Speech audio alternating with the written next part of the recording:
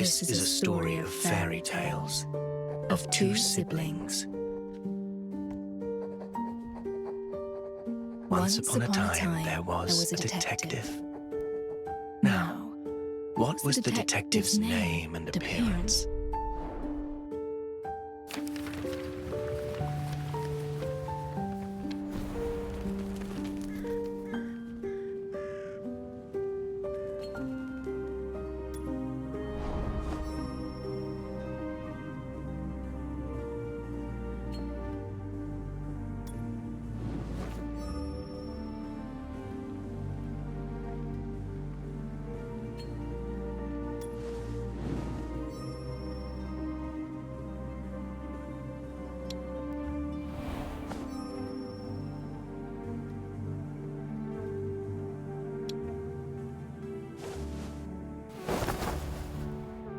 Yes, that's it.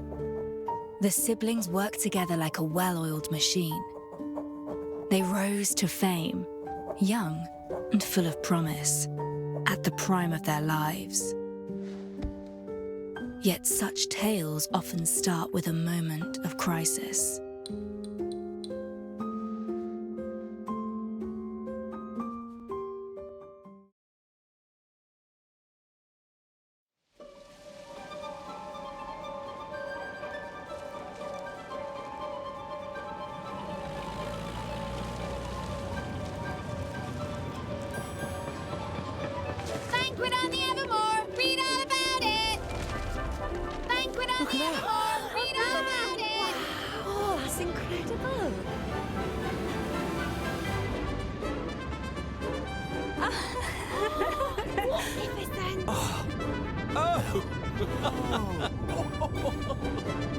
Oh my!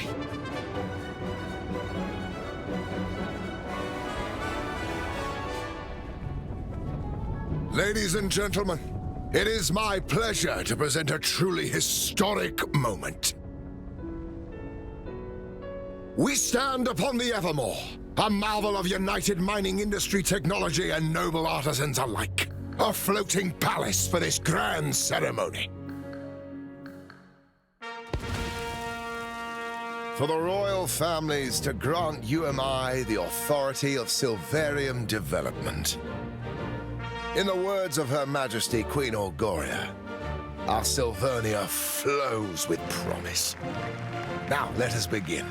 Today, Her Majesty confers a glorious, first-of-its-kind award unto a lucky soul for their contributions to airship development. An accomplished commoner whose name precedes them. I believe they only prepared one medal. How frugal. I suppose one of us can wear it in the day, the other at night. Daytime's mine. Seriously? Make haste. Her Majesty's safety is paramount. Call off the ceremony. And who are you to call off the ceremony? You'd scupper it and see all our hard work amount to nothing on a whim. It's almost as if you've an ulterior motive. It's about to begin, madam. What do we do?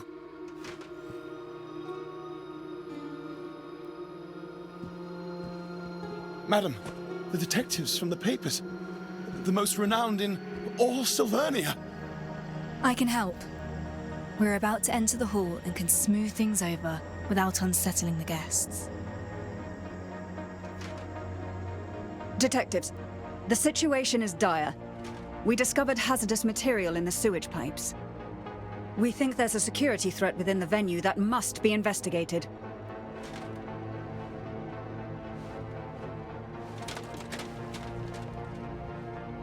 Let's begin. As always. My first royal banquet and all, and now it's become an investigation. Such is the plight of a detective, I suppose. I suppose. We'd better get to the bottom of this in any case. What do you think? We need to cast a wide net. One of us accepts the award and surveys the room, while the other investigates upstairs. A two-pronged operation. Wonderful. You take the hall and I'll head upstairs via the staff passage. Signal if you find anything and I'll be there in no time. Stay sharp. Greetings. I'm here for the award. Good day, Detective. The ceremony is about to begin. Kindly follow me.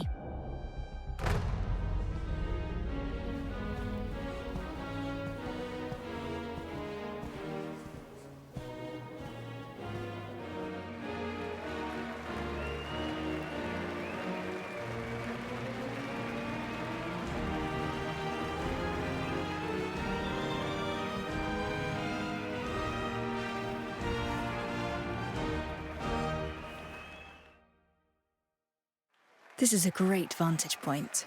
Time to look around and see where to start investigating. A private booth for the nobility's upper echelons. Whatever they're discussing there could be useful.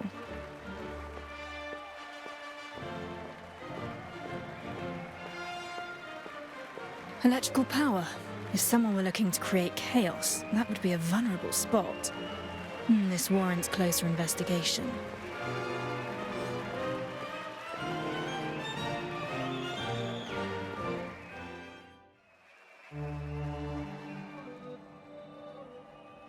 The Bauhaus is a core reactor, and the observation window couldn't survive a heavy blast. Both are safety risks.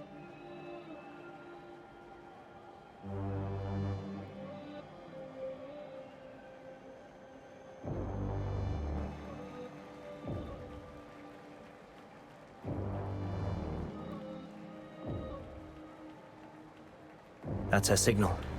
Time to move. If I want to get to the booth, the vent over there might do the trick.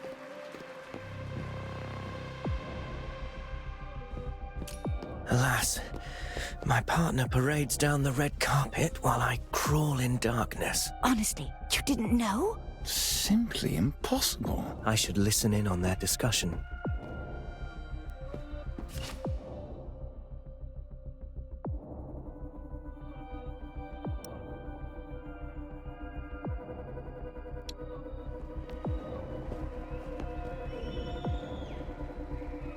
How revolting!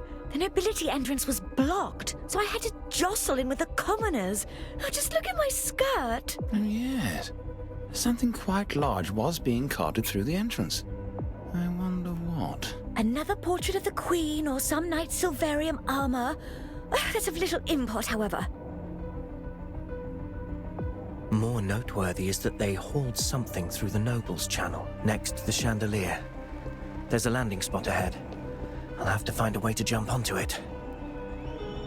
Most intriguing statue. A great hunk of stone given life. Set with crystals of all manner of designs. The royal coffers run deep indeed.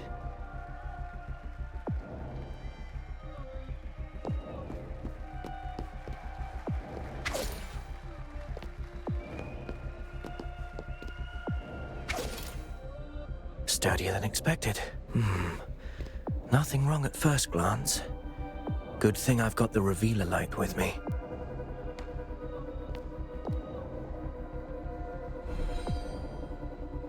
As I thought, the chandelier's electrical reactor circuitry has been meddled with. The wiring runs that way, ending down that corridor. We shall see.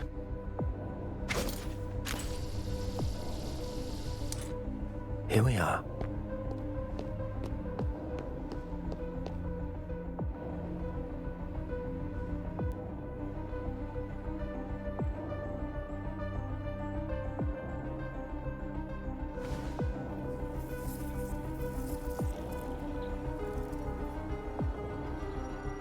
This is it. A rewired reactor set to output immense power. Who could even haul such a thing inside? It's highly unstable. Even the slightest vibration could set it off. Someone means harm, and we can't have that.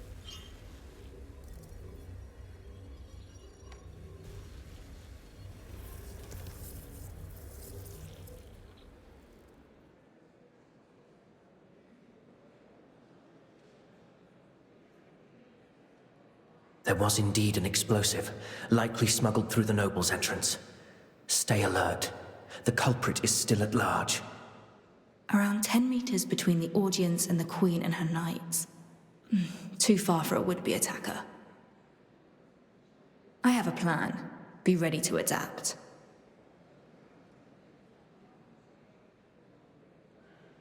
Step forth. Bow. In the name of Queen Orgoria, you are hereby awarded the Silver Merit Order. An award is a fine thing, but let me grant you something a little more practical. Behold, a reactor built by Royal and UMI craftsmen, a unique fusion of Tide Knight Gauntlet technology. May this aid you on your quest for the truth. I'm honored. Detective, may you never forget the undying spirit that brought Sylvania such prosperity. One of wisdom, determination.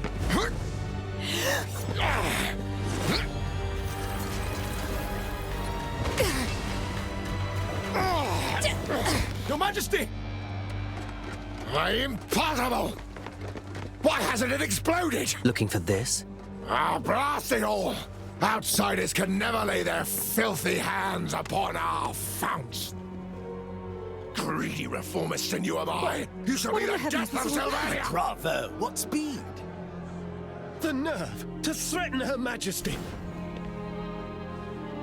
I see I was right to grant you that gauntlet. Move it! Only the purists may protect the founts. The purists.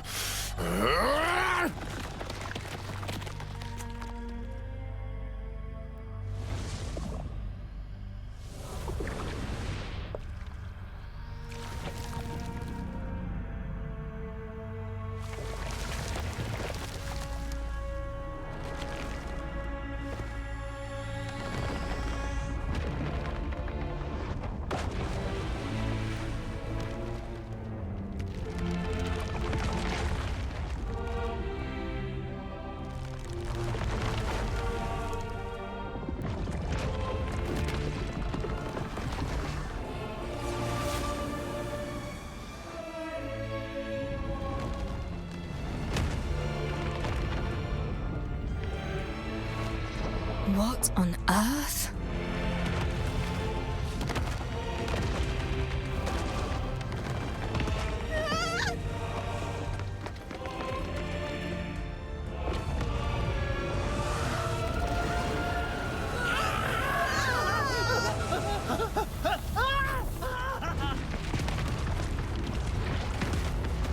That way! Run! Your Majesty! Queen, she's... Get them out of here! The core reactor. It spawned forth a huge humanoid thing. Now something is leaking. Could it be Silvarium from the airship's core? The airship cannot take much more. I must eliminate them, and with haste.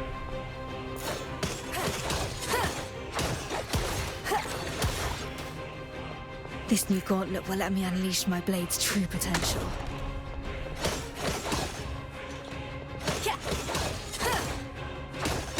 Be gone! These things, are they living Silvarium?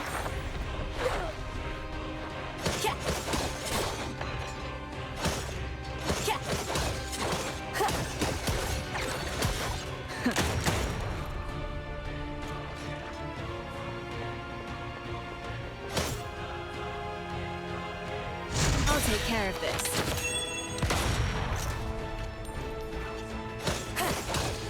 Timing is everything.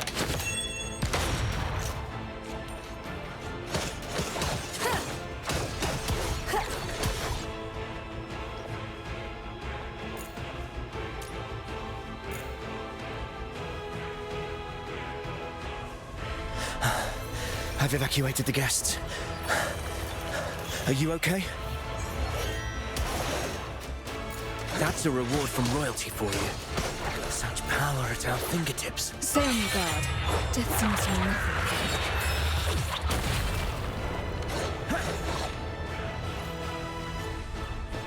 Wait, their attacks are changing. Watch for that darker half. Ready yourself. Beware its hand.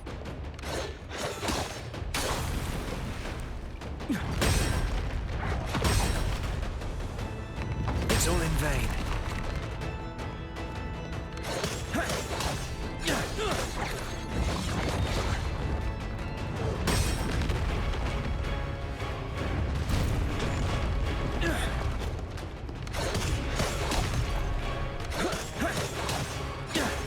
It's gathering energy. Prepare to move.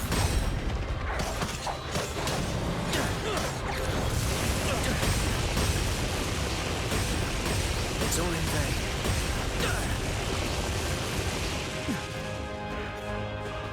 Watch out! Are they fighting one another?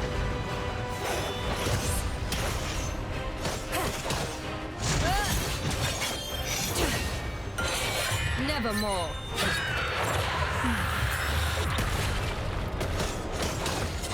Is there no end to this?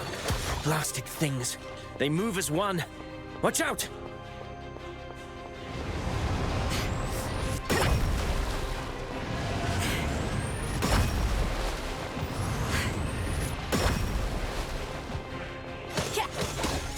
They fight, exploit one another, and yet they're kin.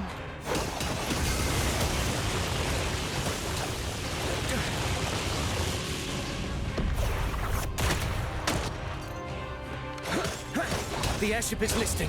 The balance cables have been severed. There is still a chance. At least enough to make a safe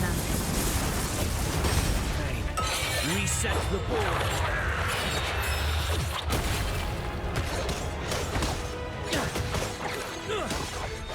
Timing is everything.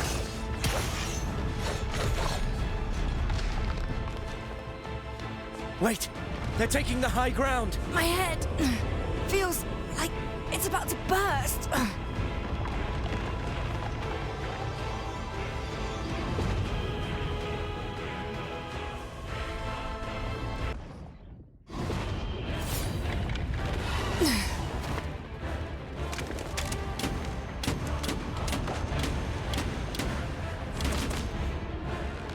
A weak spot.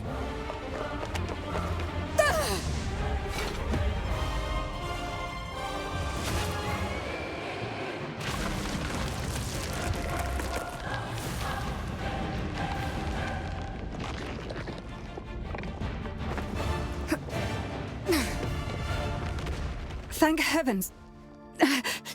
Your Majesty. The core reactor. We must shut the power off. The control room is at the back.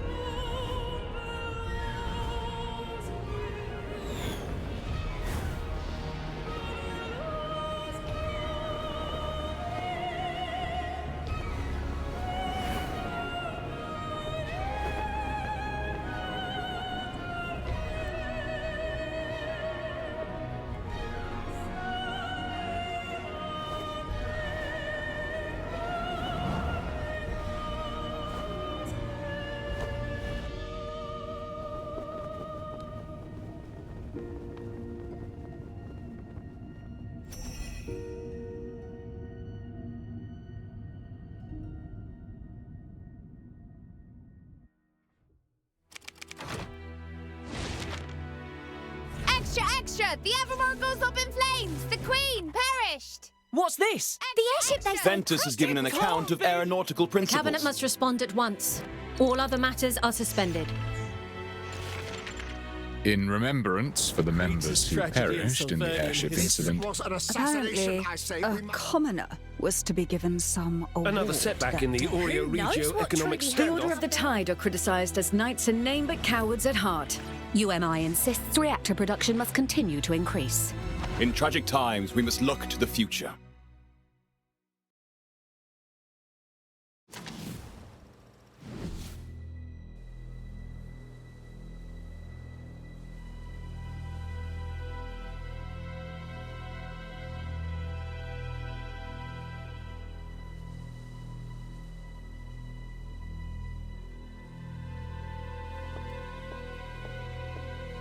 I have come to see you, brother.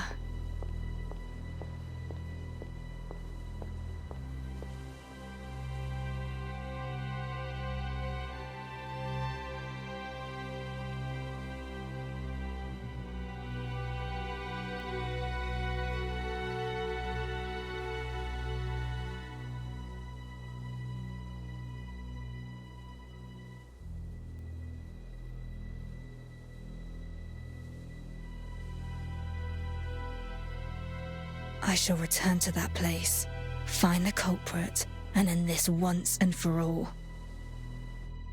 And so, the decision is made. The journey back to Sylvernia begins.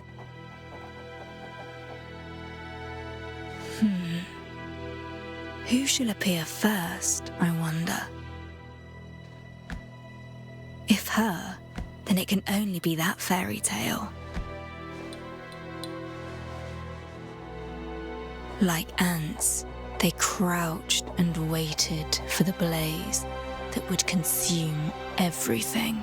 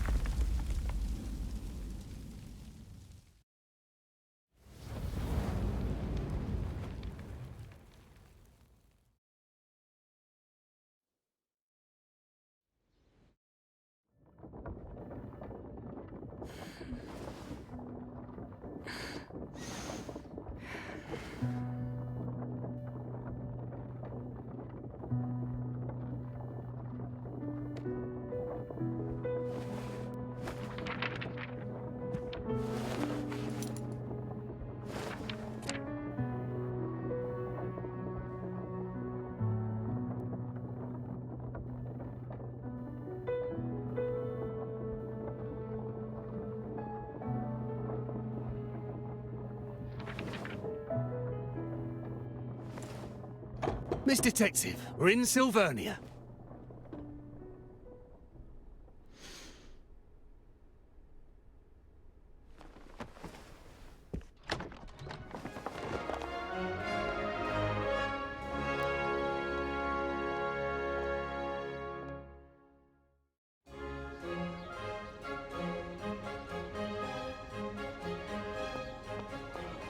If I recall, the memoir bar should be on the other side of the plaza.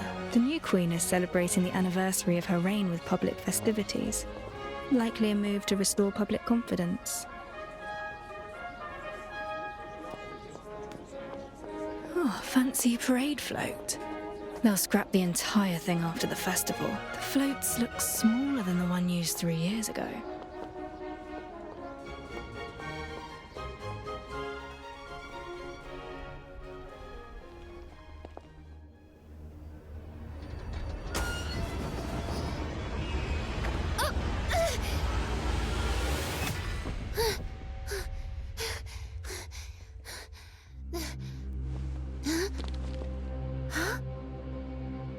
Wait, isn't that the one who... Who? Who is it? The one from the papers, 3 years ago. The one who murdered our late queen. It's the detective!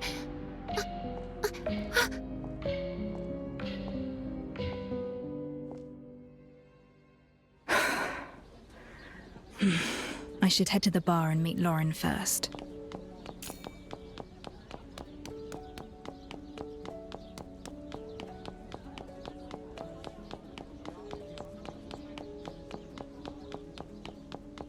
Looks like Lauren hasn't arrived yet.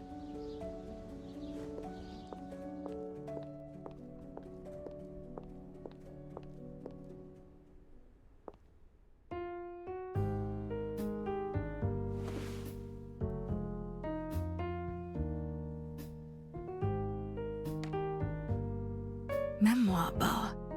Warm lighting, the scent of oak and spirits. Truly a place worthy of its name. Something to drink, please. Bartender Argos, at your service. Name your poison. Surprise me. Very well. You came in looking rather moody. Let me offer you a remedy to ease your troubles.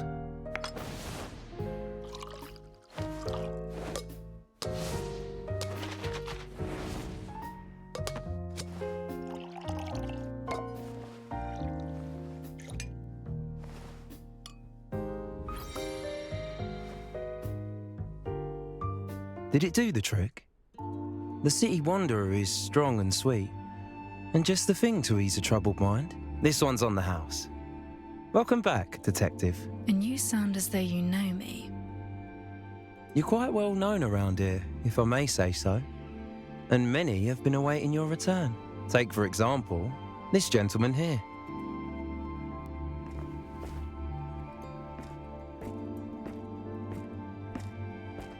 Detective! I knew you'd come. Chief Inspector Lauren, how have you been? Don't call me that. Puts distance between us. I'm little more than a figurehead, either way. We both know the so-called constabulary was cobbled together by the military to keep the streets clean in place of the knights. We're stuck between complaints from the people and those in power, without the manpower to handle anything serious. And based on how things are going right now, I probably won't be Chief Inspector for long anyways. I've heard whispers along the way. The recent surge in werewolf attacks and gang activity has left the citizens uneasy, fearful for their very safety. Aye, we're already hard-pressed as it is. And now a major case lands on our doorstep. This is why I sought you out. Several dead, reduced to nothing but ashes. Strange case. Few clues, no names. The bodies lie unclaimed to this day. So, I'm asking you to step in.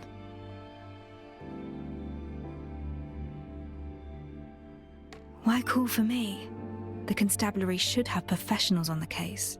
I believe you. You are the best detective in Sylvernia. But Sylvernia isn't the best city. What is this? I came back to look for the one who killed my brother. You mean that incident from 3 years ago? But the airship crashed and all the evidence was lost. Even the Crown has stopped the investigation. I have one last clue. The bullet that killed him. It bears a special mark. I will chase down this mark and find the one behind it all. Can I?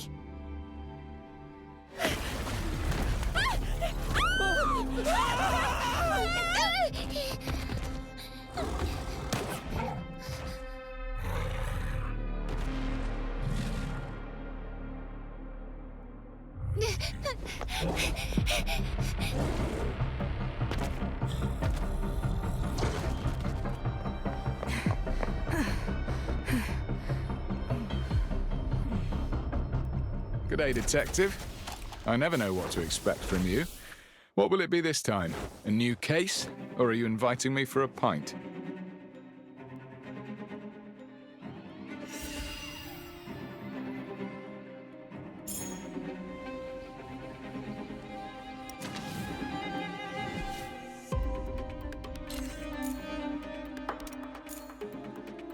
Better hide if you've been naughty.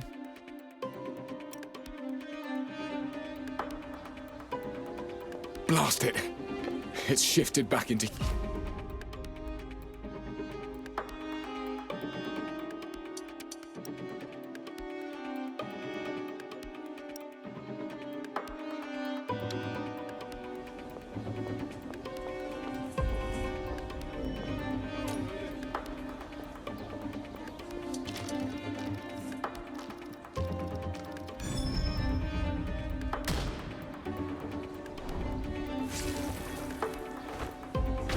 Found you.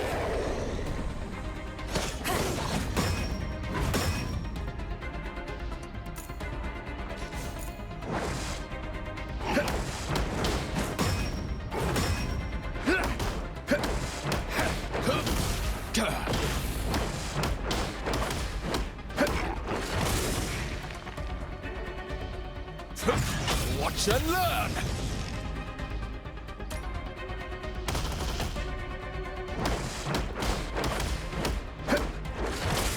Youthful folly!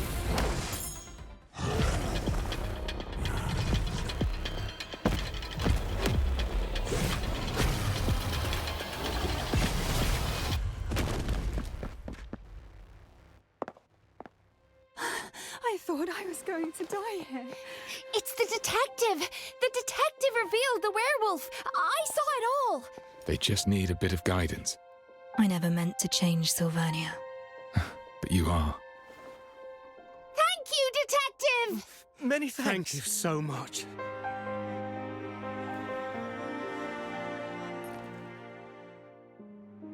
Welcome back.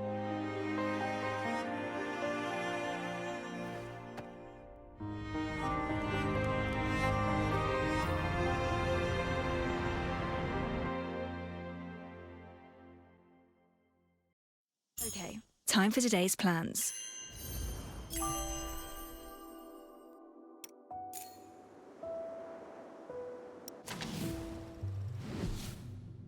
Let's cut to the chase before you are silenced for good.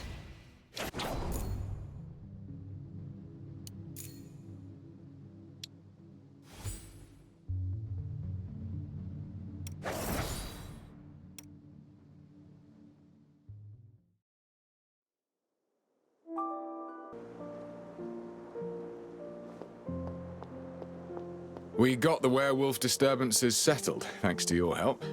My constables can take care of the rest. I won't let your efforts go unrewarded. Feast your eyes on this brand new Silverium Pegasus. They say it's an experimental vehicle from the Knights. Given how you're always out and about investigating cases, I figured it might come in handy. Silvernio's changed a lot over the years. Feel free to look around or just rest your legs. Come find me at the restaurant on the next street when you're ready to talk about that case.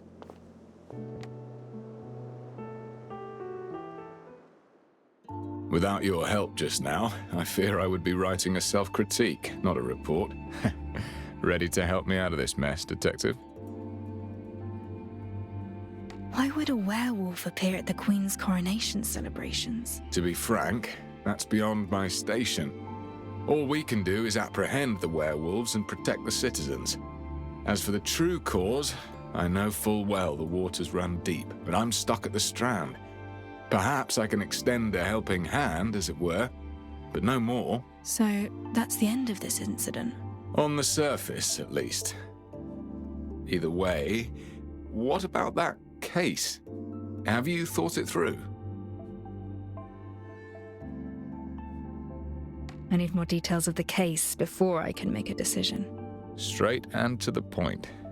You haven't changed your style. The constabulary calls this the Nameless Ashes case. So far, we've tackled it from multiple directions, but made no breakthroughs. The only thing we know is the situation at the crime scene. Everything is recorded in this file. Several months ago, a fire broke out at an abandoned building in the suburbs. A nearby resident reported it after seeing smoke. It was the dead of night, and I was still at the station, putting in extra hours handling other matters.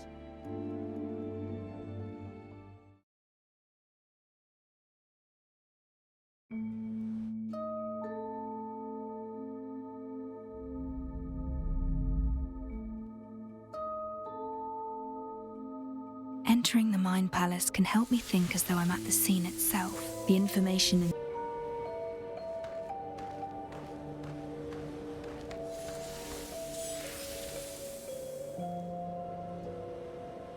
The incident occurred at an abandoned building in the High Piers suburbs, sparsely populated. The roof is several times higher than a typical residence. The interior is vast. This must be a warehouse.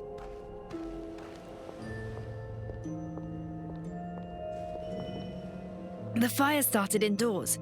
Pieces of a reactor were found nearby. The fire started right beside them, yet no one tried to put it out. If they didn't set it themselves, it means they were already incapacitated before the flames even began.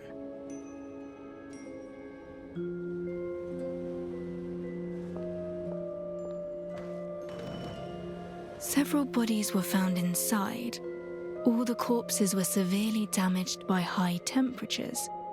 No way to determine their age or identity. The bodies are clustered, suggesting they had been seated tightly together before death.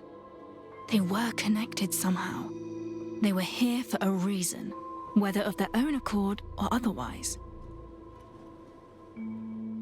Some of the bodies bear unusual markings, each wound over 3 millimeters deep. That's the mark. The same markings as on the bullet. This case is related to those behind the airship attack.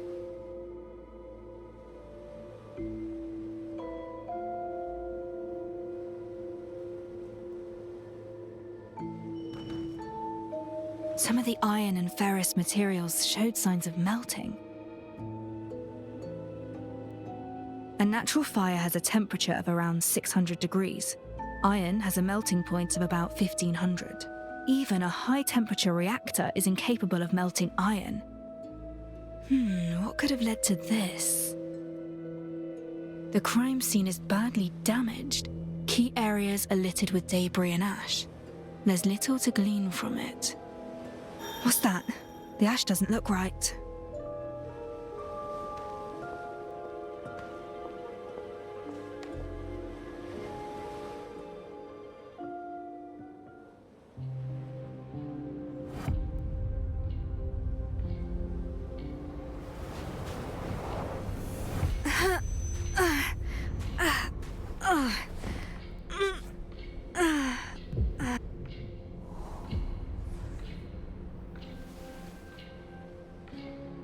Calm down. It's you. Your body has yet to recover. Don't force yourself.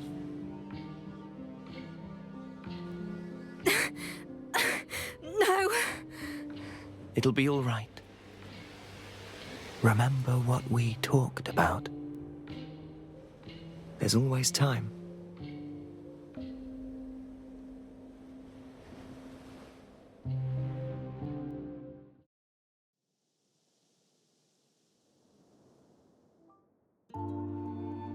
I just found a lead on the werewolf situation, and then the constabulary summons me. I'll take it. Just like that? Hey, what's the matter? This case is a clue that I'm interested in. I'll accept the investigation. No, I'm asking what's wrong with you, physically.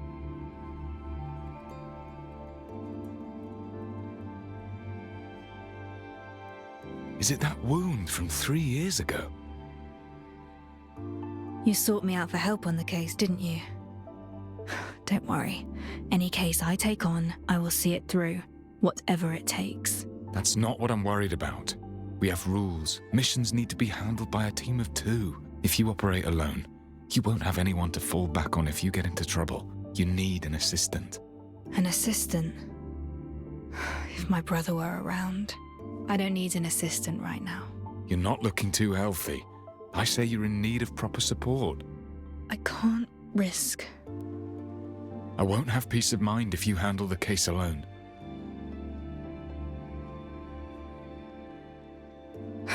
Fine, but I have my own requirements for an assistant. I have experience in recruiting constables. Tell me what you need. Trust me. I'll get you what you want. I need need an assistant well-versed in criminal investigation, preferably with certification from the Royal Academy. It's the Royal Academy. I probably don't have the connections for that.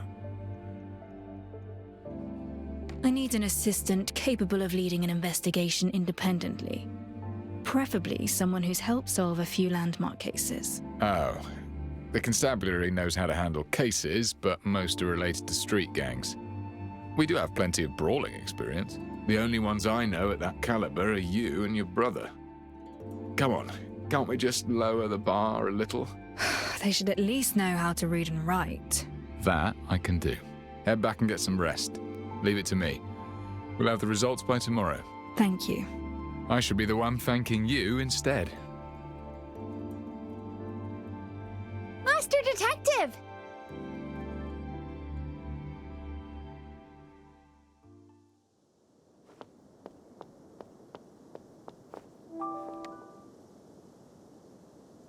Master Detective! Oh, I can finally talk to you. I'm Pixie. I used to read your stories in the papers. That thing on your shoulder, is it a reactor?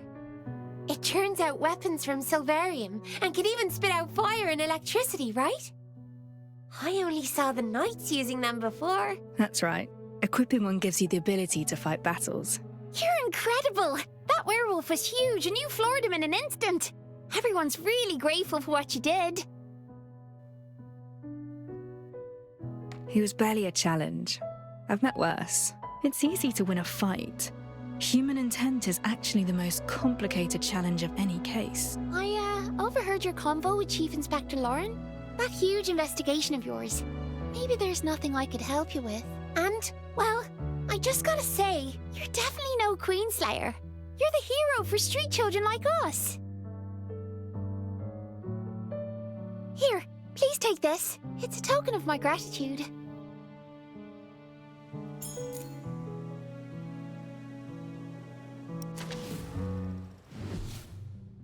Let's cut to the chase before you are silenced for good.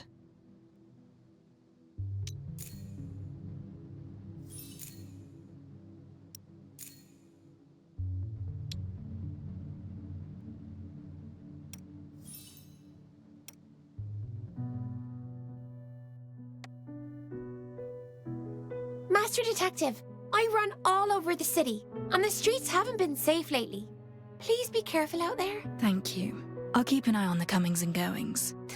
Don't let me keep you around. I'll come looking for you once I find something useful. And I'll definitely be telling my friends that you're back. Help! Help! And we were just saying... Someone in that alley is calling for help. I better go check.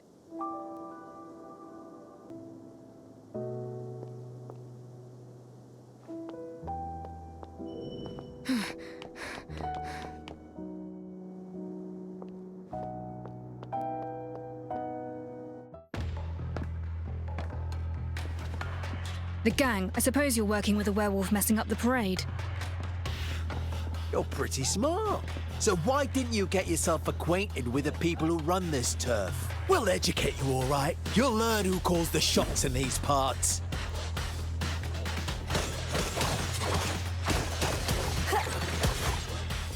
Knock it off! You want to beat me at my own game? Dream on!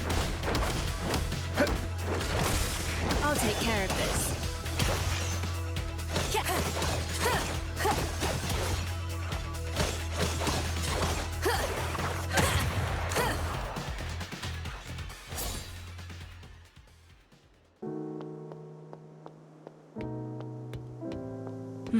Done and dusted. I certainly didn't expect gang activities to be so rampant. The office is behind this building. Oh, some kind of reactor-driven microlocks. Reactors seem to have grown more popular over these 3 years.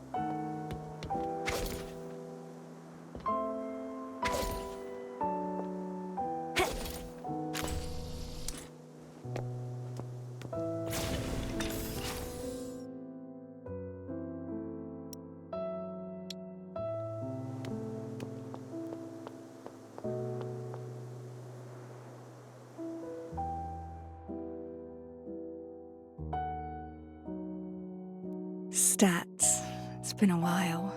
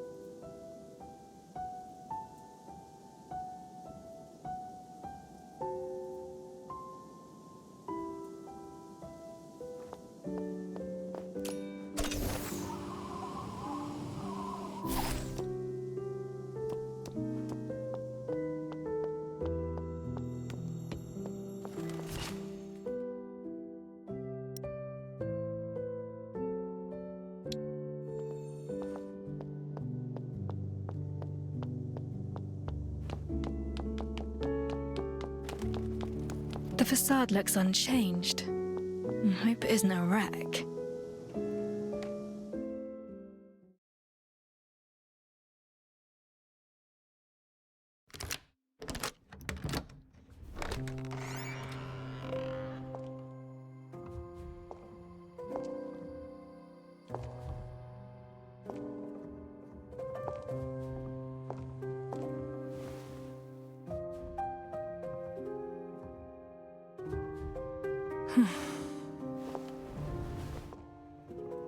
The house needs proper cleaning. But I'm exhausted. It'll do for tonight. The bedroom is upstairs. I hope it hasn't gathered too much dust. The reception table is still where we left it. The tea has all but dried up. My brother and I used to challenge each other to competitive deductions. The loser had to water the plants. No one's tended to it in years. It's long since withered.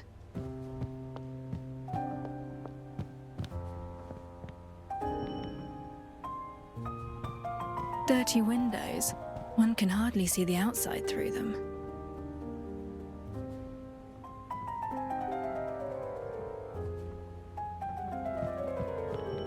Just tabloids and ungrounded gossip. Even an incident like the airship crash could be forgotten. Smooth and everlasting. Now, I wonder where the vinyls are.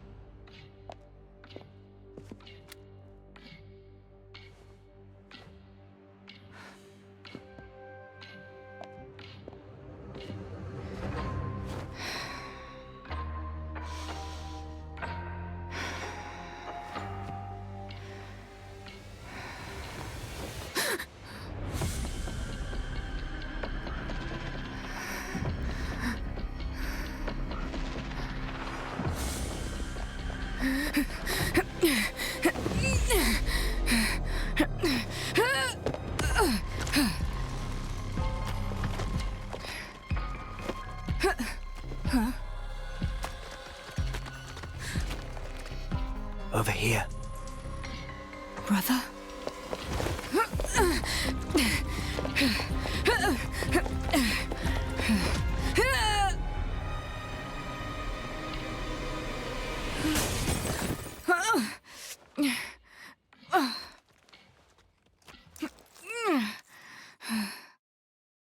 What is this place? The mark in the roof, and the disorderly room. That was my brother's shadow. I'm in our office, but something's amiss. The space keeps shifting.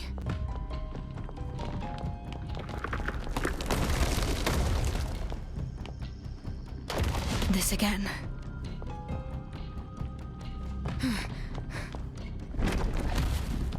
That's a dead end. It's just an illusion. What's this? A narrow door and a tight corridor lead to the truth. Good. Now all that's left is to rise from the depths back to the height.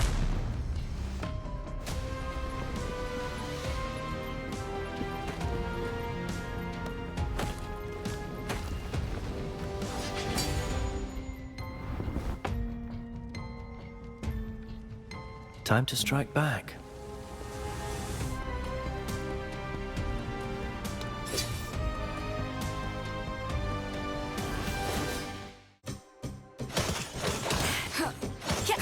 It's all in vain.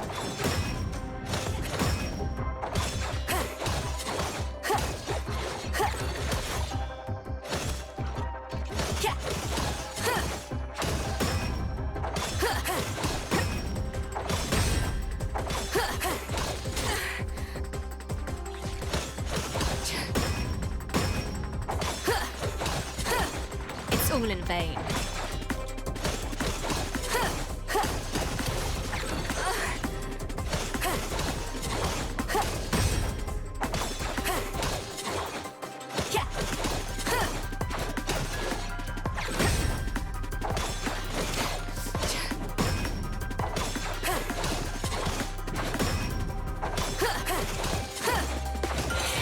Reset the board.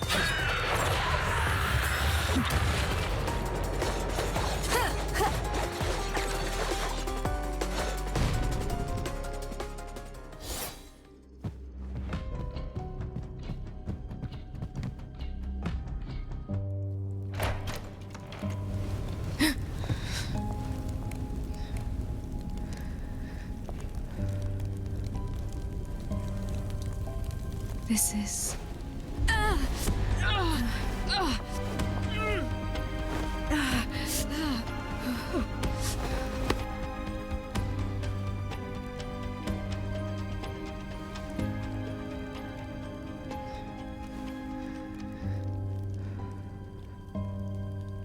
You being here means that you've realized the truth. This case is linked to the airship incident from 3 years ago. Wait. We'll meet again, once you uncover the truth.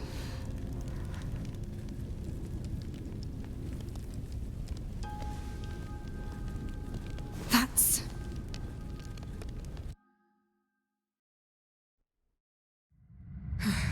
Someone escaped the fire.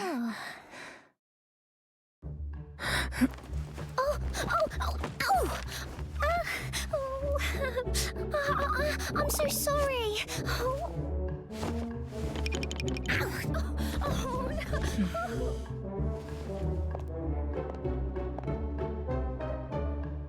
That was a dream. And why was there a girl here? Did you go upstairs? Sheesh, the detective is still resting. The wilted flowers have been replaced with fresh blue erangos. The flower of admiration and perseverance. This desk is for deductions and hypothetical exercises, rather than ordinary work. A pastime of the mind, so to speak. The wardrobe contains clothing from years past. Some pieces surely no longer fit.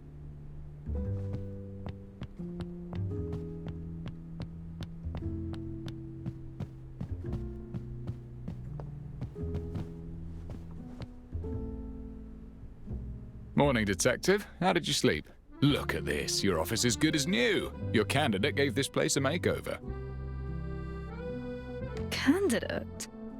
What candidate? An assistant to help with the case, as promised. Anyway, I've shortlisted 3 worthy assistant candidates for you to assess, especially this one. Well, she's certainly eager. Miss 49 at your service. My name's Alf. I can cook, clean, and fight at your beck and call.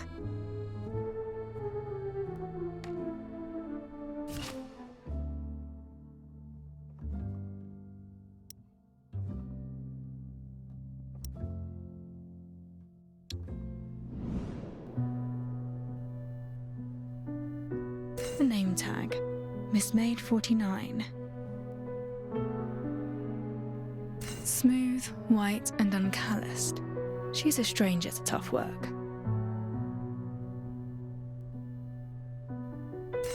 new reactor. Hardly used.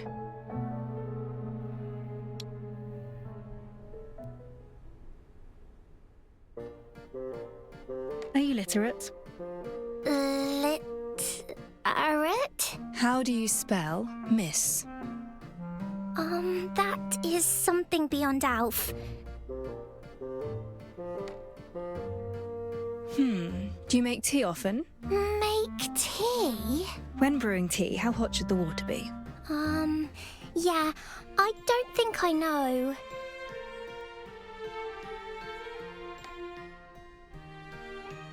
You came into my bedroom. It's a private area.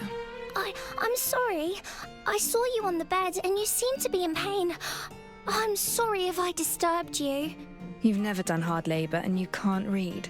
Sorry, but these qualities are essential for my assistant. Wait! Just give me another chance. Alf will prove it to you. I thought she was a poor fit myself, but she insisted on coming. Don't worry, I've got other candidates. I found an experienced company clerk, 10 years of experience, totally literate and no stranger to hard work. You won't find a problem with this one. He's waiting for you at the second floor office. Check him out.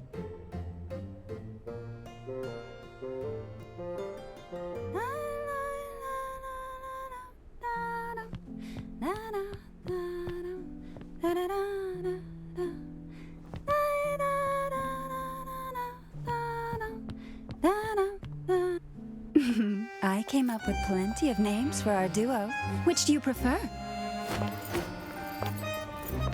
Red and black, the raven and the rose, or a study in scarlet?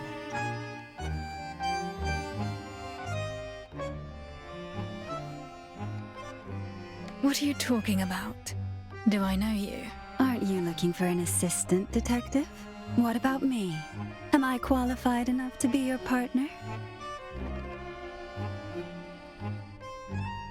Who are you exactly? Me? I've been called a dancer, a star, finder of secrets, a solver of troubles, and more. But my favorite name is the Red Rose.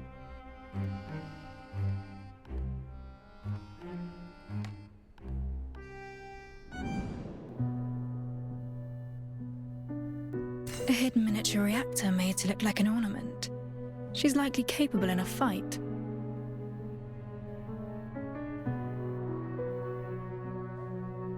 A gun belt beneath her skirt. She's armed and the weapon is always close to hand.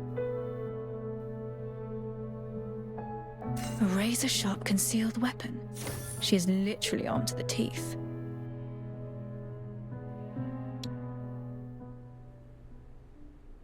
You've been staring for a while.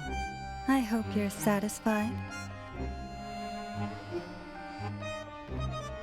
You're not an office clerk. What happened to my original candidate? I wanted to move myself up in the queue, so I asked my dear competitor to swap places. Relájate. The clerk will be all right. I just borrowed his clothes and followed their chief inspector to your place. I hear your return involves a major case from the constabulary. Why don't you let me in on this? Tell me more about the case that persuaded you to return. Who is this? Detective? She's not the clerk I told you about. Vaya, I guess time's up. Looks like today isn't the day for our little tryst. It doesn't matter. It was curiosity that brought me here. My goals have been fulfilled. I look forward to our next little rendezvous, Detective. Hold it! Oh! Curses, she's gone. But the candidate, Detective, what happened to our clerk? She disguised herself as him. She did what now? You must be kidding me. Do we have another candidate? Well, we do have one more, but maybe we should call it a day. I'll find more candidates tomorrow. Are they here already? Yes, on the first floor, but this particular one doesn't seem like a good match. I'll take a look and judge for myself. From the state of things, looking for a proper assistant seems like quite a challenge.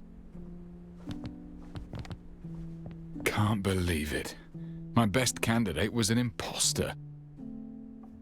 I'm curious, why can't we work as a team? Ha! I'm already spread thin with my duties at the station. Plus, inspector and detective sounds like a terrible cliché to me. You're better off looking for someone else.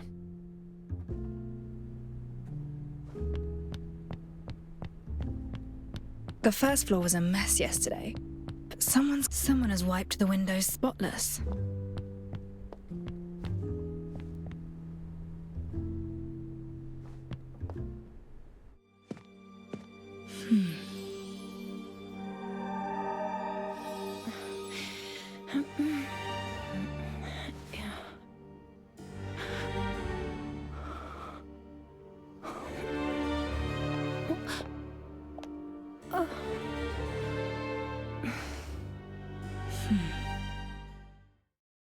Greetings. Did you clean this place? Yes, I did. You were still abed when I arrived. I thought this place deserved a proper makeover if it intends to take on contracts again. Apologies, I did so without your express permission. If it's not appropriate, I shall move them back to the way they were. Don't bother. Give me 2 days here and things will naturally be back the way they were. Fine sense of humour, Detective. Now, please allow me to introduce myself. I'm Ashley, and I've read about your need for an assistant. I hope you can give me a chance.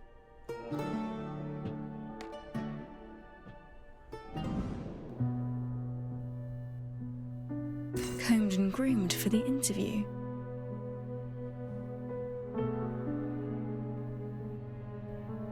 She's not carrying a reactor.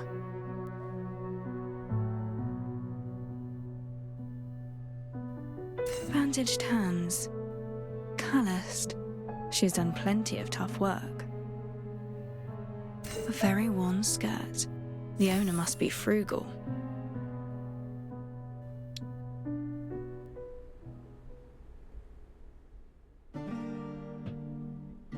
This one doesn't look like a resident of High Piers. Let me find a few more. They'll definitely be better than what we have today. No need to rush. I'll talk to her first. I need an assistant who can read and write. Can you do that? Rest assured, Detective, I'm lettered. In fact, I've even penned for others as well. Here's a question. If you receive a case dossier with 100 pages, but we must head out to investigate a scene within the hour, time is urgent. How would you organise the dossier? Well, perhaps, my reading speed is about 400 to 500 words per minute. A page has an average of 20 lines, which is about 300 words. An hour is just enough to skim through 100 pages. The usefulness of the evidence remains uncertain until we reveal the truth. We cannot afford to miss anything. Perhaps this is the goal of your question.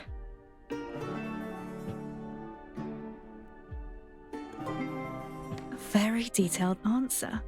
Did you prepare for this interview? I guessed that this role would involve conducting pre-investigations, recording during investigations, and organising data after investigations.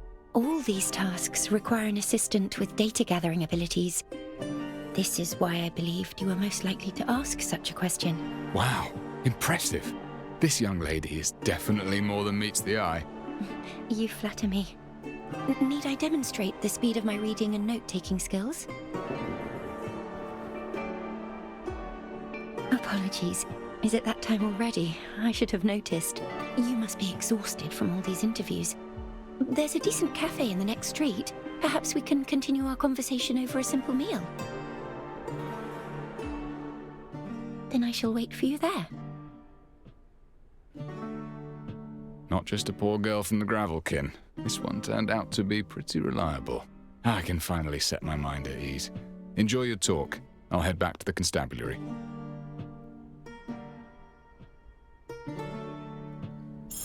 I should look for Ashley and have a meal with her. The street is still bright and tidy, yet everything feels different. I don't recall ever seeing this cafe. Must be new.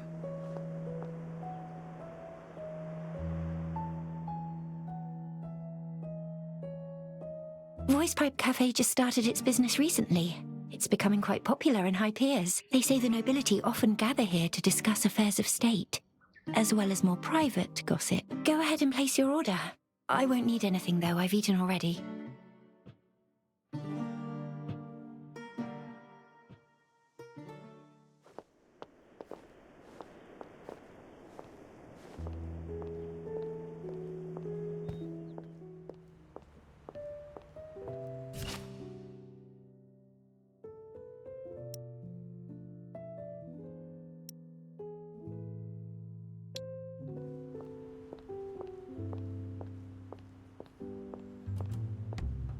Good day, patron.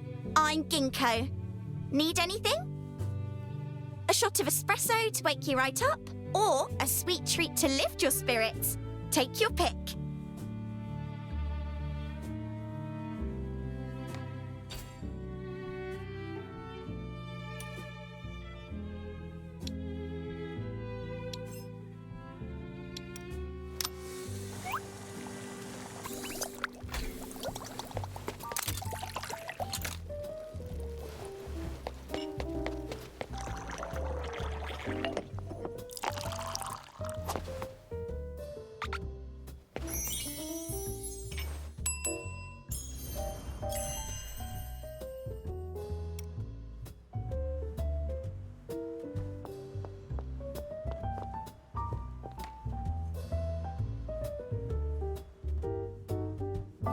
A nice place. I'm glad you like it.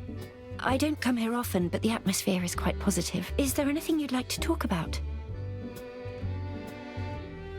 There was a street parade yesterday. Were you aware of the event?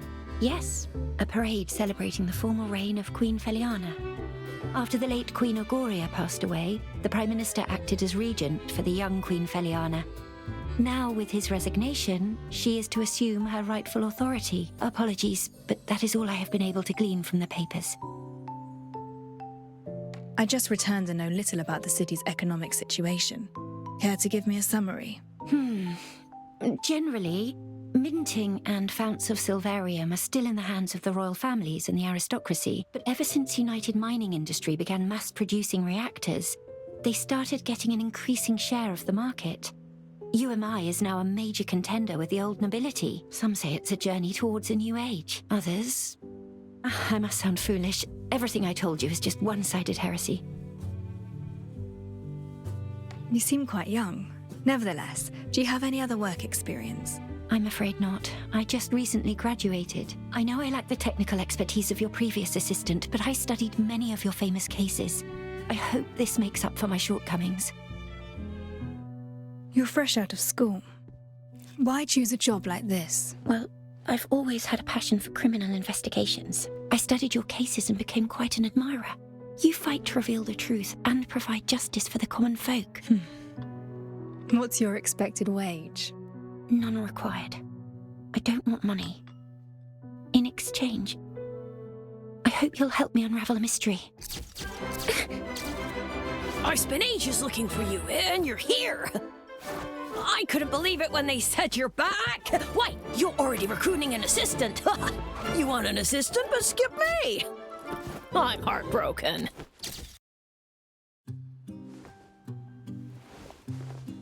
I'm Grim. I was the photojournalist who trailed a few of your cases. Can't believe you left the place for 3 whole years. You probably don't even remember me. You caused quite a stir at that ceremony back then. That you did. Why are you looking for me? Never expected you to return. That's what everyone in the city says. But not me. I just can't figure out why you left in the first place. The greatest case of murder any detective could ever dream of working on is regicide. And you hit the jackpot. The greatest case of your time simply fell into your lap. It should have been the zenith of your career. Your deeds were on everyone's lips, mine included. I thought you'd go down in history as a living legend. But you closed your detective's office and just strolled out of the city. What were you thinking? Not everyone enjoys being the topic of the day. And please watch your manners when speaking to the detective. You're that new assistant. And yet, You look eerily familiar. Oh well. Miss, let me give you a piece of advice. Get another job. Otherwise, you'll also die in pretty horrible ways. Interested in knowing what happened to the last one? Went down with the airship, blown up, and burnt to ashes. Do not make fun of the dead. Oh? She's right. You should leave. Come on! You don't have to be so mean. Well, whatever. After all, I'm about to leave my mark upon history. I will write the greatest story ever. It won't be tabloid gossip or PR material for the UMI. I'll be writing a piece of real news. Just you wait, detective. I'll show you. This is ridiculously childish. He should apologize for what he said. Ignore him. Let's carry on our conversation. You're offering to work pro bono in exchange for me solving your mystery. What exactly do you mean by that? Actually, I came here hoping that you would investigate a case for me. But I don't have the money. I'm afraid I can't afford the commission. I thought that by serving as your assistant, I might offset your commission with my wages. All I ask is that you assist in unraveling a most mysterious case. What kind of case? I've chosen to call this case The Mystery of the Stolen Silver. There was a rich man with a hoard of silver coins in his home. He was afraid of covetous neighbors, so he locked his wealth away in a strong safe, and only one key could open it. Then one day, his business ventures ran afoul, and he went to extract his savings.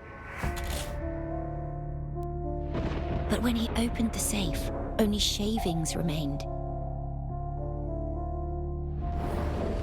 He questioned his servants, suspecting that someone had taken his key, but they claimed that as he always kept the key by his pillow, no one dared to touch it.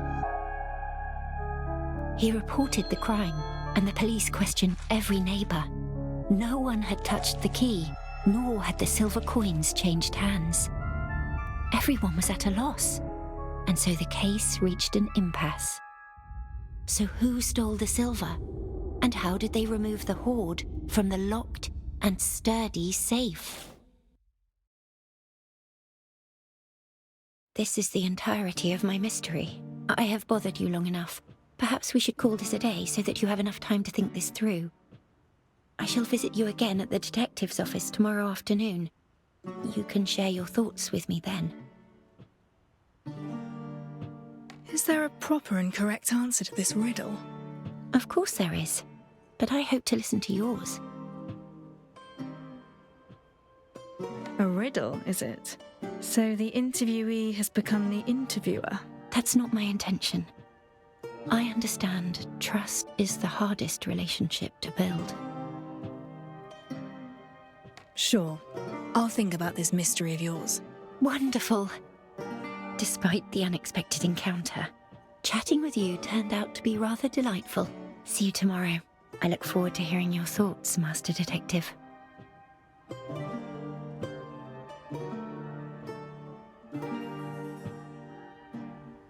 Mystery of the Stolen Silver.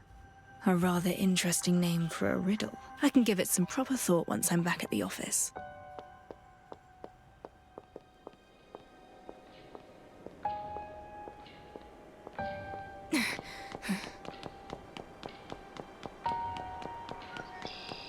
Go! Go away! Mind your own business! The office was left empty for quite a while without a tenant. Perhaps the location is far less attractive than what people say.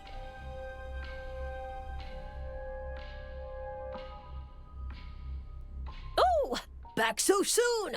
Thought you'd be staying there for a bit. Master, that brat! He moved your stuff, so I whipped him raw and sent him packing. Nicely done. Oh, and one more thing, I cleared out the stuff from the kitchen. You have quite a few salty jars, strange instruments, bags with food in them. Oh, and there's tea!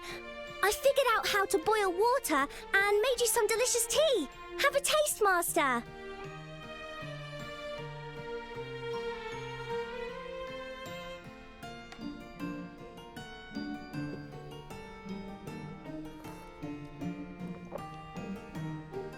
It's salty.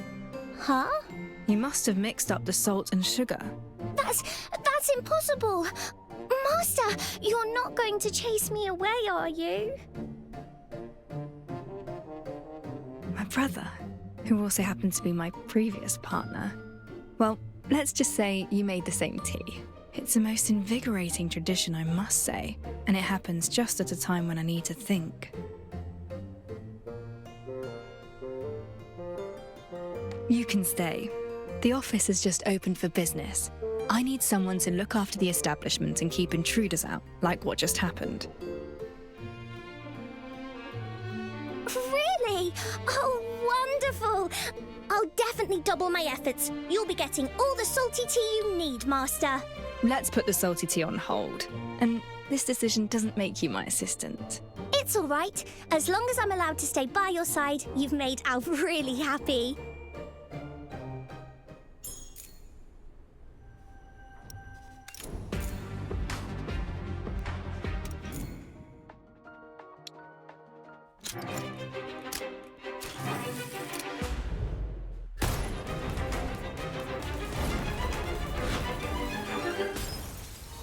Number 49 of Miss. I'll fit your service. I can cook, clean, fight, and more.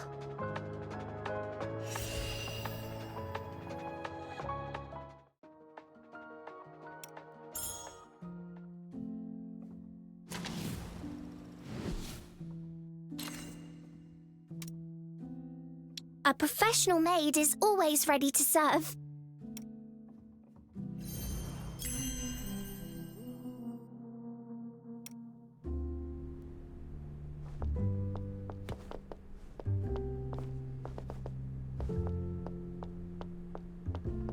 Now's the time to figure out Ashley's mystery. I should head upstairs. Give my mind a change of environment.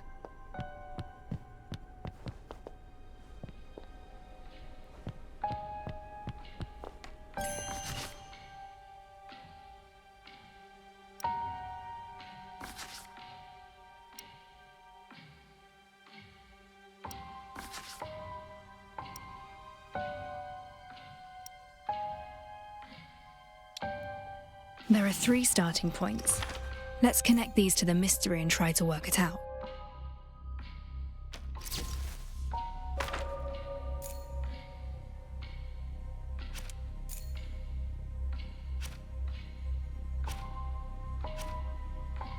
I have a hypothesis. Perhaps he was lying. The safe was empty all along, and this was just a ploy to frame a servant.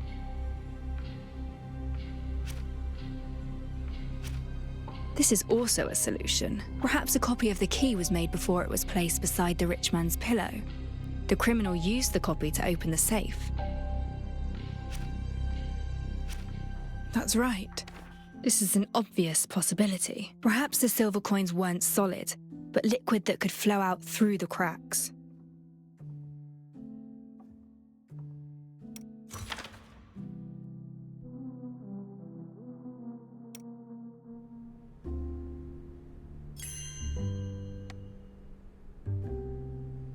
Well, the question is rather fuzzy on the details.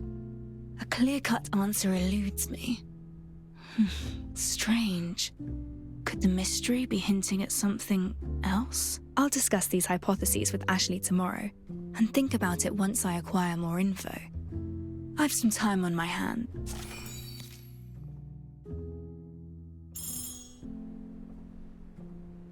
Let's take a short rest. Ashley should be here presently in any case.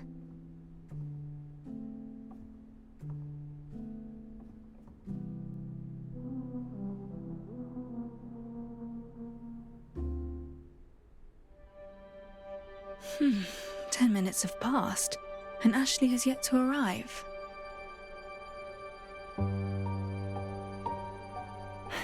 Oh, apologies, Master Detective. I'm sorry for being late.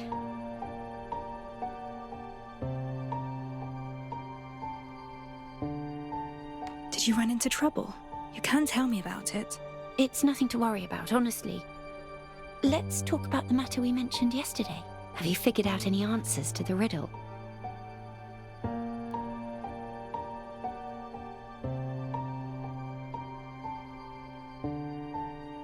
My answer is... Detective! Remember that journalist who kept stalking you? The one called Grimm? We saw him yesterday. Why? He's dead! What exactly happened? Someone contacted us half an hour ago, told us they saw something horrifying. We rushed to the scene and saw Grimm's corpse in the alley. He talked to us just yesterday at noon. It's too much of a coincidence. It's more than you think. The way he died was just like the corpses from the Nameless Ashes case. Wait, the Nameless Ashes case? A case that Chief Inspector Lauren commissioned me to work on. All the victims' bodies were burnt to charred corpses. I must examine the scene right away. Detective, remember our agreement. You need to act in a team of 2.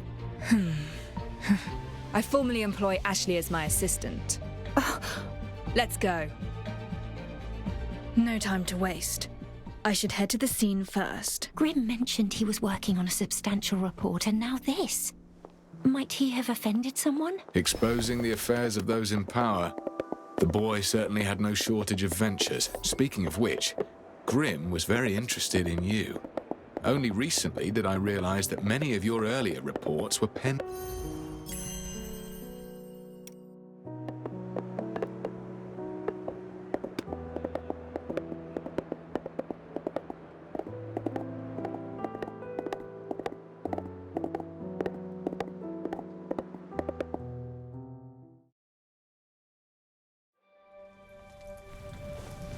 Any chance of a copycat criminal? No chance. We have never disclosed anything about the Nameless Ashes case to the public.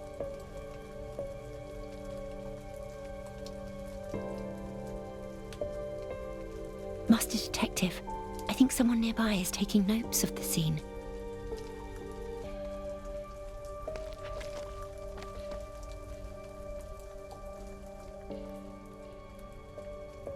From the beginning, tell me what you saw. I saw him go up in flames. 'Tis true, I swear. I would come to the alley nearby and water the flowers every sunset before dark. And then I saw this blonde, purple-eyed journalist screaming in the alley. And the lad was covered entirely in flames. Good heavens! It was dreadful. I turned and ran, reported it at once. The rest you already know.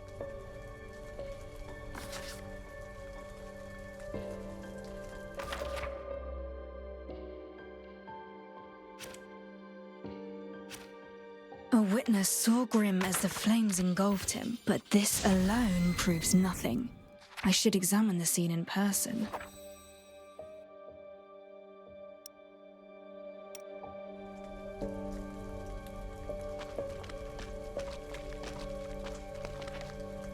Is this your first crime scene? Feel free to wait outside if it troubles you. That will not be necessary, Detective. I can compose myself. As your assistant, it is my duty to help uncover the truth. Rest assured, I shall take careful notes.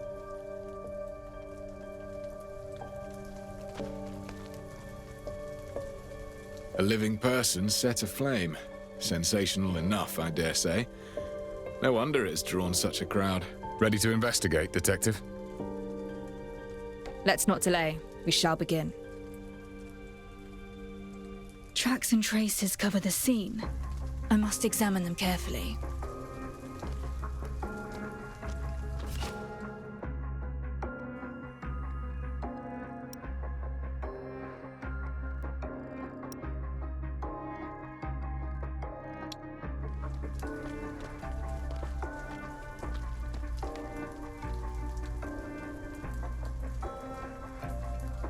Unlike the corpses in the Nameless Ashes case, this body bears no special mark. A body carbonized by high temperatures. It is completely destroyed. Strange substance with a mud-like texture. it is hard to discern what it actually is. Grim was wearing this iconic wide brimmed hat when we saw him yesterday. Burnt camera. The very model Grim wore about his neck.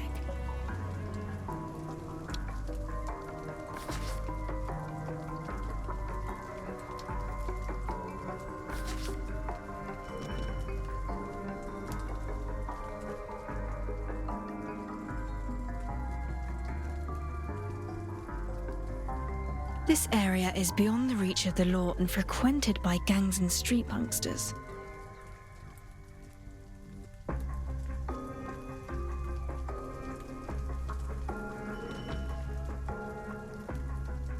The prints look fresh. The shoe type can't be distinguished, but it's clear there are 2 different sizes of footprints. More than one person entered this alley.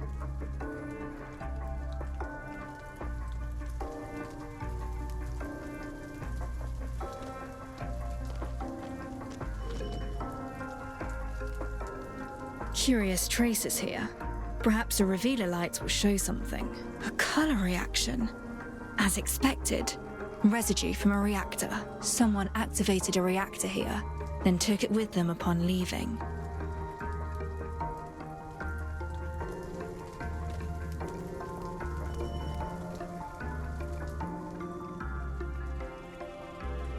A few empty bottles, likely left behind by street punksters. Detective, how goes the investigation?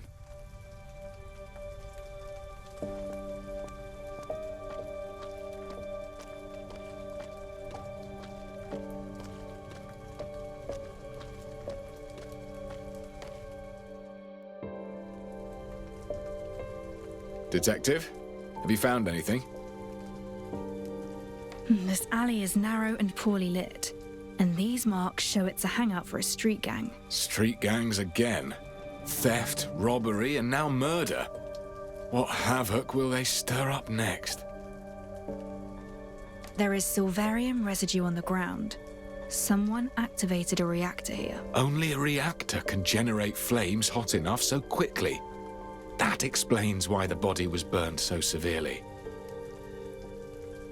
The victim reduced to a charred corpse. This may well be the key we need to solve this case. Why would a charred corpse be the key to this case? When a body is severely damaged, beyond causing death, it might also be the perpetrator's intent to make the body unidentifiable. Unidentifiable? Hey, watch it!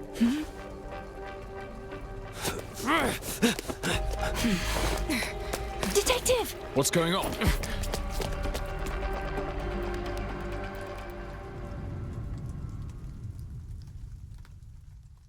He's quick on his feet, but we can still follow his footprints. The footprints end here. We must have climbed up.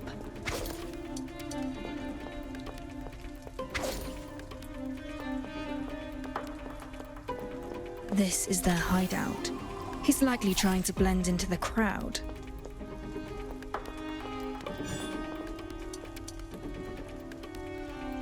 Don't get any closer. You'll have to go through me.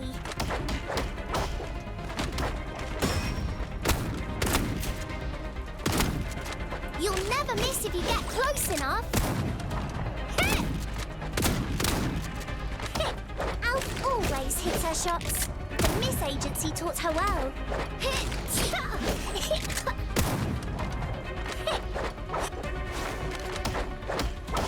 Ow! Timing is everything.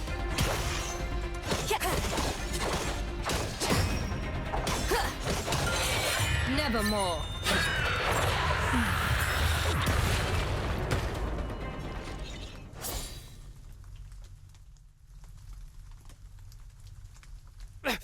Let me go!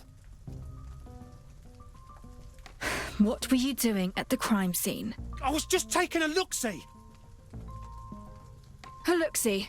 So why run away when you saw us? So what if I legged it? Ah! I had a bit of a scrap with a woman, and now the coppers are all over me. What did you say? Oh, curses! Must have been some uppity heiress.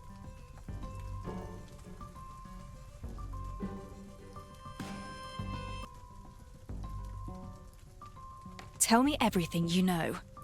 Look, it was just getting dark, right? I heard someone chatting down the alley, see? Right on our turf, mind ya. So I thought I'd have a look. And bam! This posh bird comes flying right in my face. And then suddenly she laid into me. What did that woman look like? I couldn't see her properly in the dark. Yeah, but she was dressed to the nines. Loaded, no doubt. Ah! Are you in any way connected to the charred corpse? Charred corpse? No, I was only scrapping with some lass. So don't go pinning this on me, because you lot can't sort your story out. And what proof have you that this woman is not merely a fabrication, spun to shield yourself? Proof? Sure. I got bloody proof. That vicious toff lost her shoe halfway through the fight. I tossed it to the side. Go find it yourself. Yeah, we common folk get battered and no one bats an eye. Them nobles drop a hair, the whole city panics. Those bloody coppers, just lapdogs for the toffs, that's what. Throw him in the nick. I'll look for the high-heeled shoe he mentioned.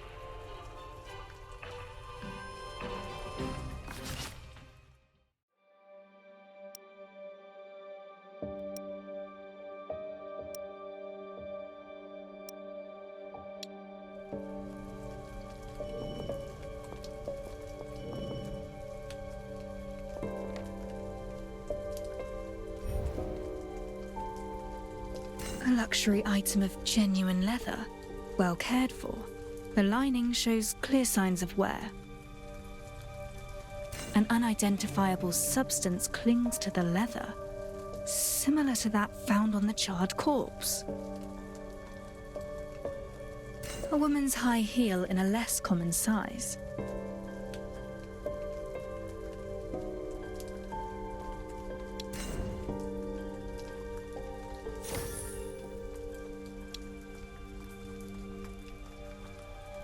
There actually is a high-heeled shoe. He wasn't lying. Maybe a rich lady really did enter that alley. I fear this is all becoming rather overwhelming. Let's sort out the evidence we've gathered so far.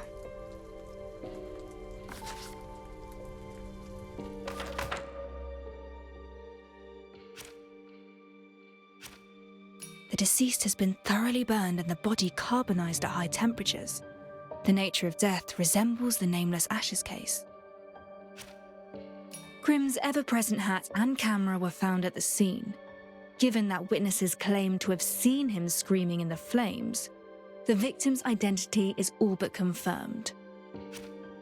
It would take a high-powered reactor to produce such intense heat in so short a time. The silverium residue on the ground confirms that the flames originated from a reactor. The street punkster maintains that he encountered a well-dressed woman in the alley. The high-heeled shoe corroborates the punkster's account, confirming a noble woman was present, yet the residue upon the shoe warrants closer examination. There is a strange substance on the high-heeled shoe.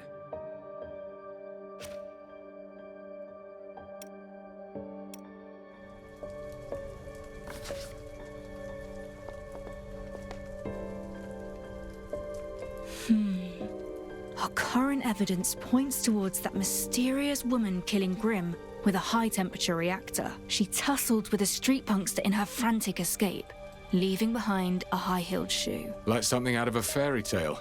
A mysterious woman losing a shoe while fleeing. Sounds like a real possibility.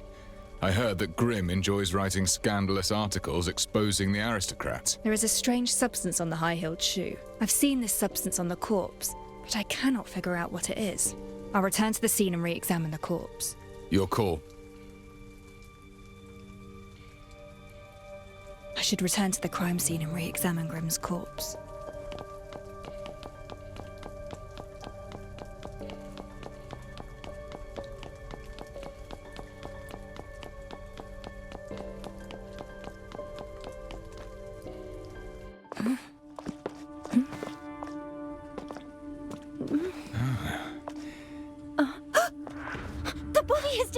bed.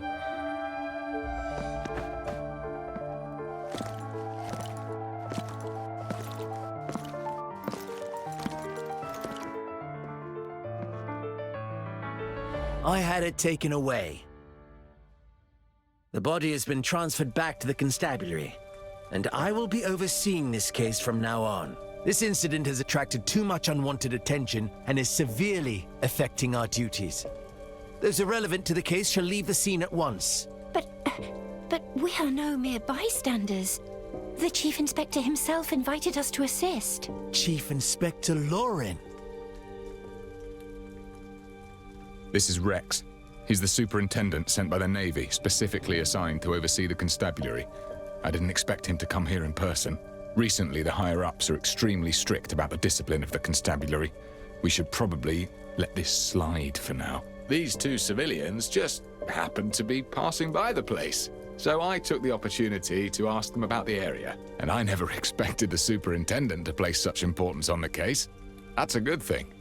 Why don't we head back and go over the details? I need you to give me a work report. Of course. You shall have it at the first opportunity.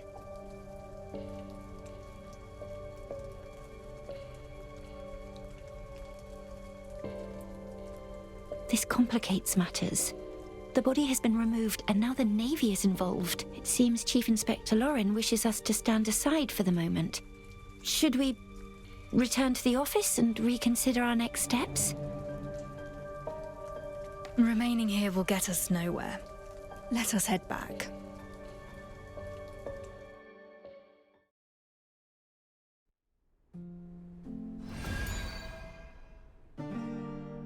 What is your next move, Master Detective?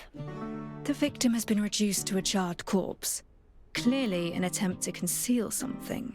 We must examine the body more closely. But the superintendent has taken it into evidence, leaving us at an impasse. Why don't we follow Chief Inspector Lauren's advice and just wait for a while?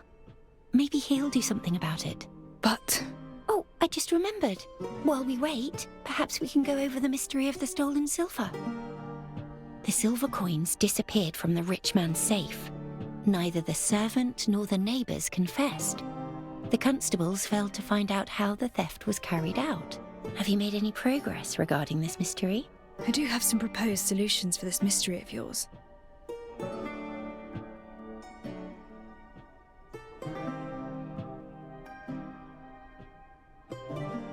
Perhaps the safe never contained ancient coins, but silverium kept in siphons that could flow out from the fine crevices and openings. Silverium flowing out from the crevices and openings. A bold proposal. But if the rich man stored his silver coins inside the safe, he should know that it would keep the coins secure instead of leaking them. For example, you said there is only one key, but duplicating a key is not particularly complex. So someone made a copy of the key. But you still need to acquire the original to create a duplicate key.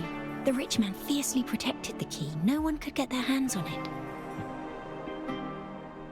Perhaps there is more to this story. It's possible the rich man never hid his silver coins in the safe. He wanted to frame his servants for the theft. So there are no silver coins from the start. It was a setup to frame someone else. But there is no bad blood between the rich man and the servants. He has no motivation to do such a thing. These answers focus on certain possibilities. None of them could explain how the silver was stolen. Do you have other ideas, Master Detective? Apologies, Have I not been clear enough with my mystery? I can go over... I'm heading to the constabulary. Huh? Why? Grimm's case is an unusual murder using extremely high temperatures, a characteristic shared by the Nameless Ashes case. I cannot afford to ignore it. I must meet with the superintendent and impress upon him the gravity of this case, and secure my involvement once more. And should he oppose me, I shall see to it that he changes his mind. Is that so? I understand. I shall accompany you, given your resolve to pursue the truth.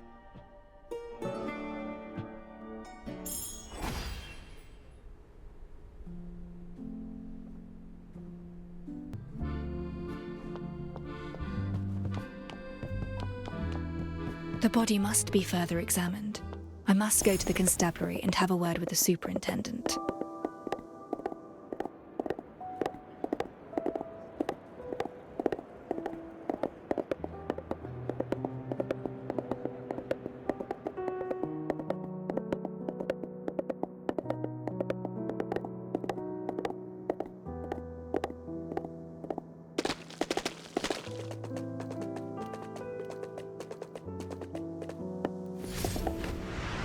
The River Constabulary is located south of the city.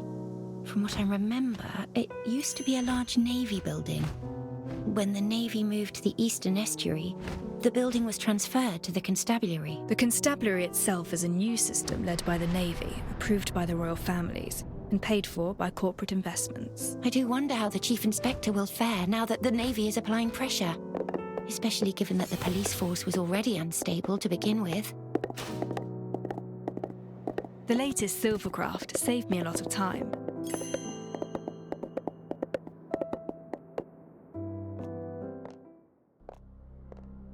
We've arrived at the River Constabulary.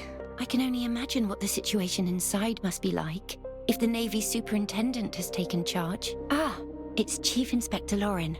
Let's go ask him.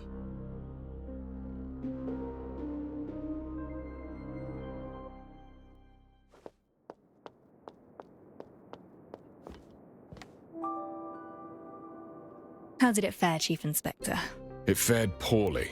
The Navy thinks we're bumbling and intends to interfere. They're steamrolling us, especially in the matter where I sought out your assistance. They regard it as a transgression. Our current case shares similarities with the Nameless Ashes case. There's a piece of evidence that I'm interested in. No matter what happens, I need to re-examine that corpse. I understand, but... You again? The civilians passing by the place. Chief Inspector Lauren, as a member of the Constabulary, please look to the propriety of your decorum. A simple misunderstanding, Superintendent Rex. I was just venting to a friend, given the recent pressure on the force. Anyway, head off. We'll grab a pint or two afterwards. Always picking up at the small stuff, while the real issues get swept under the rug. We have a leaky second-floor window on the east side, and people sneaking into the evidence room. Nobody cares about that. A leaky window? Take it up with logistics. You know full well I'm in charge of the patrols. At once. You're doing a stellar job. Yes, indeed. Thank you.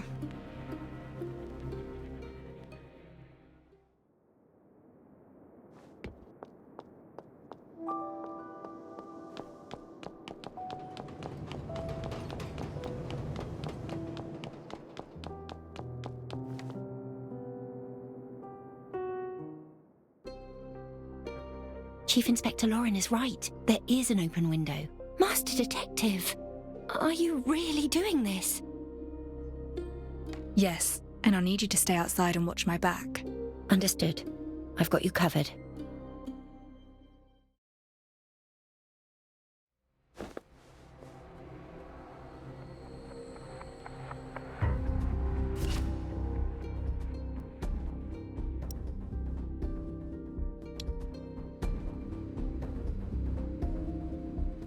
The Navy only sent help because the crime rate's still through the roof. Help? They're just making it worse.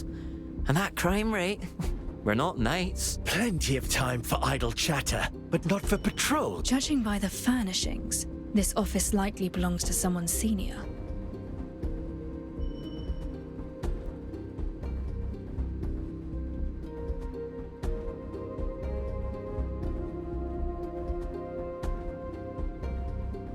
They say the slayer of nobles is on the move again. Best we stay well clear of noble affairs, if you ask me.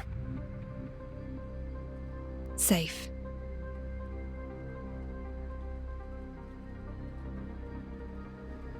The chief assigned me the werewolf from the ceremony. Oh, what am I supposed... This is the place. An evidence cabinet that is still empty. This is the right evidence cabinet. Locked. Standard Chubb 3-lever mechanism. Shouldn't be too difficult. A full evidence cabinet. The tags are a mess and bare handwriting from at least 4 different individuals. A chewed up dog bone. Who on earth hid that here?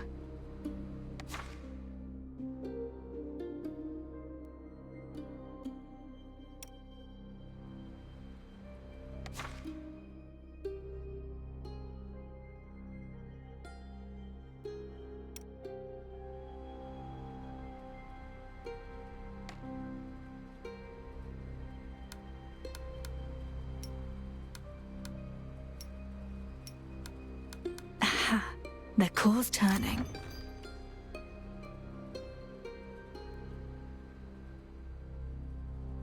The body's badly charred and in fragments. I can't take it all with me. That left arm. There appears to be something there. Best bring it back for a closer look.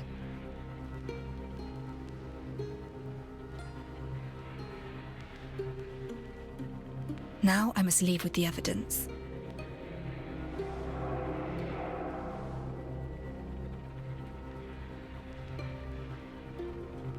Files from closed and discarded cases are all piled together in an unorganized heap.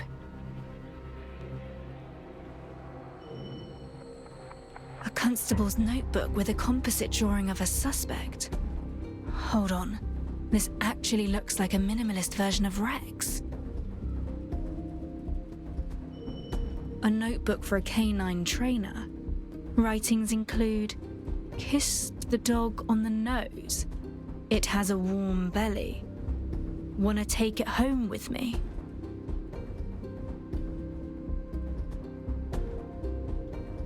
Have you heard? An old and long obsolete coffee machine. Almost all of its paint has peeled off the exterior casing.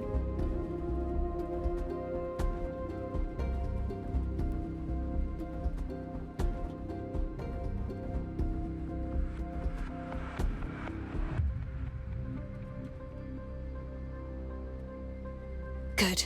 The exit is not too far away.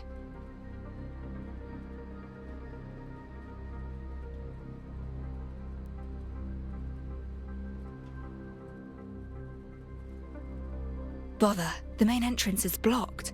I must find another way.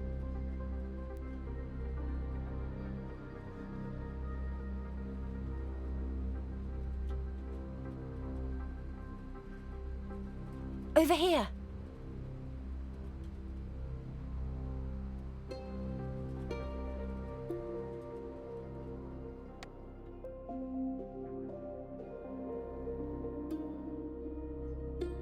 The superintendent was just at the front entrance on his rounds, so I circled around to wait for you. Nicely done.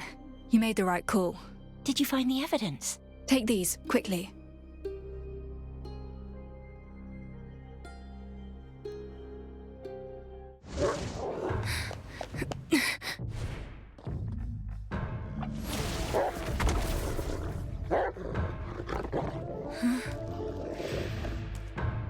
I'm sure you understand it's our duty to arrest trespassers.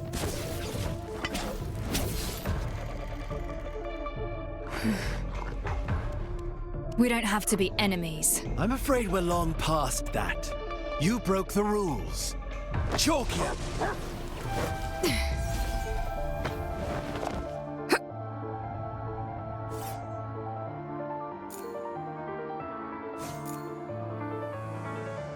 Take a quick sip and liven your spirits a bit.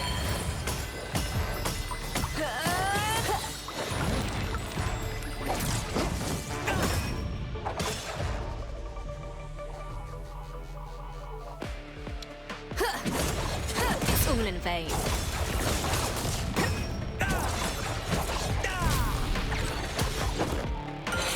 Reset the board.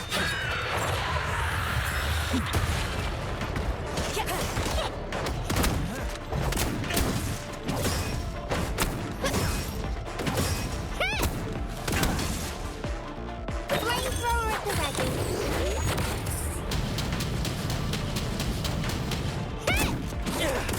Back off!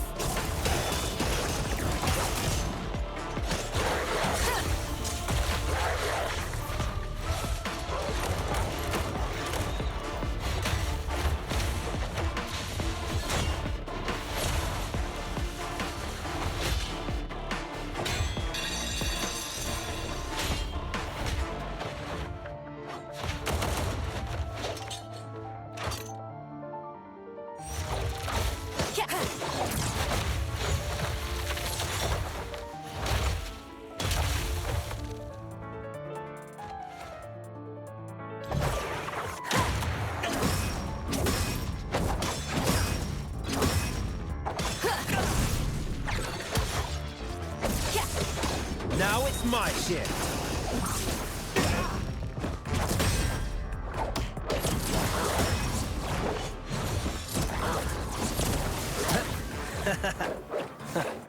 Radar attack!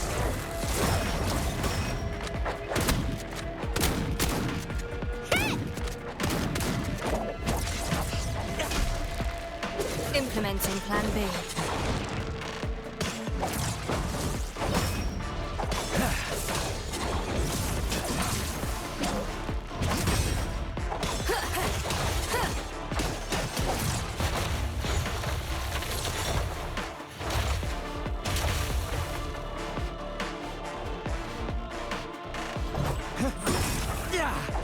Multiple charges.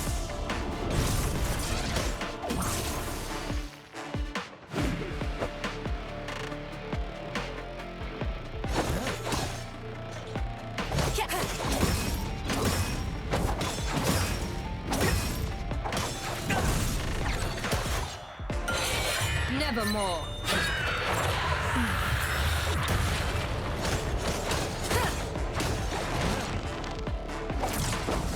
It's all in vain.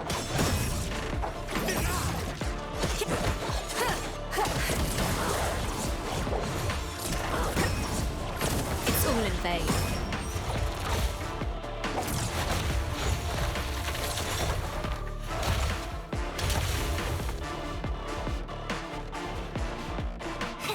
Burn it all down!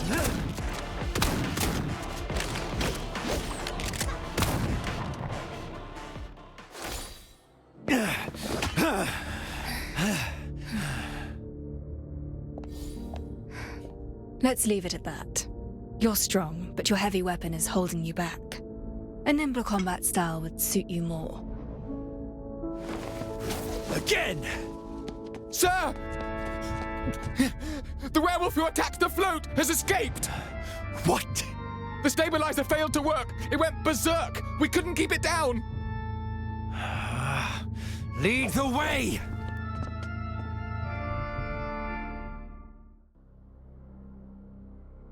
Are you all right? I'm sorry. I'm no good in a fight. At least the superintendent has gone.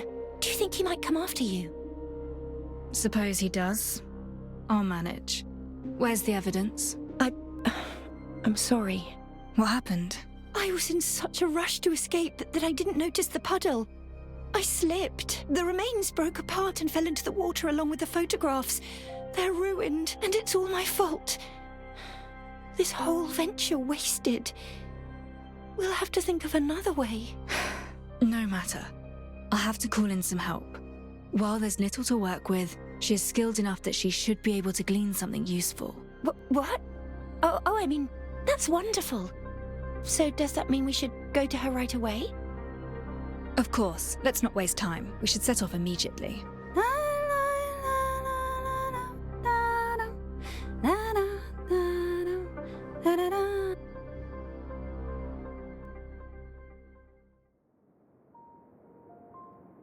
The woman who posed as an applicant. What's she doing here?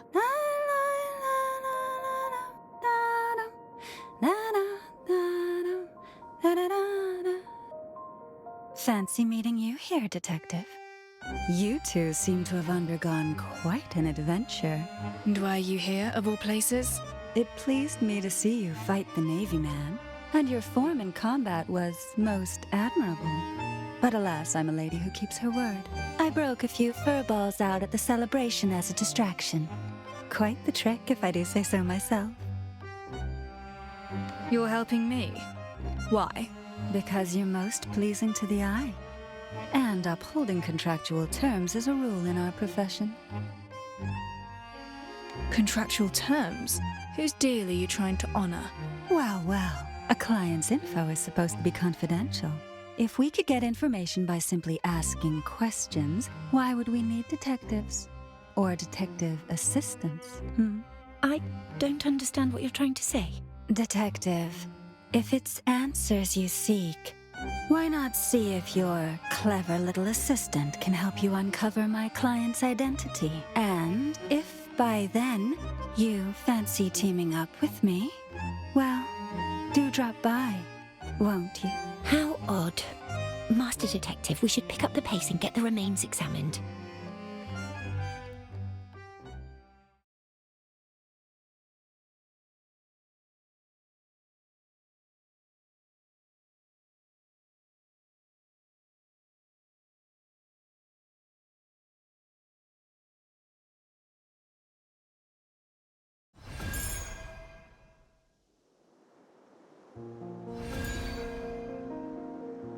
If memory serves, the clinic is at the intersection not too far away. Dayfair Way is along that direction.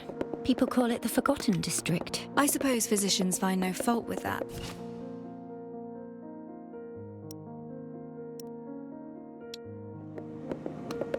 Speed up.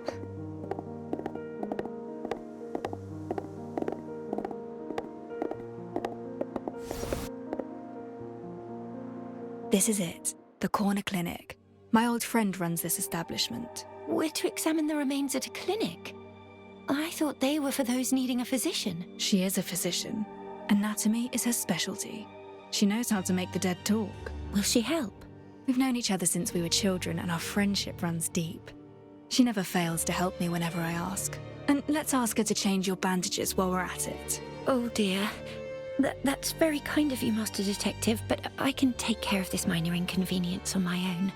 I tend to become quite anxious at clinics. Just the thought of visiting a physician unsettles me. I'm afraid I must take my leave. Good luck with your friend. I shall await you at the office.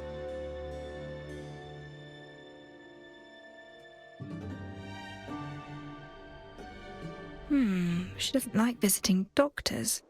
Why is that? Either way, the priority now is to glean information from the remains. Time to head inside. The place seems well cleaned and smells of disinfectants. An old friend runs the clinic. I'll get thrown out if I show up. Better prepare.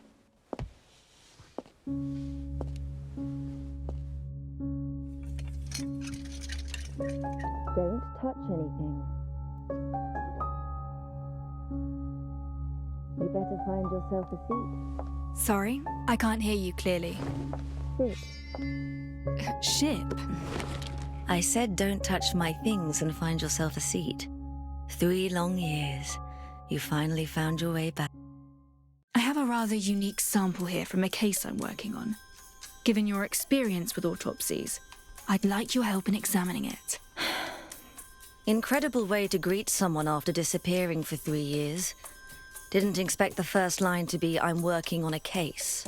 I'm actually curious now. Do you still remember my name?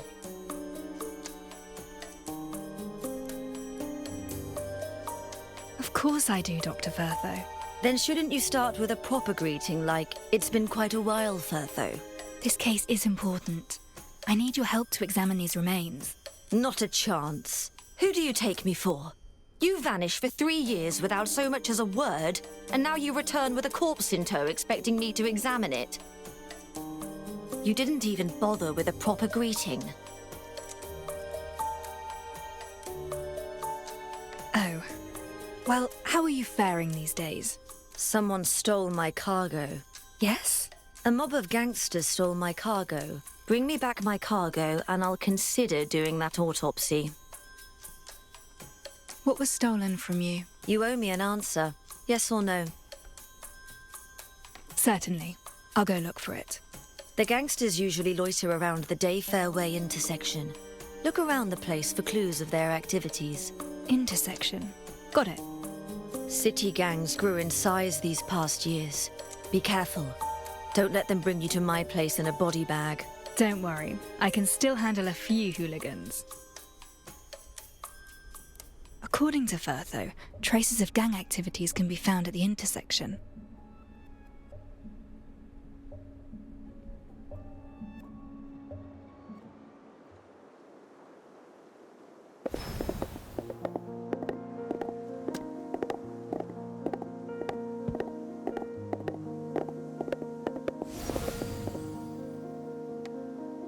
What's she doing? Someone has made off with the doctor's cargo from the corner clinic. Have you seen any sign of it? The corner clinic? Now that's odd.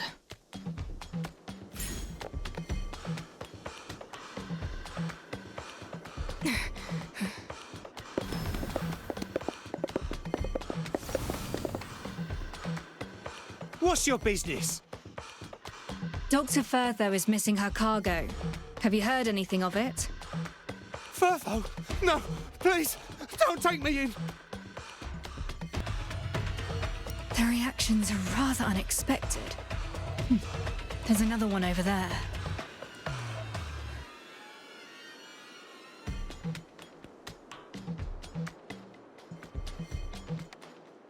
Why are you looking at me funny? A doctor's cargo hat. Doctor? No! No! Firtho seems to have garnered quite a reputation. I'll follow this one to locate the gang's den.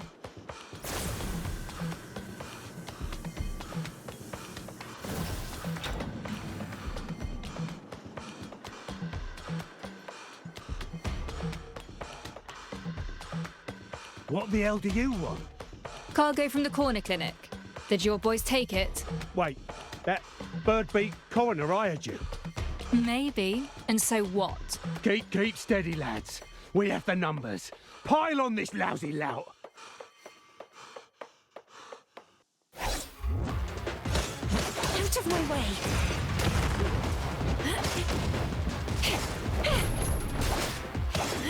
Simple.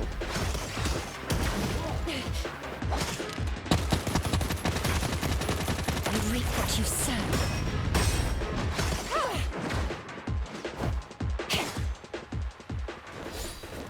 So, we're settling this physically? Should have cut the chatter and gone straight to the fighting instead. We surrender. The cargo's yours. Just take it and leave us. Got a question for you. You stole Firtho's cargo, yet you're so afraid of her. Why? Firtho the doctor. She visits this place every night and nabs one of us for her experiments. Everyone who came back was a screaming wreck. Their nightmares wouldn't end. We run things round here, and we've a name to uphold. So we made off with her cargo. Thought it'd put her in her place. Now we know we stepped on the wrong toes. We'll never touch her property again. Experiments?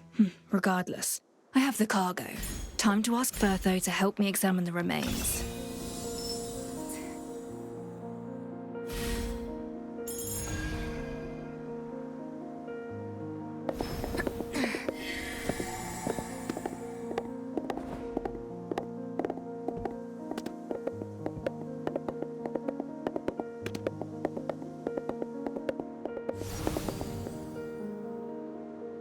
Back so soon?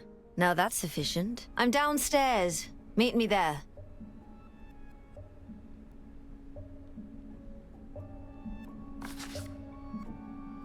I have the things you want. Excellent. Haven't lost your touch, it seems. So, can we start examining the remains? All right, let me start over. Firtho, for old time's sake, do me a favor and examine the remains for me. Wasn't so hard now, was it?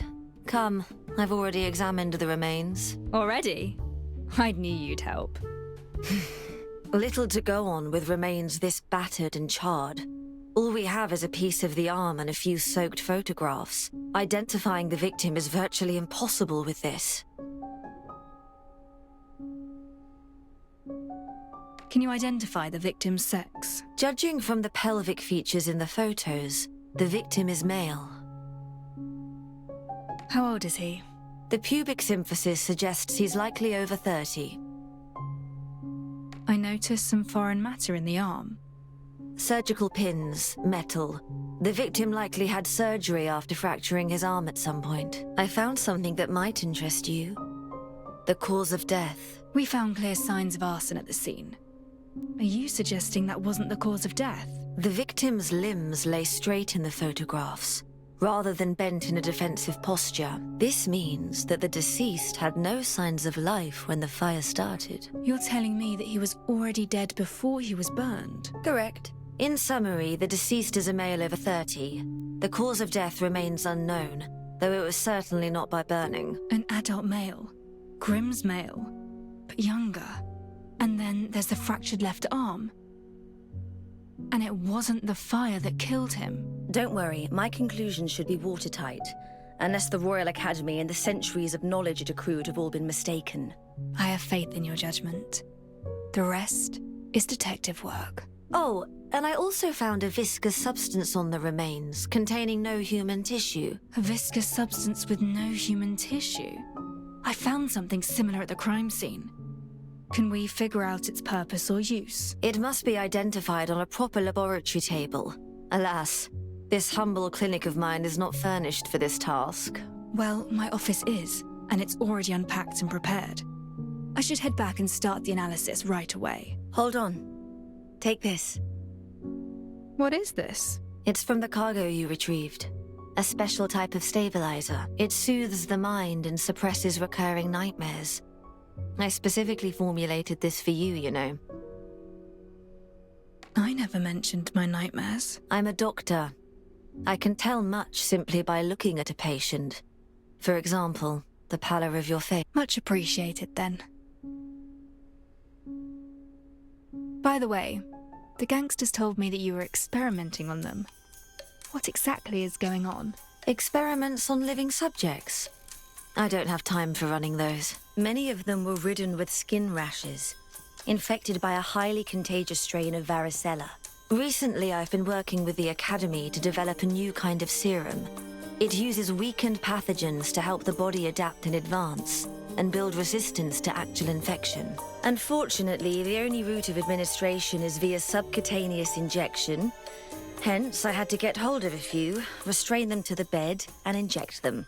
The good news is that the recent batch proved its worth with an 80% success rate. The spread of the disease has been contained.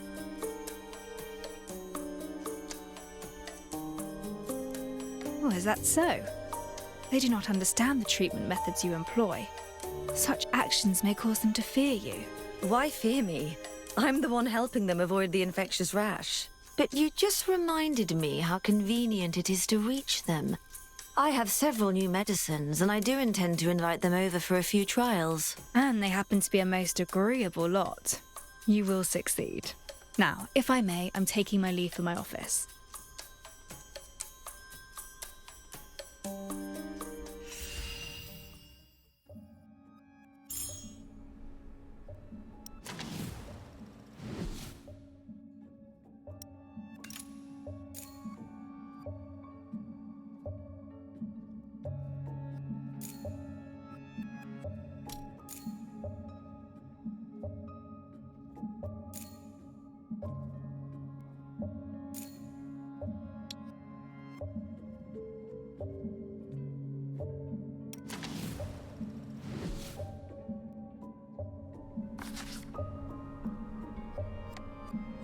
Your nightmares, are they due to the airship crash?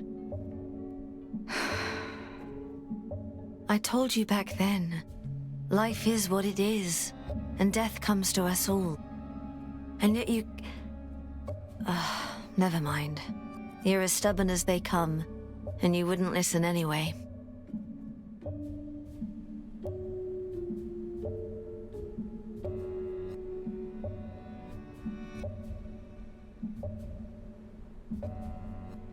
The results of the autopsy contradict the witness's testimony. If the witness did not lie, then there is only one possibility. Back to the lab table then. Master Detective, I finally found you! I tried visiting Chief Inspector Lauren, but he wasn't at the constabulary. So I went to the detective's office to look for you, but you weren't there either. Looking for me? Tell me, what's happening? There's someone I know. His name is Grimm. He's a journalist around my age. Brown cap, straw-colored hair. Sure, a person in the know told me there's been another murder in the city. The victim happens to be Grimm. Master Detective, you seem to know something about this case. Can you tell me if he really died? Well...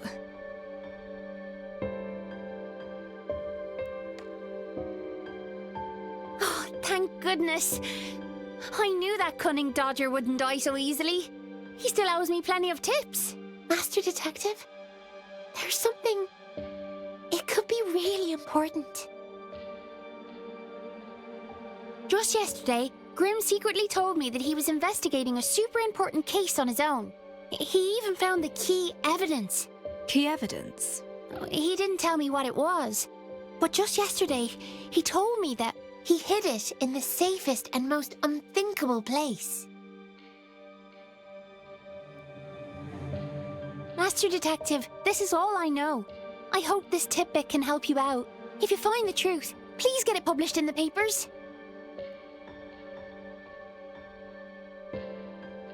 Grimm was on a criminal case. Now, that's an unexpected finding. But this also proves my approach to be correct. I just need one more piece of the puzzle.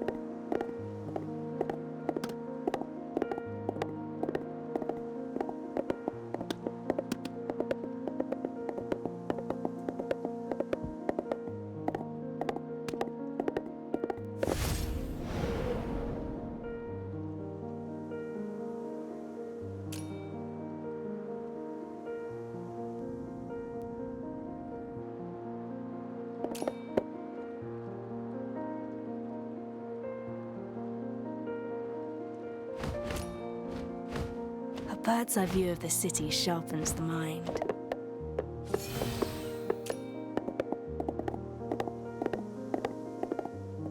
Speed up.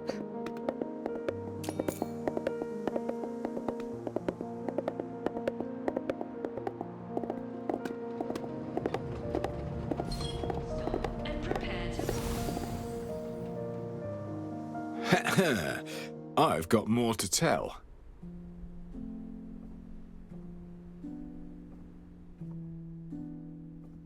I didn't expect him to launch a sudden brutish strike from the left, Whoa! but the detective predicted that and parried it. That's awesome! With a light twist, the detective shifted Rex's weight, immediately following up with a series of swift strikes. And yet, you merely stood by and watched. Is that not a little... Really? Well, I think I was helping plenty by not getting in the way. You all seem to be enjoying your discussion. You're back, Master! Everyone's here! Our esteemed superintendent has his hands full combing the city for werewolves. So I thought I'd slip away and see how things were coming along. Oh, and well fought. Master Detective, what of the autopsy? Did it go well? Hold on. There's still one more step. Time to use the newly cleaned laboratory table.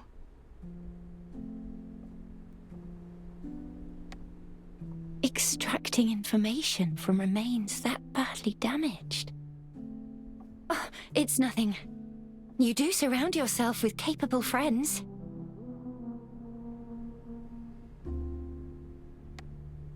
Put that werewolf out of your mind.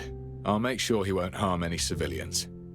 A bit of work will do Rex good, and keep him out of my hair for a while.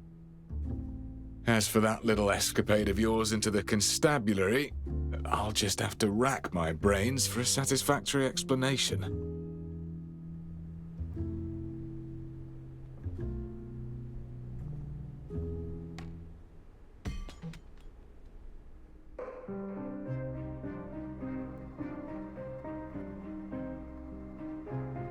Grey, no obvious odour, and rather thick. This contains mud, water, and one key substance. Let's try a test by colour.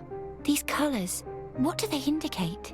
This is a set of detection equipment built by my brother, my former partner. It contains the colour reactions of various common chemical substances. In short, it lets you compare the colour reactions against reference bottles during preliminary screening. With experience, you can quickly narrow the possibilities without a full analysis for each sample. Impressive device. So, have you managed to identify the substance? A thickening agent. If mixed with mud and water, I see. A fireproofing agent. It can absorb heat and prevent fires from spreading. Fireproof? What does it mean?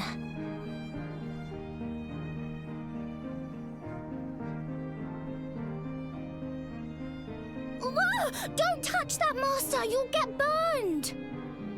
I'm not burnt. The evaporating water carries away the heat, shielding the skin beneath. This substance works like magic. Does that mean? The truth behind the incident is slowly revealing itself.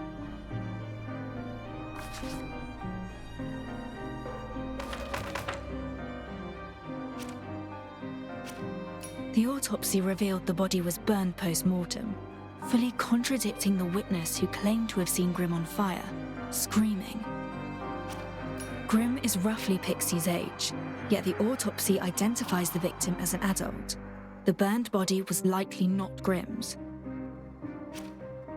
A fireproofing agent was found at the scene. They must have used it to make sure Grim didn't actually burn to death.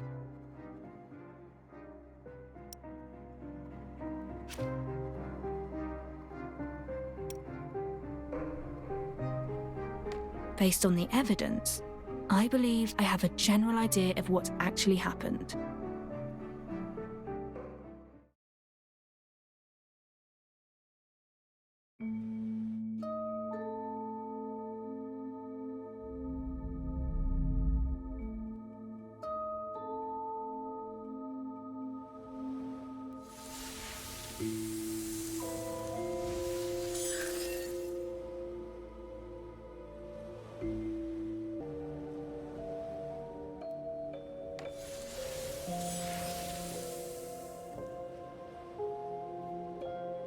That alleyway is where the incident occurred.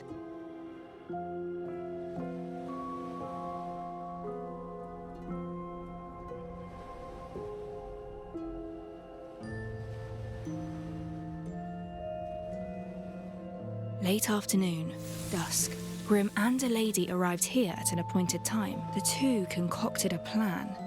A plan to fake someone's death. A fake death? Are you saying that Grim didn't die? But we have a witness who saw it happen. Exactly. How could the death be faked?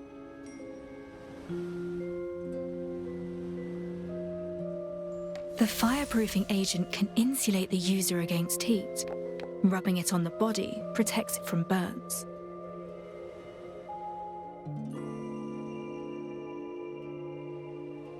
Alcohol is the most easily acquired flammable material.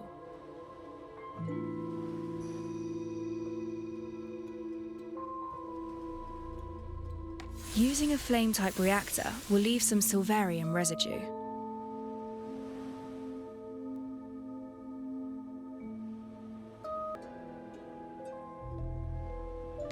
Grim places his camera and hat down by the side, and then applies the fireproofing agent to his entire body. His companion prepares the fuel and ignition device. Whoa! Is he gonna get burnt? No, before that happened, they must...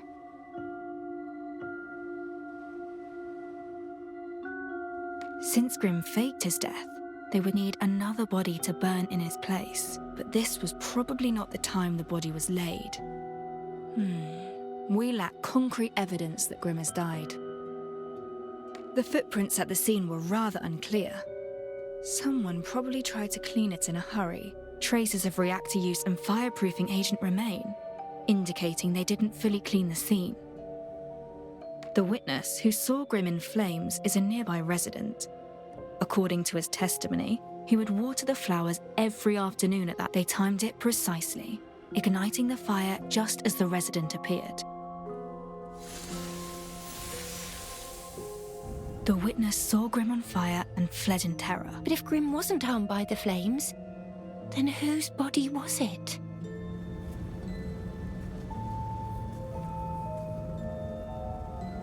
We found a carbonized body at the scene. Forensics revealed him to be a male, at least 30 years of age. At least 30 years of age? That lad's nowhere near that old. Besides, the body was burned post-mortem, charred enough to conceal the victim's true identity. Therefore, the corpse is merely a substitute they prepared in place of Grim. So, without that autopsy, we'd have been forever in the dark. Wait, then something unexpected happened.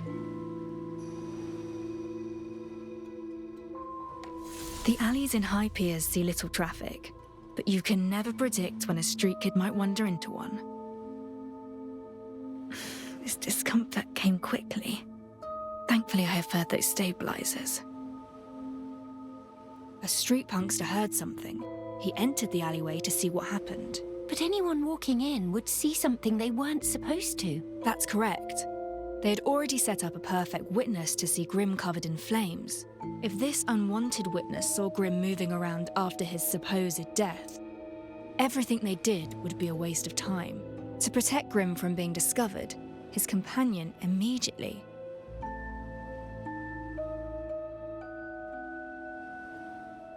She had to act.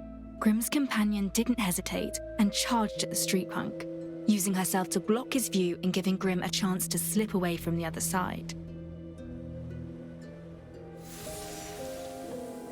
And since no one saw Grim after that, everyone assumed he'd burned to death. Nobody found out about the fake death, but the companion paid the price. During the scuffle, she lost a shoe.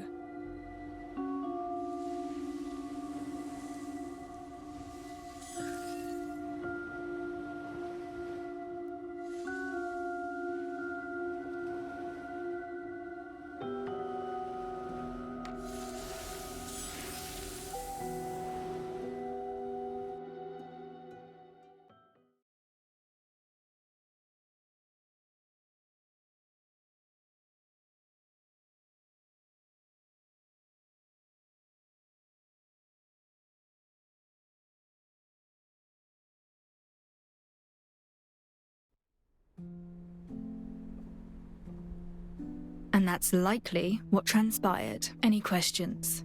Incredible. You described it as if you'd seen it happen yourself. Your fame is well earned, Detective. Can't believe Grim faked his death right under our noses. Faking your own death isn't without danger. But I still can't figure out why he would do it.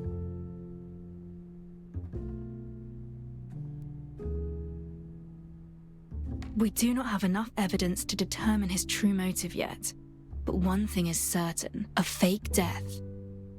For what purpose? Fraud? No, it aims to convince others of your death. Indeed, faking one's death becomes an option only when death becomes a necessity. Grim did mention he was investigating a big story, and Pixie claimed it was a case, not just a story. Perhaps Grim had become a thorn in someone's side.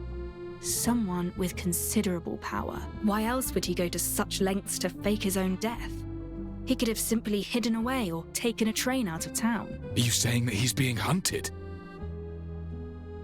Then whose body is it?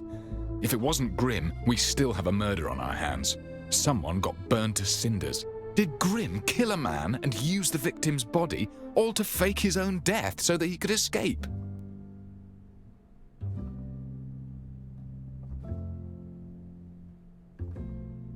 There's not enough evidence to determine his identity. All we know is that he was a man in his 30s with a previously fractured left arm, and we still don't know who killed him. What about that noblewoman then? Who is she? If she's an accomplice to Grim's fake death, she definitely knows something. Unfortunately, we know very little about this lady as well. Our only clue is the high-heeled shoe she dropped, which lets us estimate her height. A person's height is about 7 times the length of their feet. Based on the size, she is slightly shorter than 5'3". A needle in the haystack, as it were. Besides, not everyone's height matches that calculation. Do we really have to scour the entire city, trying this shoe on every woman, just like in that fairy tale? Not yet. We have one more clue. Bertho's autopsy report has already given us all the help it can. I'd better focus on something else. Pixie told me that Grim hid his key evidence in the safest place. The safest place? Oh, but that could be anywhere.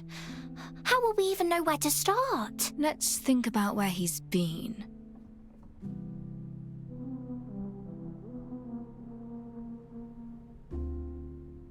At his home?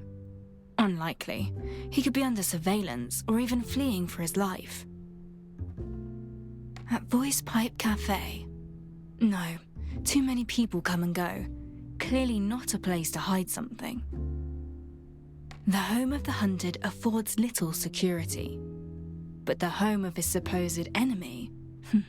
That is another question. You mean the detective's office? Grim snuck into the office yesterday, but you caught him and drove him out, Alf. Right! I defended the detective's office! He was poking around the kitchen area. Let's take a look. I can see that someone has searched the cabinets.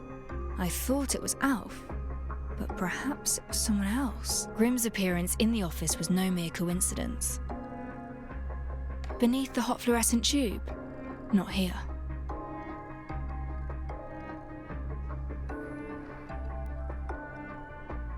Empty storage boxes? Not here.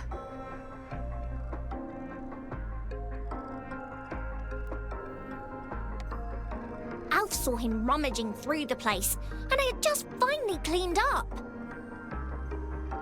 Everything's neat now, though. I've gone over every single spot he touched.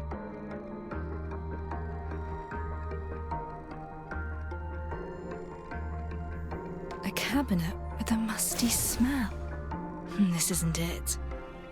With Grim's personality in mind, where would he hide it? The most dangerous place is also the safest place. I'm certain Grim's key evidence is somewhere in this office. Your deduction skills are truly astonishing. Were I Grim, I'd have left the evidence in your care.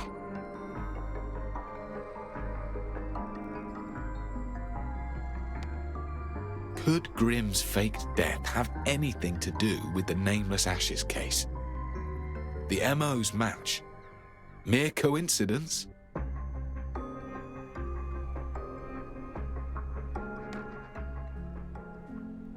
Found it. Grim's notebook. What's this? Isn't it from the Nameless Ashes case? We have a name now.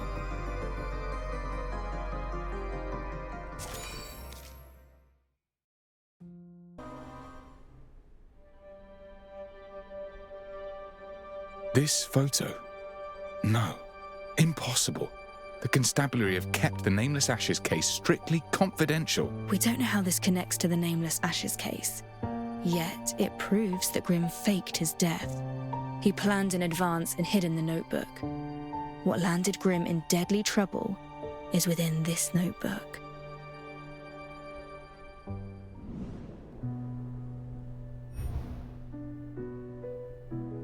The notes on the Nameless Ashes scene read like an amateur's observations. The file's titled, "They Are the Cinderellas."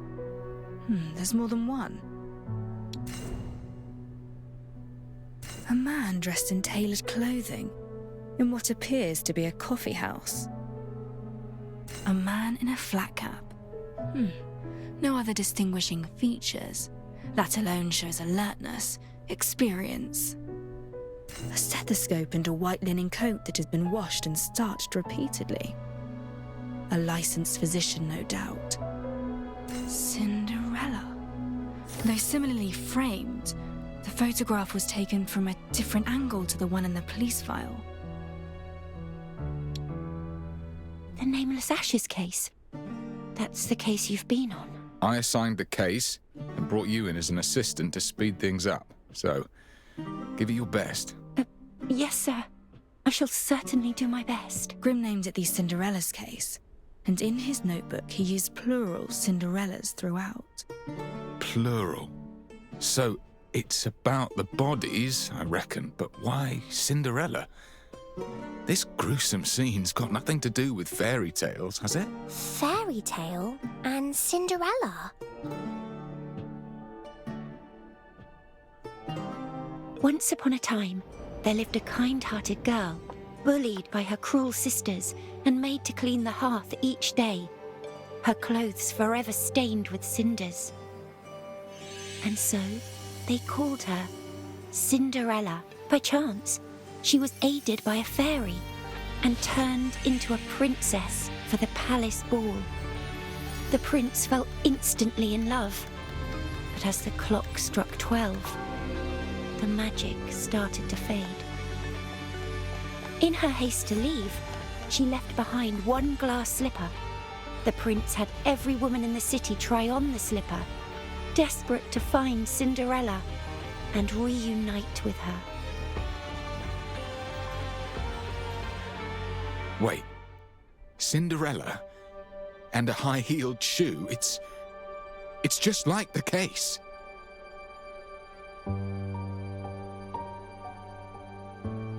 Perhaps they're staging their crime as a fairy tale. But to what end?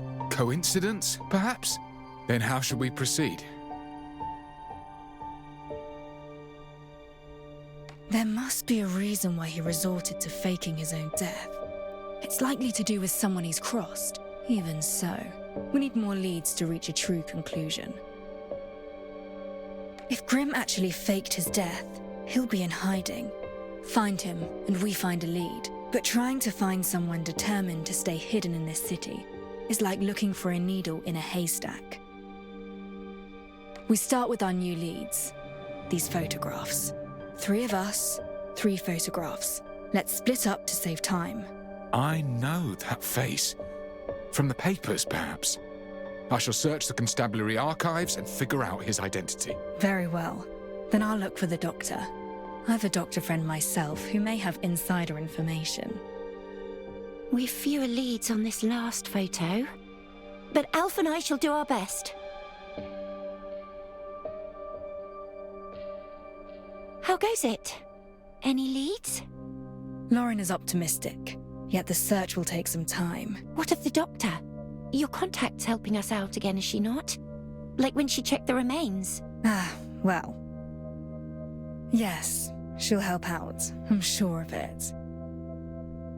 I'm deeply sorry, Master Detective.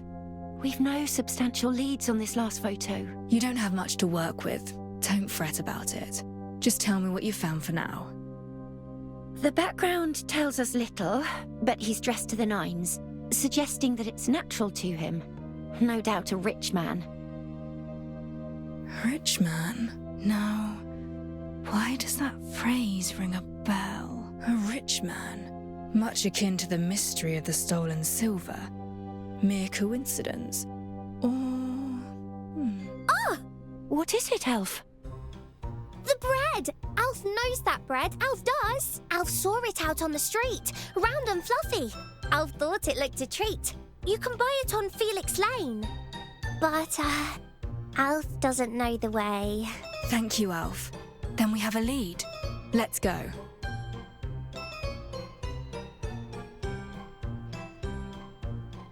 Felix Lane is just south of my office. Shall we?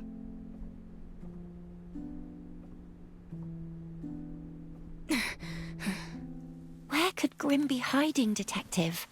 Find him, and these mysteries will unravel before us. I've got a feeling that rooting Grimm out may not be such a good idea. Why ever not? Great peril forced him to fake his own death. To find so many...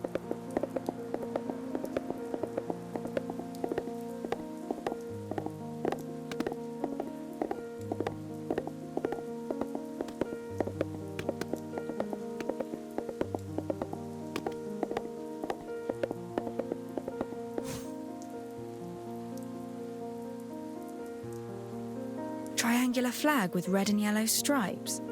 Just like in the photo. Let's keep going and find where the photo was taken.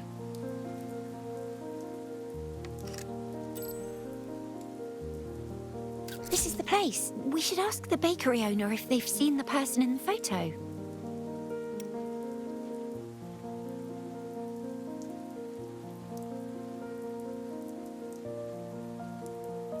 Welcome to Wheaty Baker and Deli.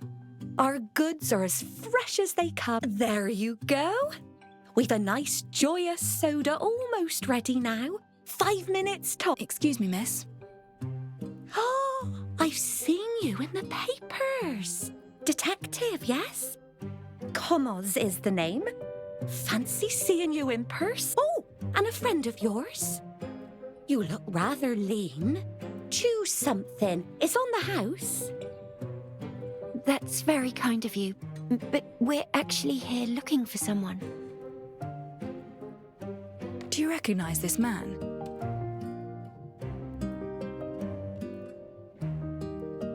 Sure I do. Used to be a regular of mine. Well, I'll be. You forget my name all the time, Mrs. Commons, but you remember him. And here I thought your memory was failing. Well, mainly because a short blonde fellow came looking for him already, you see. Short and blonde? That's likely Grim. Used to be a regular, Mrs. Commons. Doesn't he come anymore?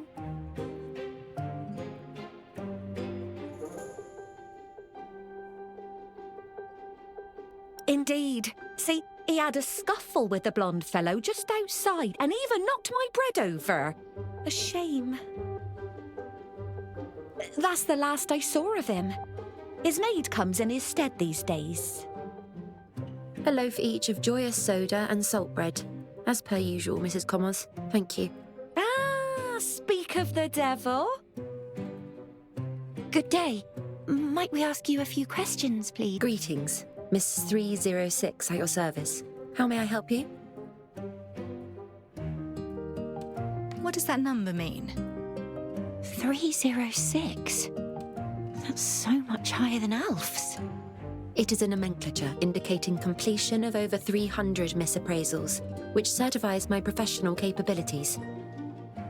What's salt bread? A local speciality said to invigorate the mind. Try some, if it interests you. I'll pass, thanks. My maid can prepare similar food back home. We'd like to meet with your employer. And why, may I ask? He is awfully busy and isn't keen on unannounced visits. We would like to... They've made it quite clear they're not interested.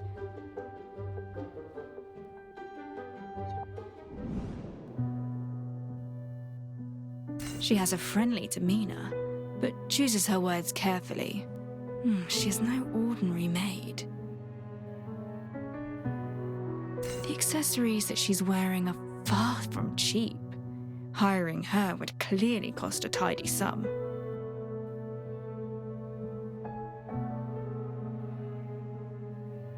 Armed and trained, we know he's rich. Time to see what he's really made of. We're here regarding your master's business. His considerable assets have undoubtedly piqued others' interest, and he may well have incurred losses, hence the need for a maid who... But all you can do is react. You cannot guarantee your master's fortune will remain entirely safe. Unless... What if I told you... Detective's an expert in this field. Act now, and we may protect his finances while reclaiming any loss. Is that so? Then I shall arrange a meeting. I hope you can help him. He is working at the Royal Bank at present. You may inquire for Daniel Bolden at the front desk. Your loaves, ma'am. I thought we were done for when she first shut us down. But your quick thinking saved us there, Detective. You reacted pretty quickly too. Instead of accepting defeat, find a way to get your foot... That's our lead. Let's head to the Royal Bank, post-haste. It's on 4 Crown Street, Finance Quarter. Let's go.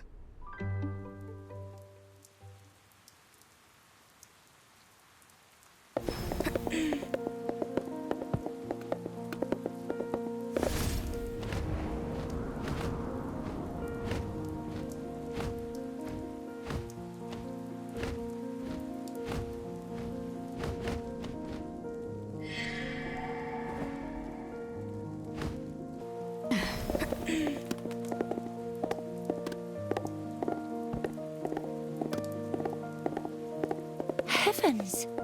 4 Crown Street is so fancy. The latest products, be that fashion, books, silvercraft gear. It's all sold here first. Quite the 4 Crowns expert, aren't you? It's actually my first time seeing it in person. I'd love to look around it properly. One day, when time allows it.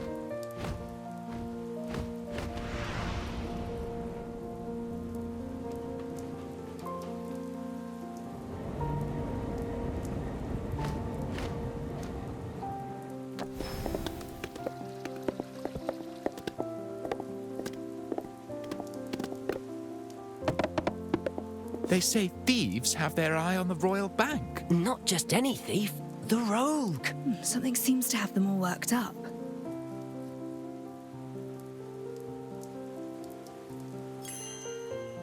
The bank's locked up tight.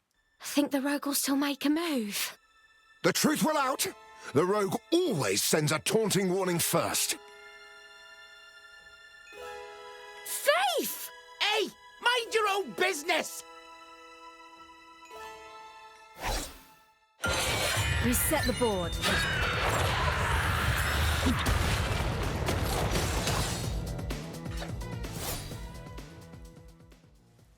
Ah, that rogue runs free, while I get cuffed for nicking a few coins!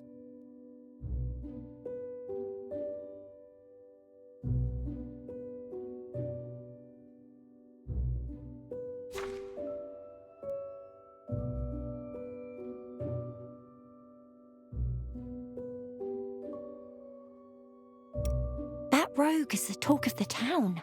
Lots of rumours about. Let's focus on the matter at hand. The Royal Bank. Ugh, Gravelkin. You can tell just by looking at her. Halt! No entry for you. Why? She's not our clientele, as is clear by her clothing. Letting her in would damage our image. A bank with a dress code? Ridiculous. Let her in. I am here on business and will be no trouble. I abide by the rules. She can enter, you can't. Rules are rules. Leave if you don't like them. Let it go, Master Detective. I'd hate for this to waste your time. Please, go ahead and find Mr. Bolden. I shall wait for you nearby. I'll be quick.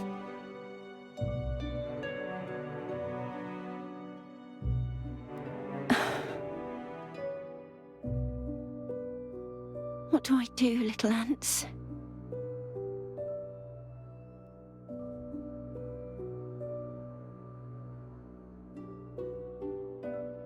Instead of accepting defeat, find a way to get your foot in the door.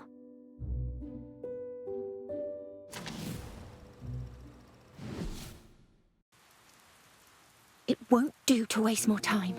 I must do whatever is in my power. I need to persevere and find a new angle. Just like Master Detective said. Who might she work for, eh? That high-level maid just now. Bolden. The high levels round Royal Bank are all his. He all but owns the place. Bolden's rich indeed. He holds serious power in the Royal Bank.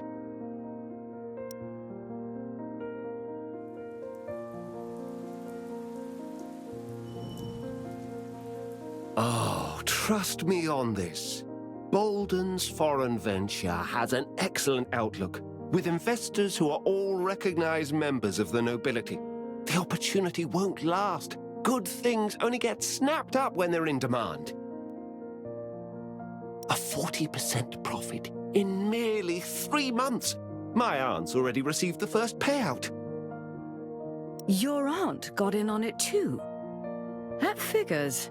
The noble's reputation took a hit from the float parade attack.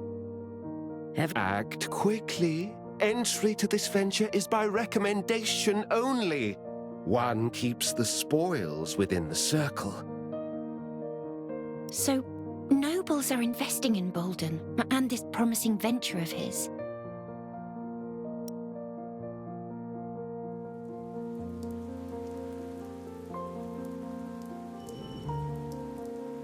My money invested in the float. Gone. I have sufficient funds to get by, but I cannot suffer another loss. Why is Bolden still letting the rogue roam free, That blasted thief. Thought he only went for art pieces, not money. If art theft is his modus operandi, then what's with all this talk of him targeting the Royal Bank? It doesn't fit his usual pattern. This man reading the newspaper might know more than he lets on. Perhaps I can get something out of him. Excuse me, sir. May I ask you something? What a Gravelkin stray doing here on Crown Street, hmm? Keep your distance, wretch. My acquaintance and I can help you, sir. If you tell me a few things first, that is. You? But you've hardly 10 ounces to your name. And you don't know what's troubling me either. Oh, but I do. You're involved in Mr. Bolden's foreign prospects, yet fear there may be risk. Ha! All projects carry risk. And most carry far more than Bolden's. True. Something more pressing is on your mind, though. The rumors of a royal bank heist have you concerned for your money. Were that true, I'd just withdraw my savings. If you even know what they are. But you cannot. Because of... You invested in the Queen's parade float and suffered severe losses when it was attacked. So you poured the rest of your riches into Mr. Bolden's project. A safe bet. Until the rogue rumors began, that is.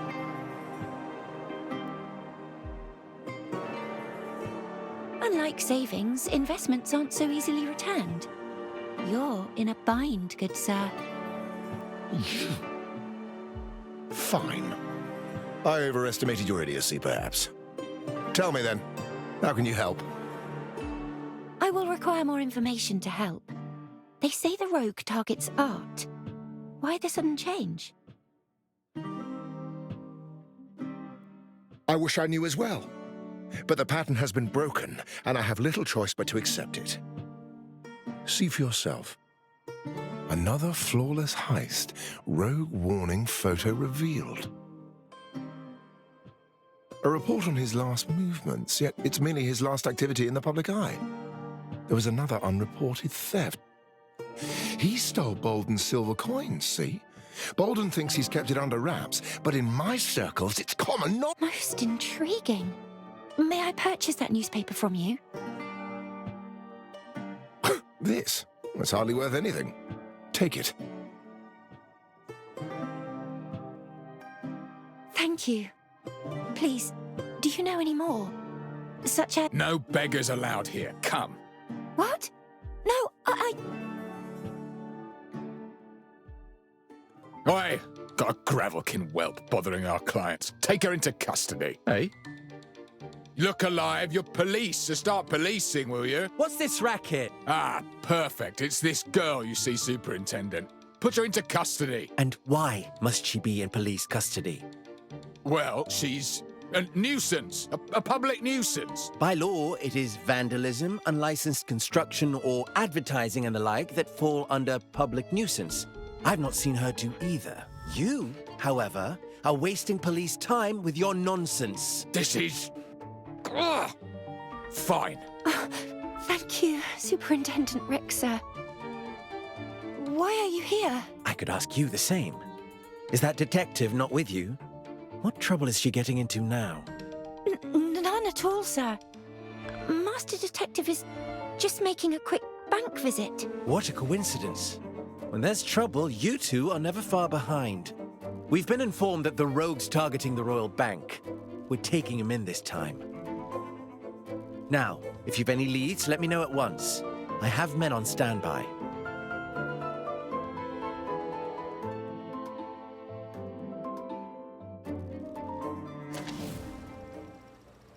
We've no way of knowing if the rogue's connected to the case. The devil's in the details, as always. I must find some way to learn what the constabulary know.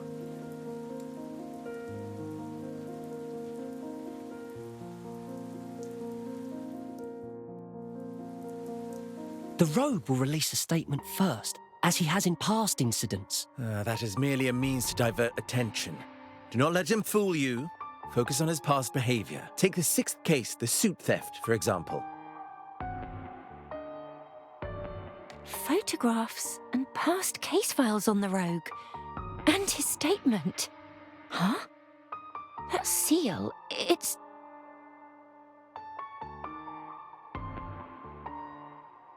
Halt! I said to only come forth if you have leads. This is confidential. Do excuse me, sir. I'll be off then. A fine lead. I should return to the bank entrance to wait for Master Detective.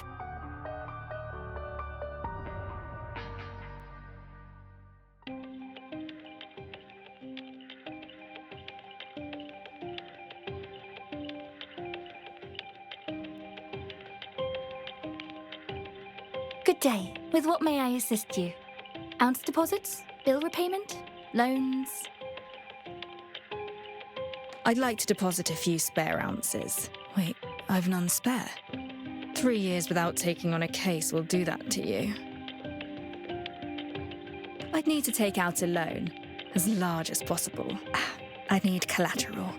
Maybe not. I'm actually looking for a Daniel Bolden. Another of Mr. Bolden's clients? Counter 1 to your left, please. Fill in your details and join the queue. Counter 1. Very well.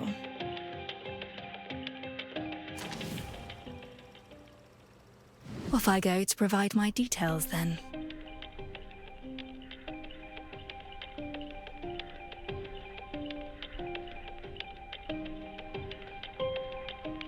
Good day. I'd like to check in. I'm here for Daniel Bolden. I see. First time here? Have you registered your credit standing? No. How do I start? Proceed to counter 3 to process your credit standing, then rejoin the queue. Counter 3. Process my credit standing. All right.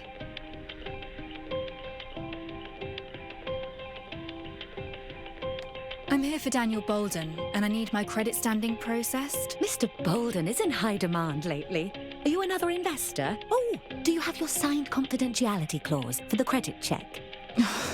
And we'll also need proof of residence, lineage records, loan history. To submit those, proceed to counters 4, lounge 8, then VIP suite 5.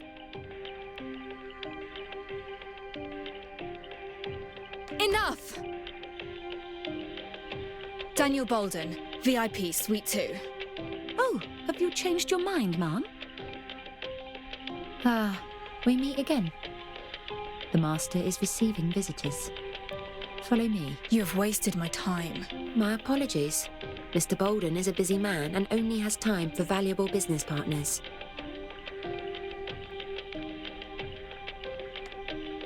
A pleasure doing business, Mr. Bolden. Couldn't do it without you. It's all thanks to your masterful strategy.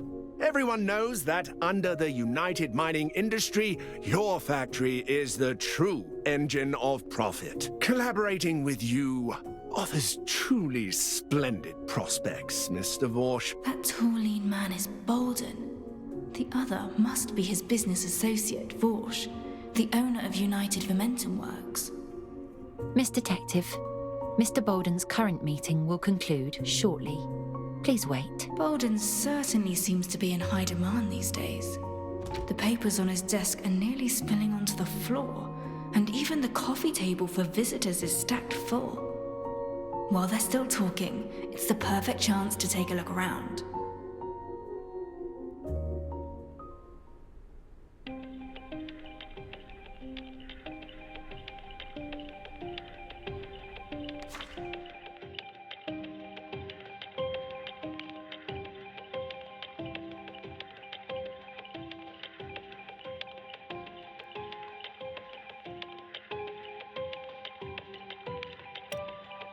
Bolden's project proposal is written in a compelling manner, yet the finer details remain conspicuously vague.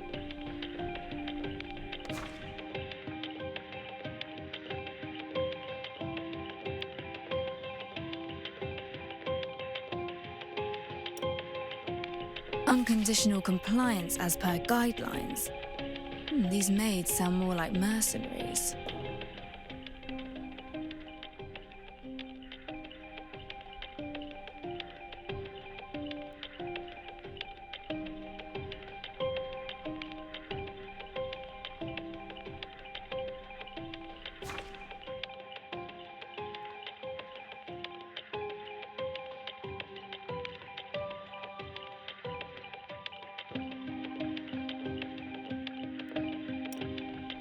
Bolden intercepted this letter, stamped with today's date.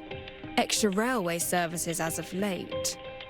Tonight, too. I'm afraid that's my private correspondent. I merely noticed it had fallen and picked it up. I had no intention... Oh, a new investor? A busy man you are. I shall be off then. Please excuse my earlier behavior. Greetings, ma'am. Which of my projects are you keen on investing in? I would like to hear more about these projects. Are they of much renown? Certainly. I dabble in foreign and noble affairs, goods and long-distance transport, the lot. All of great renown, and I also have friends in the news. Like Grimm, the journalist behind the famous aristocracy pieces. He interviewed me.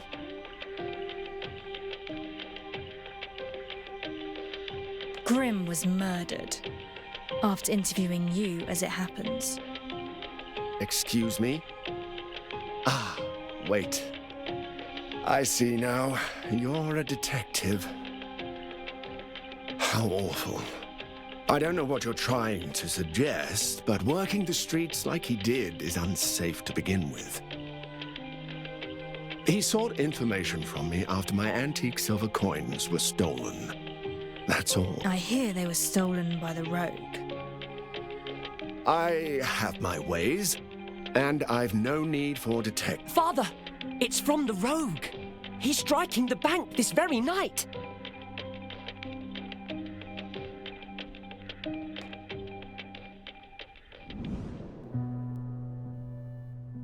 His face is beaming with excitement, as if he were about to embark on a long-awaited adventure. Finely tailored, luxurious attire, typical of a wealthy scion. Its wax seal is stamped with an X.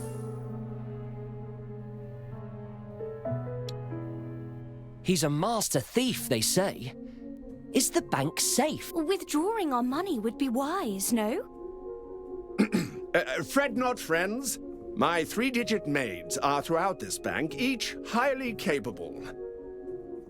Once closing time arrives, they shall remain through the night. Your money is safe and sound.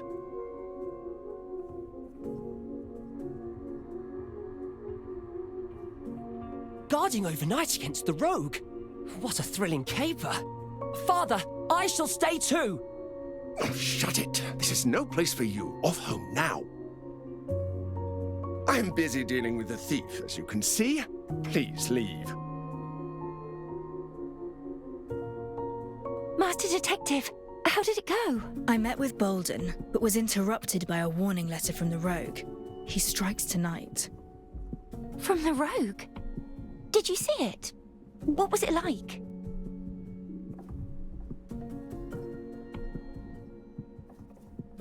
White paper, red wax seal in the shape of a cross. A cross? How peculiar. Let me tell you what I found. I investigated the area, finding 2 letters from the rogue. The first was printed here, 1 week ago, shown with an X wax seal. A match for the one the bank received just moments ago. That's the peculiar thing, because the second letter I saw was held by the police as evidence. Its seal read VI. Is that so? Then this case is growing clearer. Let us review what we know.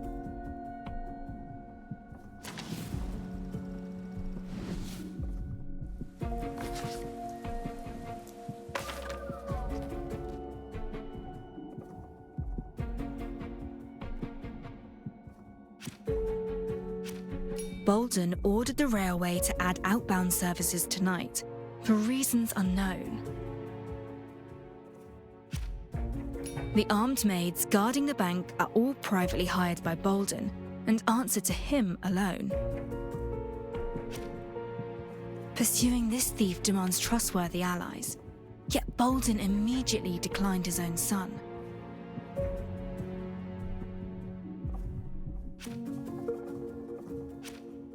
The thief's letter warns that he shall strike the bank tonight. Its ex-wax seal is a direct match for that in the newspaper. While the letter held by the police was marked VI, the one delivered to the bank read X, just like the newspaper. Why is that?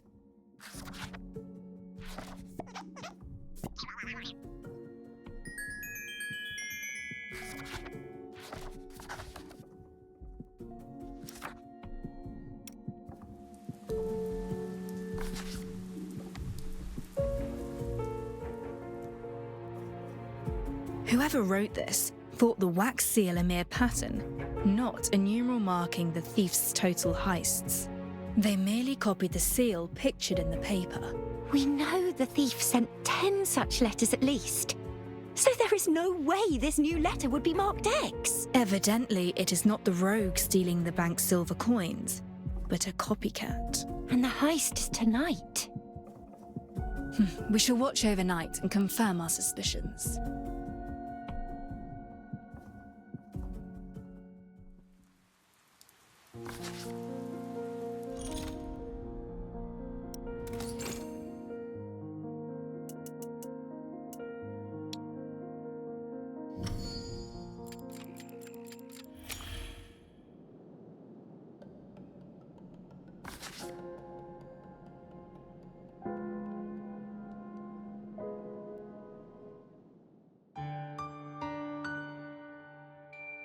Your mystery, Ashley. It's oddly similar to the Royal Bank case. Was that on purpose? No, it's a mere coincidence. The mystery of the stolen silver is but a riddle. Did you ever arrive at an answer?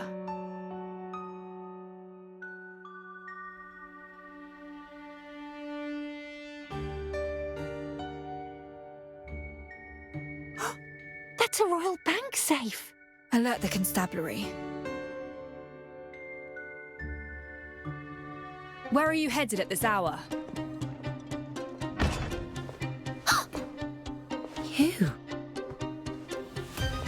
Our apologies, but as Miss Maids, we have but one duty: to obey.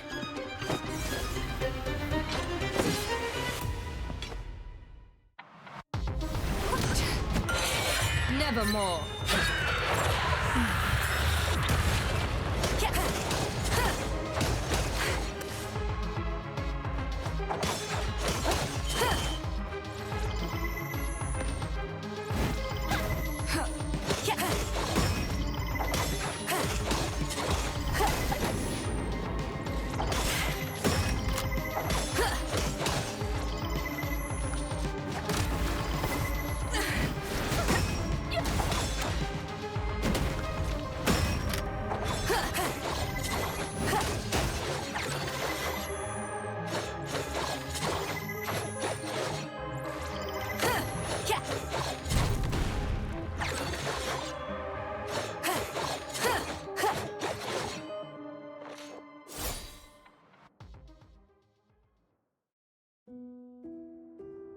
End this now. Bolden hires you, but you need not break the law for him. Where is he? Detectives. Portents of trouble. Fine, fine. How much do you want? Name your price. 50%. I'll give you half of tonight's takings. Consider it a token of goodwill. It's all... I've sent the police away, and these maids are under my employ. This is between us alone.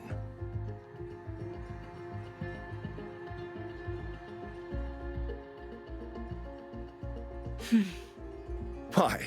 Too little for you? Another 50%, and all of tonight's money is yours. Take it that you never saw me. Surely that'll do, right? That won't... Very well. Name your price. No matter the amount, I'm sure we can come to an agreement. I just need one thing. Name it, whatever it is. You. I'm taking you in. Very good. Superintendent. But... Don't be fooled by the glib tongue of a criminal, Detective. You made the correct choice. You've been caught in the act, Daniel Bolden. Surrender. You and you lot! Hold them back, now!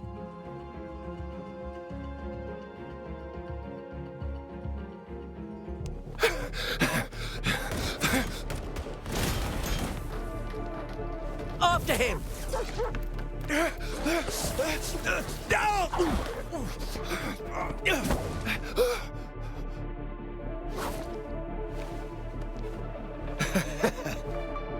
Money solves all, as you're about to see.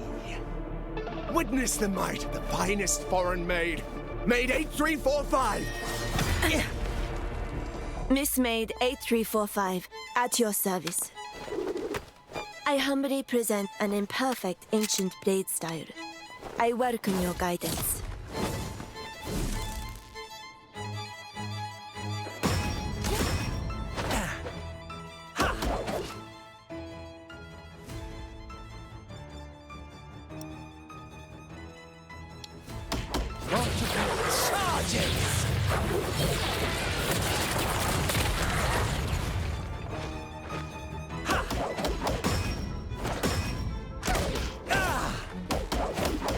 Again!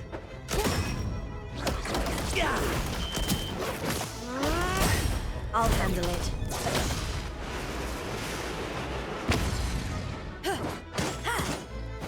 Step back!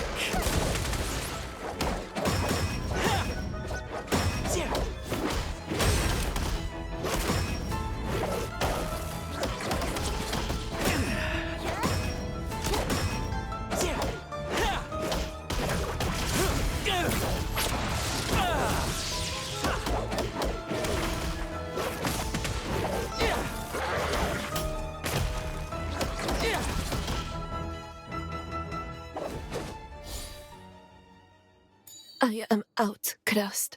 I concede. A 4-digit maid does not accept defeat! Unacceptable! Hey, stay back, you! This is for the project. An overseas venture. It concerns silver. Those assets in the vault are mine. I'm simply moving them. And who are you to stop me? I've seen your proposal. Empty words on paper. It's nothing more than a scheme for No, you're wrong. I've delivered returns. The nobles trust me because they've seen real profits. So long as new funds keep coming in, the cash flow sustains itself, and the illusion persists. Yet the bubble was bound to burst. So you orchestrated this rogue affair, hoping to flee with the money before everything came crashing down. What? The project's a sham! I'm done with this. To think we put our trust in you, you scoundrel! Smuggling Silverium goods is a major offense. Bolden shall pay for his crime. Our deepest apologies. This shan't happen again. We shall double our security measures. Detective, I thank you on behalf of the River Constabulary.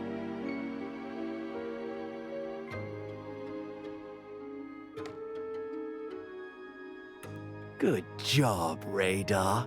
Chalky. You both get bones tonight. It takes quite a detective to elicit a grateful nod from that stone-faced I doubt he'll stop you from investigating the Cinderella's case, now that you're a friend of the constabulary. My thanks. Speaking of, how goes your investigation? Evan King, a fellow detective and a rising star, gained fame once you left. He has not been seen in some time, which may be a cause for concern. I've already... Oh, and some good news. That high heel is a style from several years ago and exclusively handmade. We've located the shoe store and are searching their sales logs. Impressive work. Chief Inspector! All right, I must return to the office. Let us hope our luck continues, Detective.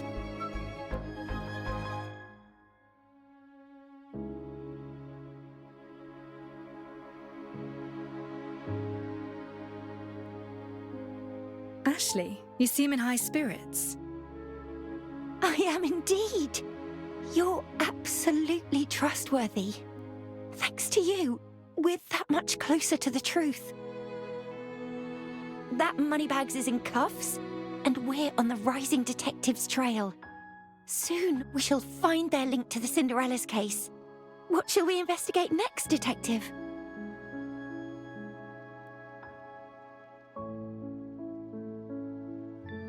Hold your horses.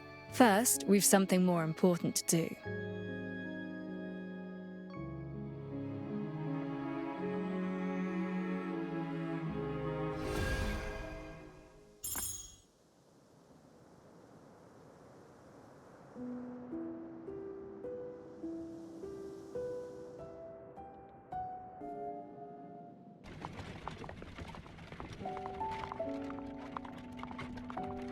I'm not quite clear what you meant by something more important.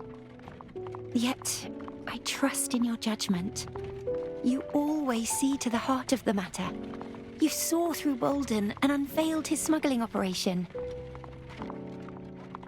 Which part of this investigation weighs most on your mind, Detective?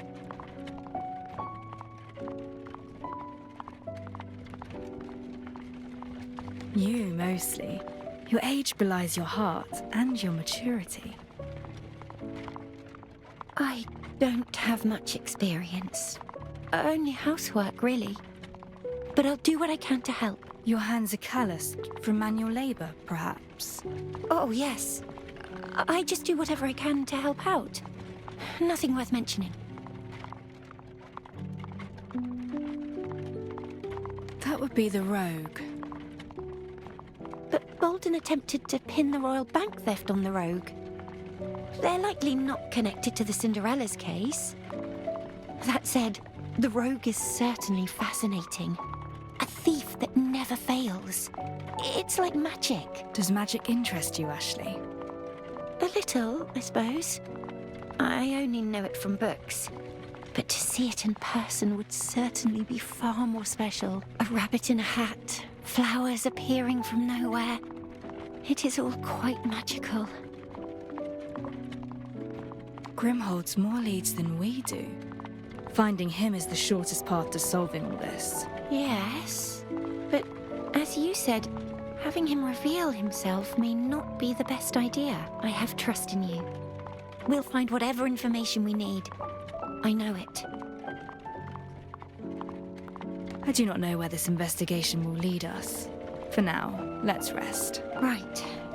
We've been running across the whole city. I want to rest, but knowing all that remains unsolved, it leaves me feeling uneasy. Oh, maybe we could circle back to the mystery of the stolen silver. Any new ideas?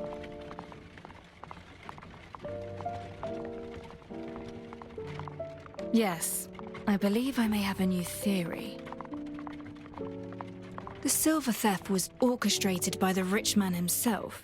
The safe had a secret compartment, and he pretended to deposit the silver inside the safe, when in fact, he placed it in the compartment. No one suspected anything, given the depth of the safe's door.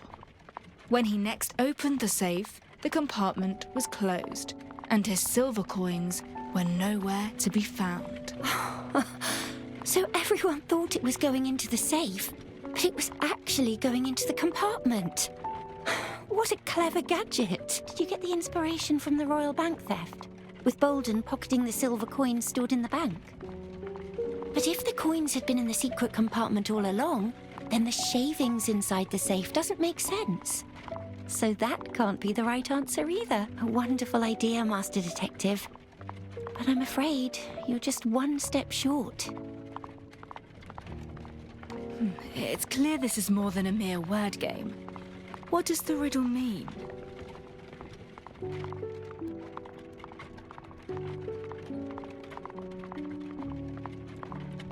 May I speak openly, Master Detective?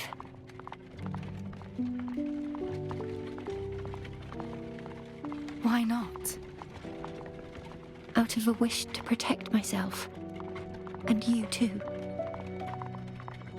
Well, I suppose it depends on your judgment and on how much we can trust each other, really. I've never told you why I took on this case, for one. Maybe if I had met you earlier, then perhaps I wouldn't be who I am now. We are from two different worlds, Detective.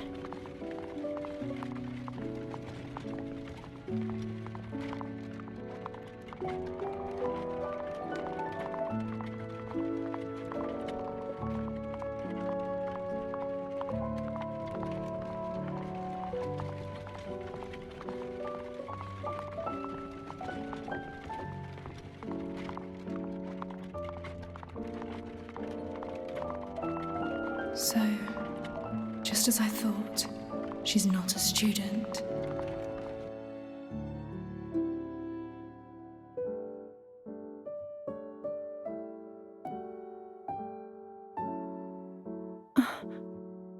What is this place?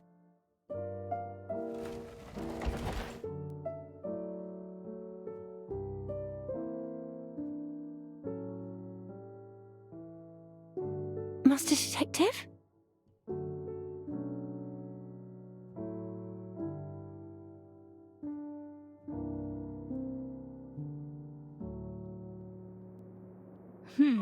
This shop will do nicely. This is Quadric Emporium, is it not? It's like a dream. Friends once told me it's the greatest place in the world. A place with everything you could think of. Where dreams come true. Books of all kinds. Self-playing pianos. Delicacies from afar. McBarley toys. And the most beautiful clothes, too. Perhaps I had best wait outside for you, Master Detective. No. I need you here with me.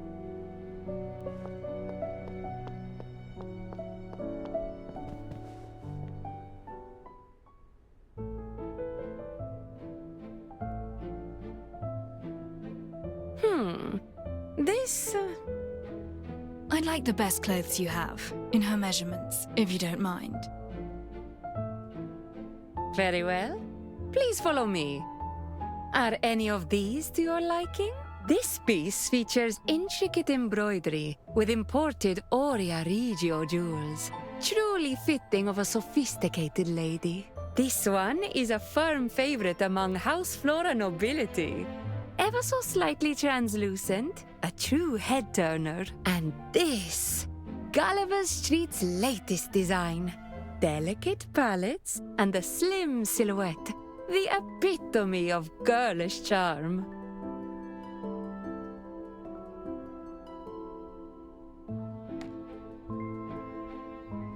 What do you think? The craftsmanship of that collar is marvelous. But it's far too pricey. I see this one's caught your eye. Would you prefer this piece? Huh? Oh, well, it just reminds me of something that friends of mine sewed once. That? It's been out of season for ages.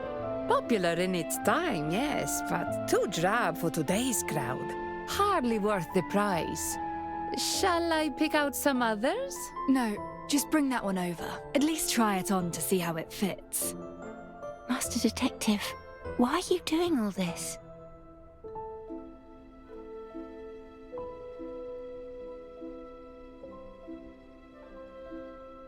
I'd like to see you in it, so I'm buying it for you. Really? All right. Then, please wait a moment.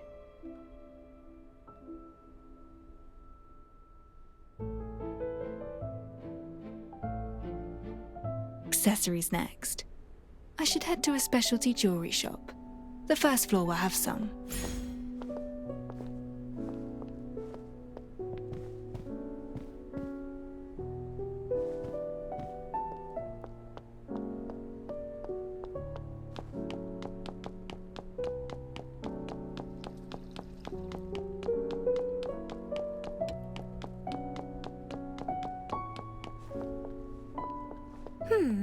Would these gems hold their value better than silverium? Taste is the most enduring currency. This way.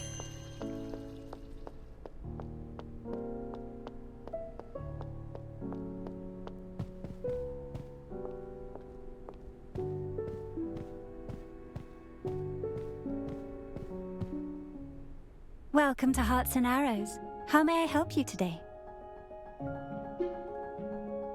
I'd like to browse your jewelry.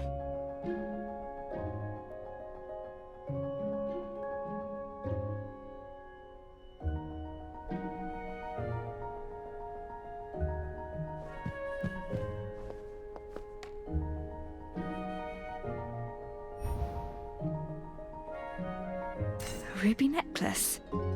The colour clashes with Ashley's new clothes, though.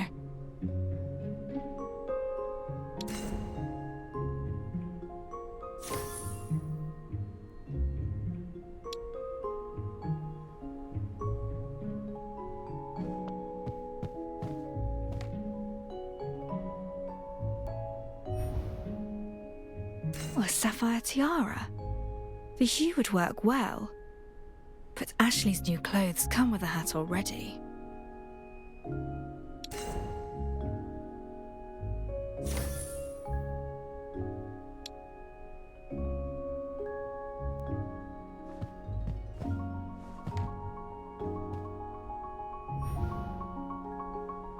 A pearl bracelet. Perhaps not the best choice. Ashley's hands are still bandaged.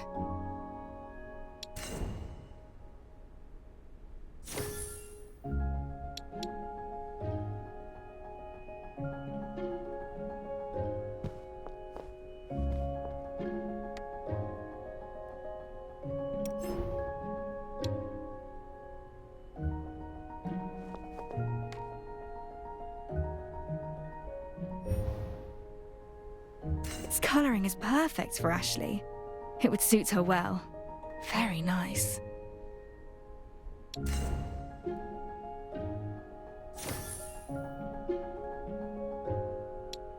We hope to see you again. I should head back.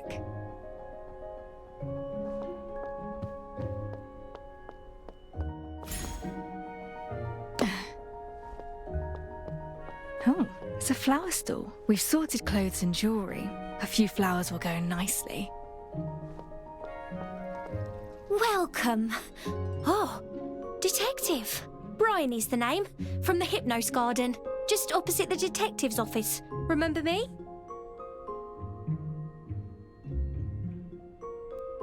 Sure. It's been too long. Welcome back. Looking for flowers? Oh, for a date, perhaps? Yes, it's a surprise for her. Then you've come to the right place. I've helped out countless couples. Spoilt for choice? Why don't you describe the lucky lady's personality and I'll recommend some to you?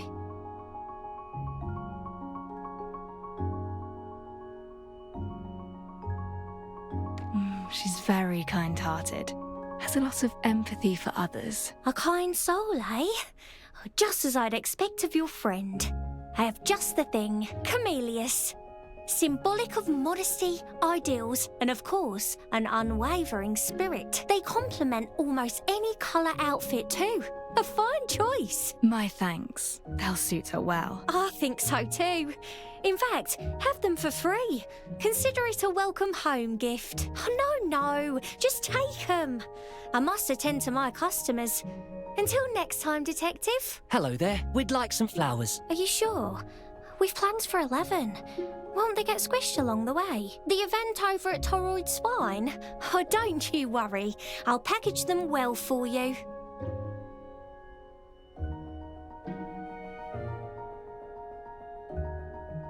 There's a celebration on near Toroid Spine. Time permitting, perhaps we could catch it. I should return to Ashley for now.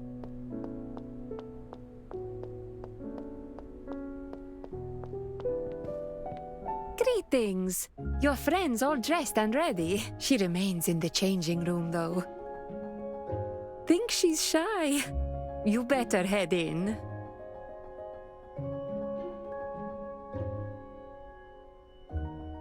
An accessory to match, and some flowers for you. Detective, I'm not too sure this suits me. It's all right. Why don't you come out? if you say so.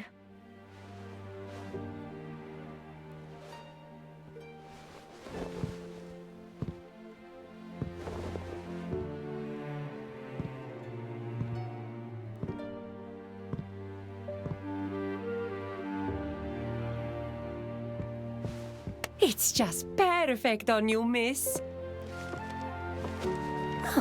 Isn't that the poor girl from earlier? That dress is wonderful. What season is it from?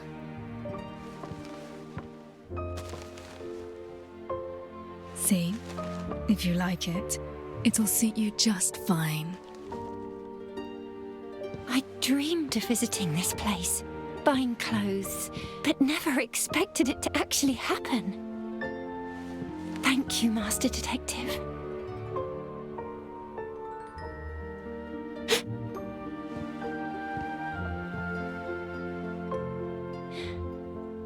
That's me. It really resembles that dress.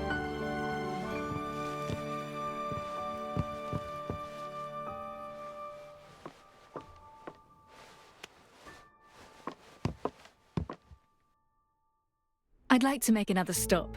Have you heard of toroid spine? I've read about it. A colossal reactor that attracts the Argent Strand, regulating its flows. I presume you're not taking me to learn about the physics of it all, though.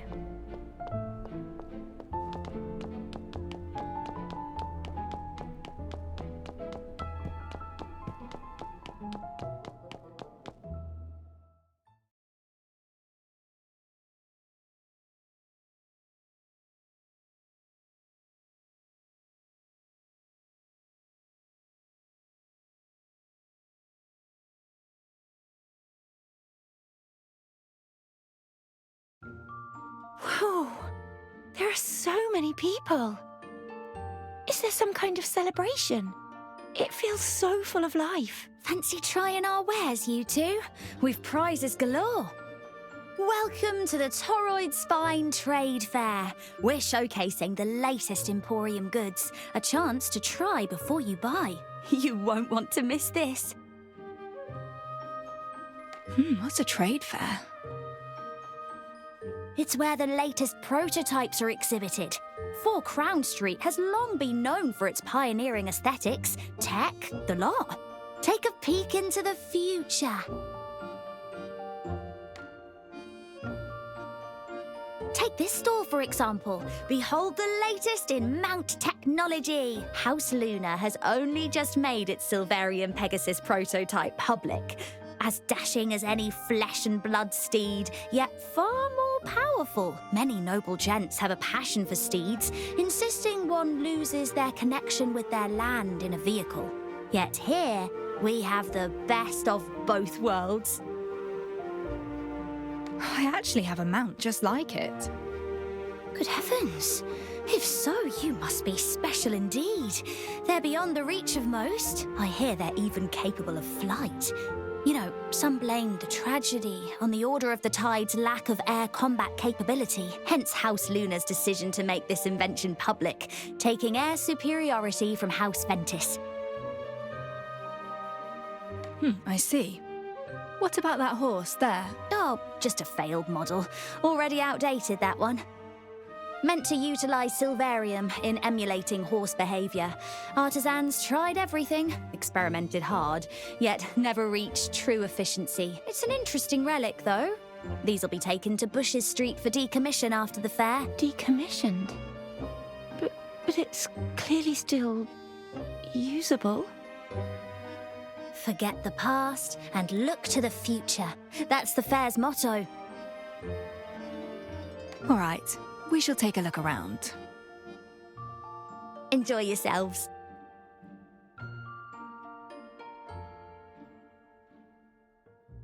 Fancy giving those a go? Me?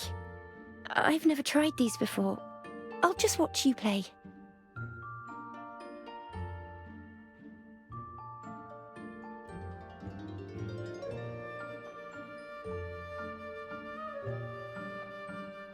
So many stalls. It's simply dazzling. Oh, that puzzle wall is certainly eye-catching. Shall we?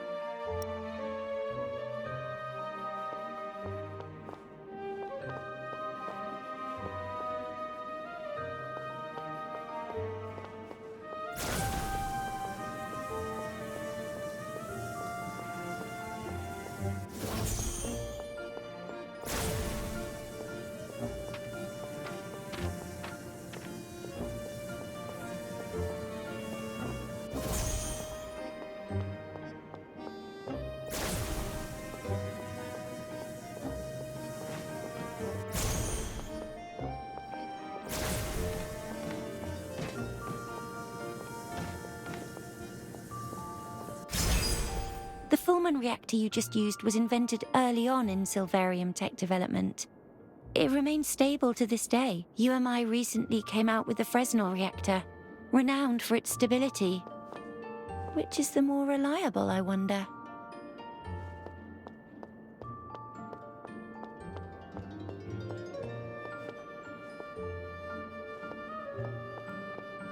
You got the hang of it in no time, Detective. All thanks to your explanations, Ashley. Don't just stand and watch. Give it a try. Next time, perhaps. Oh, a bookstall. I was wondering, might we take a look?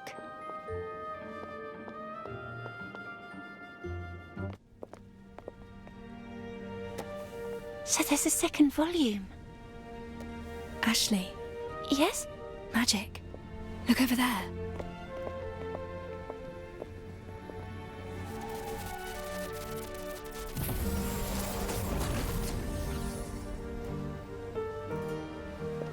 Five, 4, 3, 2, 1. Torrid spines teeming with power, attracting swathes of Silverillia. Every now and then, as the Argent Strand flows hit a peak, a wondrous parade of Silverillia will emerge around the Torrid spine.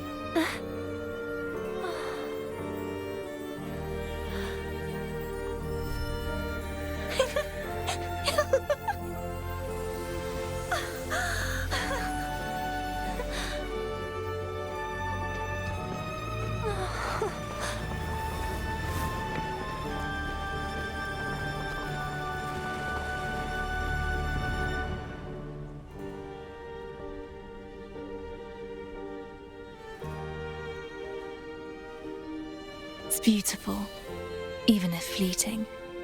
They'll fade, but once the cycle repeats, they come back, and it begins anew. I didn't know Silverium could be so beautiful. Thank you so much for all of this. Actually...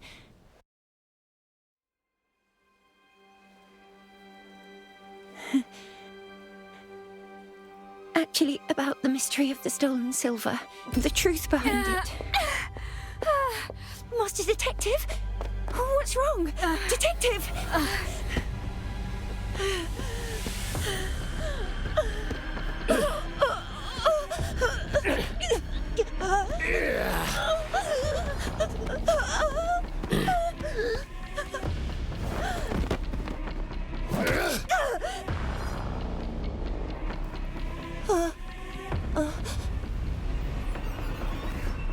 Wake up. Wake up. I think I saw. It's dangerous to be trapped in another's dream. The truth you seek is but a shattered mirror, each shard jagged and sharp. Reach for it too eagerly and you'll hurt yourself. I'll be waiting at the end of the truth.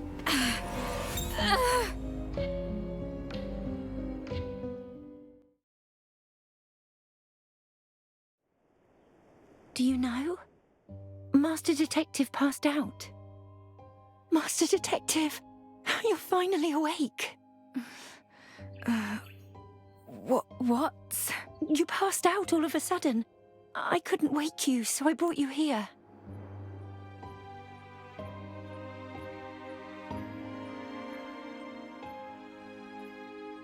Your clothes. You changed back. Oh, yes, I put the new clothes away. But that's of no matter now. Doctor, why did Master Detective... Before, stabilizers were enough to placate your nightmares. Not this time, though. What did you see? Strictly speaking, it was not my nightmare. I was someone else. I relived their experiences, like some bizarre mental phenomenon. It was all jumbled. I couldn't make out much. It seems you've developed a resistance to the stabilizer, and it's caused some unexpected side effects. Rest for now. I will think of something. No, I have slept enough. Actually, any leads on the doctor in the photo? That keen to escape my clinic, are we? The doctor is Rome of the Skier Private Hospital in Meadow. Presides over surgery and infectious disease treatment and works day shifts. Thank you. Come along, Ashley. Wait. Come with me. Just you, Detective.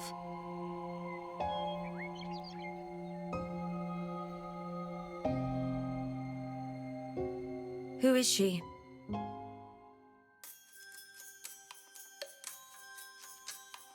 My assistant. A very capable one at that. You've an assistant now. Where did you find her? I put out a request for one. Why? Why? Do you know her well? Her background? Experience and motivation for serving as your assistant? Yes. Yes isn't enough of an answer. You've seen her bandaged hands. She claims she hurt herself doing manual labor, then that they're old scars. Doesn't stick to her story and won't let me see. Strange, don't you think? It is a little odd, but don't worry.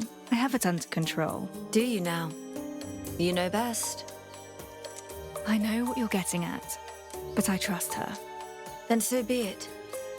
Before you check out, answer me one thing. What?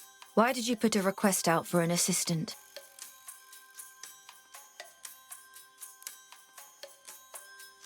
Ask Lauren. It was his idea.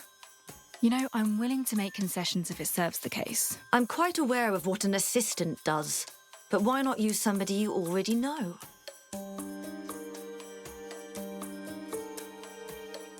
I considered it. Of those I know, Lauren's busy with police work and doesn't have the time. Grimm's a little too high profile, and we just wouldn't work well together. Who else? The voice pipe barrister. She's lacking the skills needed. No, don't you see what I'm... Oh, forget it. Just go.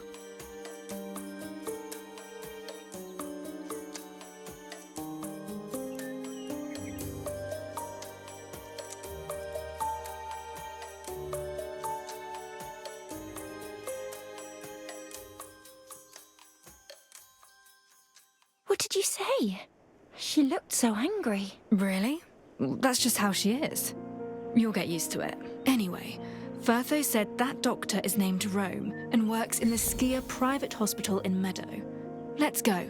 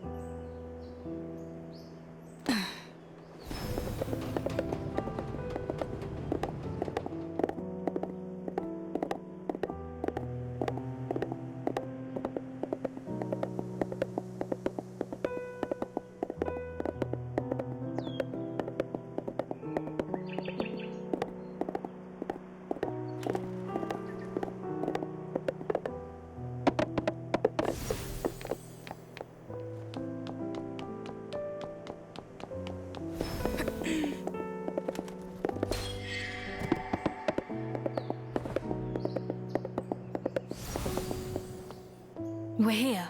Skier Private Hospital. Oh, Ashley. Must be something I ate. You clutched at your chest. Are you sure that's all it is? I'm still not too fond of hospitals. I'm fine. We should look for Dr. Rome.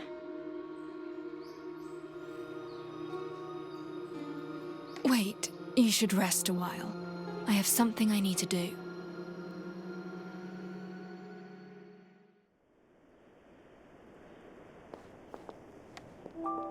We should look for Dr. Rome. All right, let's head inside.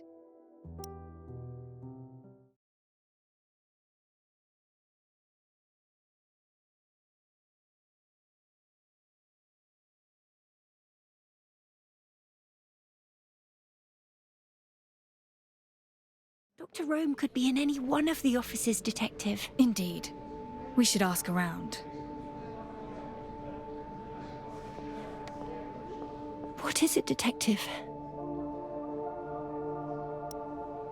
Ashley, you're shaking. I'm fine, just weary. Let me just rest here a while. I'm sorry I can't help you investigate further.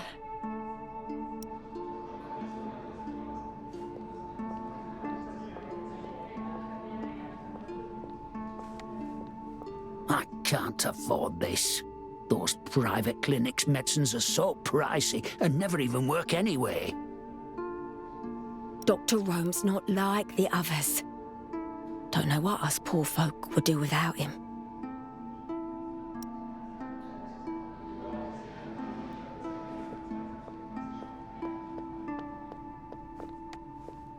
I've hardly seen Dr. Rome at all as of late. He vanishes, we pick up the slack. I've had nary a hot meal in 2 weeks. Don't worry, he's here today. We shall have this patient build-up dealt with in no time. Hogwash. He's yet to see a single one. No sense of duty, that man. Oh, don't be like that. Rome's a kind-hearted man. After all, he prioritizes those from the poorer outskirts.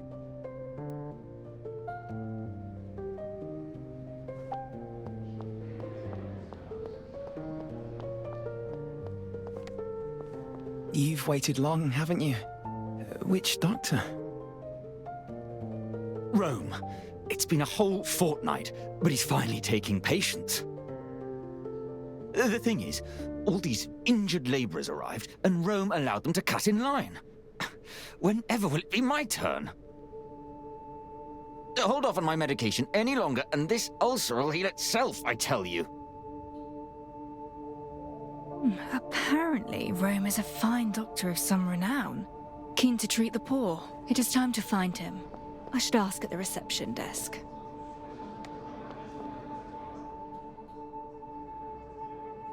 We would like an appointment with Dr. Rome. Apologies, but Dr. Rome's schedule is full for today.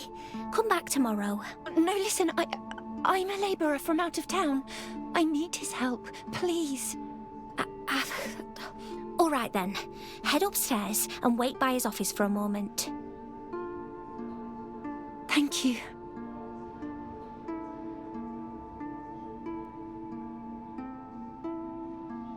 I hear he's known for treating impoverished workers, so I thought it was worth a try. Well, it worked. Let's head upstairs.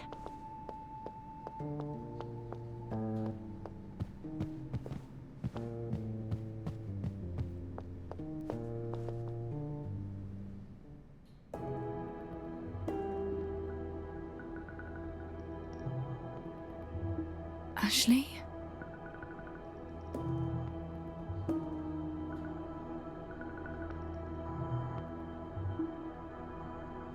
What's with that reaction? I don't feel too well. Just go after him. Leave me.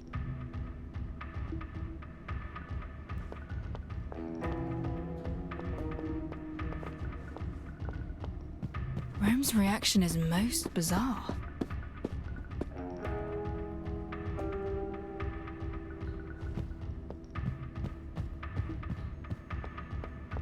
This is his office. I'm not taking any patients, none at all. There's something very off about him. Let me see. Tense and ghostly pale. He's scared. But of what? He's preparing to make a run for it. He's rifling through his valuables in a panic. It's a photo of a slightly aged residence. The third window in the middle has been circled.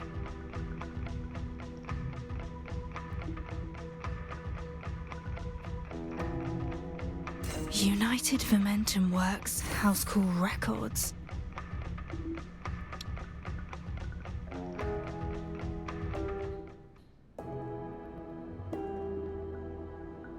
Why are you running? Where are you going? Unhand me, or I'll end up dead. Anyone who gets tangled up in this, they're finished, just like Grimm. What exactly do you mean by this? It's too late now. I must get to the bridge headquarters shelter. She cannot find me. Yes, the shelter. Safe house.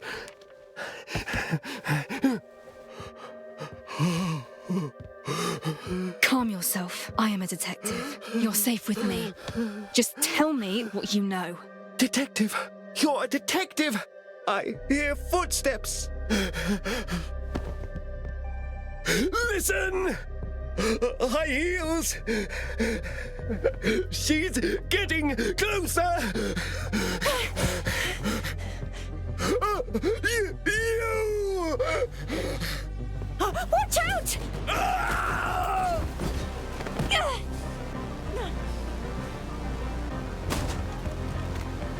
Run!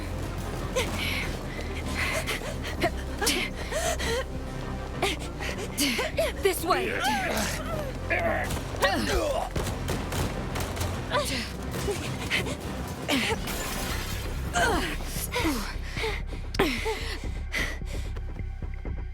That way! Detective, it's too Get the police! dangerous! Go! Complex terrain. Could be...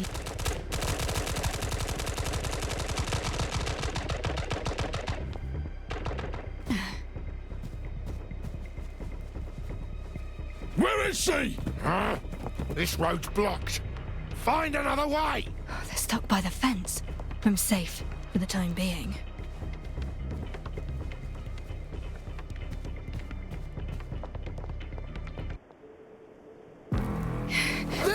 Get her!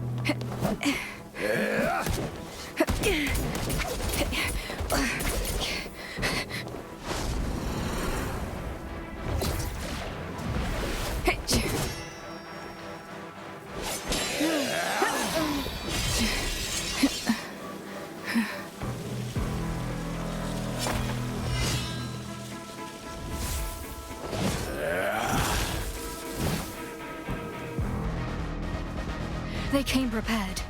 This was premeditated. Well then, let's do this.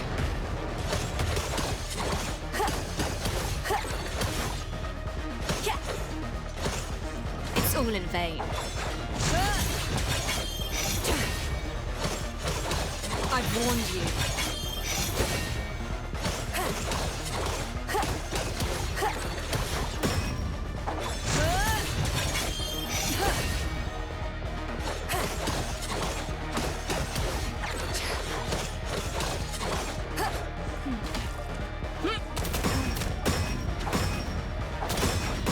Sufficient response.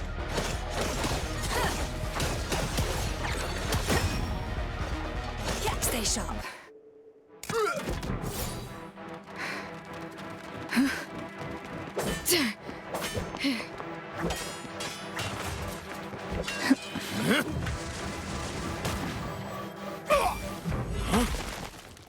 Just in time.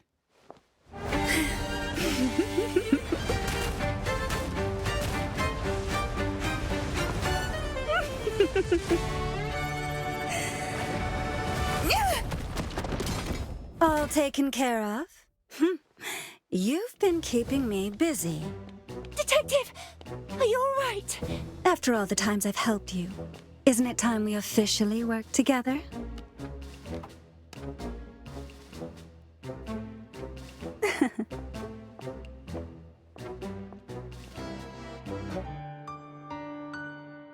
Did you lead her here? I alerted the constabulary, but feared they wouldn't make it in time, so... Unless you've spoken before, how do you know how to find her? This area is to be sealed off. Non-police personnel, please leave. Someone's gravely wounded on the second floor. Please hurry. At once. Detective, Chief Inspector Lauren needs to see you urgently. It's perilous out here. Ask him to meet me in my office. Understood. Let's go. All right.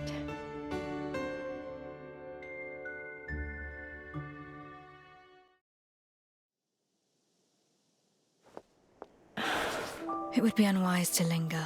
Let's return to the office.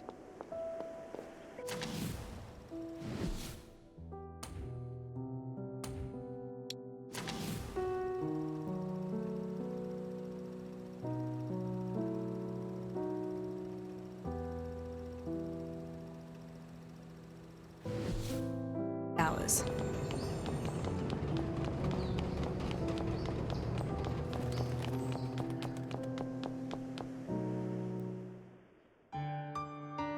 Master! Alf was worried sick. Oh. It seems things really kicked off at the hospital. Are you quite all right?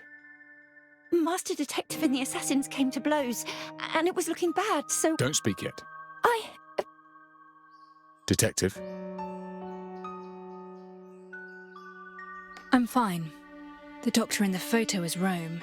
Those killers appeared at the hospital, gravely wounded him, and then turned on us. Dr. Rome was acting most peculiarly before then. He tried to run, as if he knew he was in mortal danger. I held him down at first, then Ashley came looking for me, and Rome looked terrified. Then he was shot. I felt out of sorts and rested outside for a while. Then I saw a black-clad group surround the hospital, so I rushed to warn the detective and... And that's when the assassin struck. Rome knew something of value, but I'm afraid we'll never know what it was. I've just received word that he's dead. Most of the assailants fled. We searched the bodies left behind, but found nothing of note. So why were you so eager to see me? We had decided that the mysterious noblewoman who'd lost a shoe in the Grimm case was our main suspect. So we investigated the shoe store and traced back who bought those high. Progress has been made. Although we're yet to locate the buyer, we found an employee who'd serviced the same model of high heels. According to them, the shoes belonged to a blue-haired woman. Blue hair? Huh? And as it happens, after the blue-haired woman left, a man in a suit arrived and inquired as to her whereabouts. Your assailants earlier also wore suits, did they not, Detective?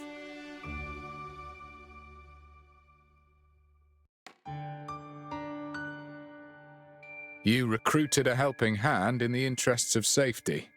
That may have backfired. I knew you were hiding something, but I left it alone as you've been genuinely helping Detective. But the hair colour, the killers in suit, Rome's behaviour, and the fact he was silenced like that. And your reaction to the body. That wasn't the look of someone seeing... I didn't kill Rome. Perhaps not. But you are privy to case information that could be shared with those killers, enabling the murder. Seeking work as an assistant, cozying up to the detective. You planned this.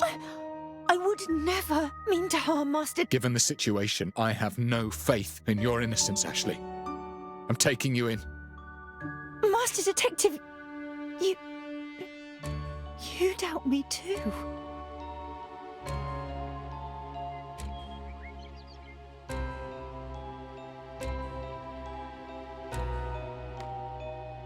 The police hold the burden of proof. Unless you have evidence, she stays. But she is suspicious enough. Perhaps, but suspicion is not evidence. If we are to gain that evidence, then we must...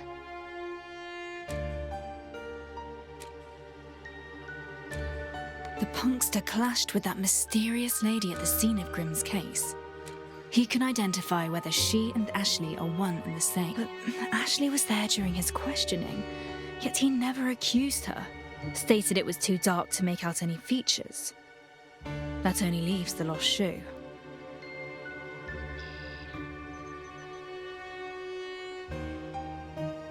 The mysterious lady in question was dressed in finery, hence the punkster thought her a noble. If Ashley had bought such clothing, then we have our evidence. That said, there was no full account of her clothing or hard evidence, and there's an apparel shop around every corner. We can't ask them all, which leaves us with a lost shoe.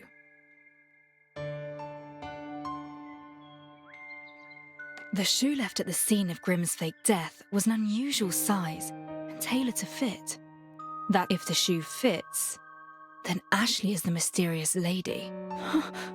Isn't this just like the Cinderella tale? Ashley, try it on.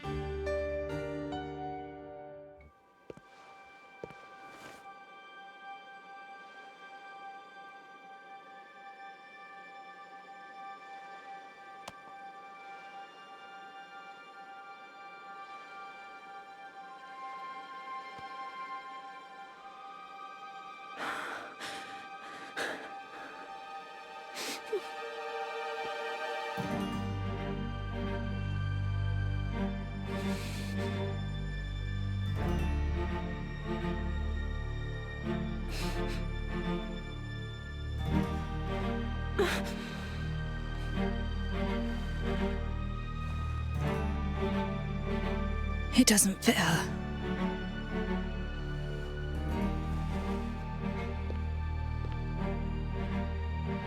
She's not the Cinderella you're after. Wait. Regardless of whether or not she's that mysterious lady, you can't deny she's suspicious. There have already been casualties, Detective. We cannot risk your safety when we don't know the facts.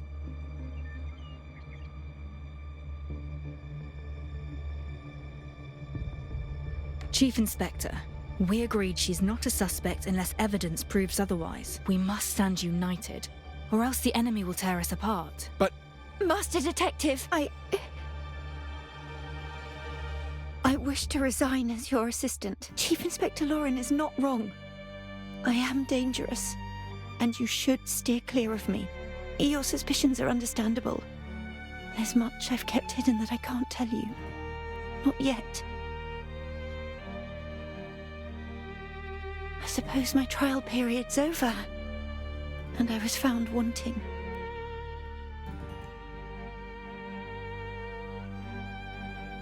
Enough of that for now. Ashley, you look unwell. Please rest. I need to rest indeed. In my current state, I can no longer serve as your assistant. But where will you go? Back to my old job.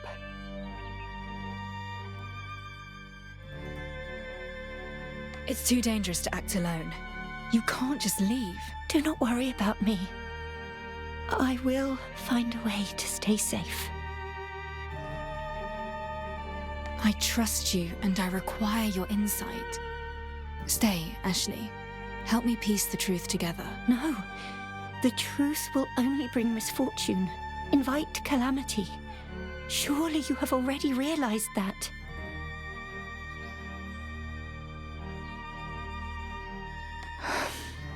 I'm glad I could be your assistant, even if only for a few days. The more you discover, the greater the danger. So call it off. Drop the investigation. As for the riddle, maybe have a think when you have the time.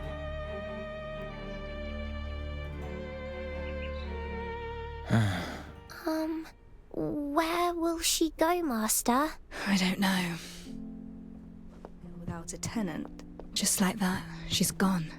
I can't even see her in the distance.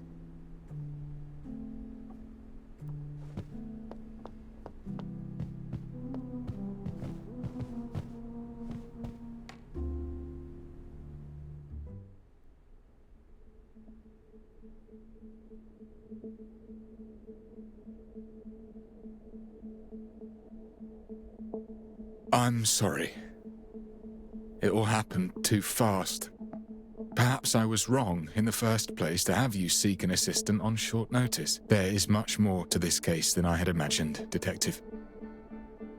I shall withdraw it. You needn't investigate this further.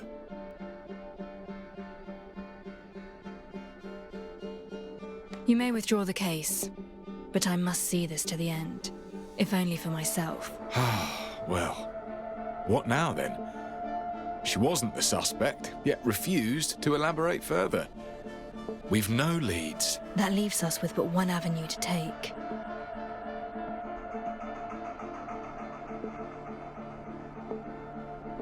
Ashley enlisted that odd dancer's aid before. I'm not sure how they communicated, but they did.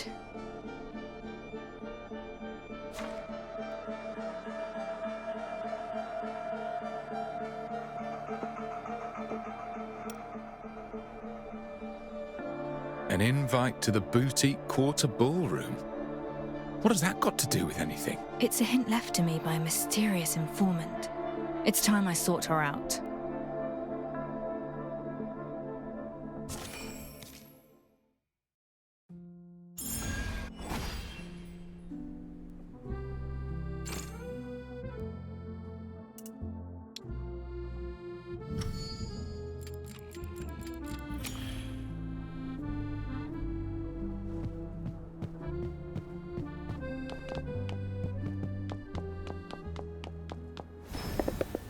Speed up.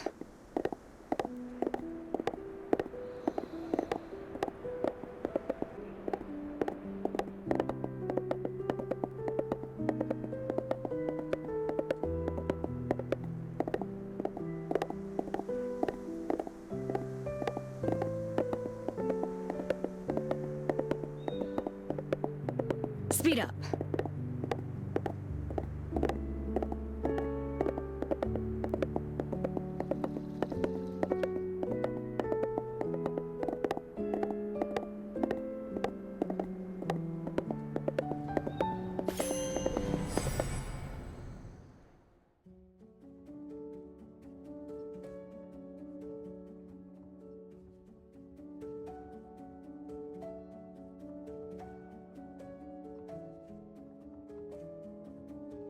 It's here.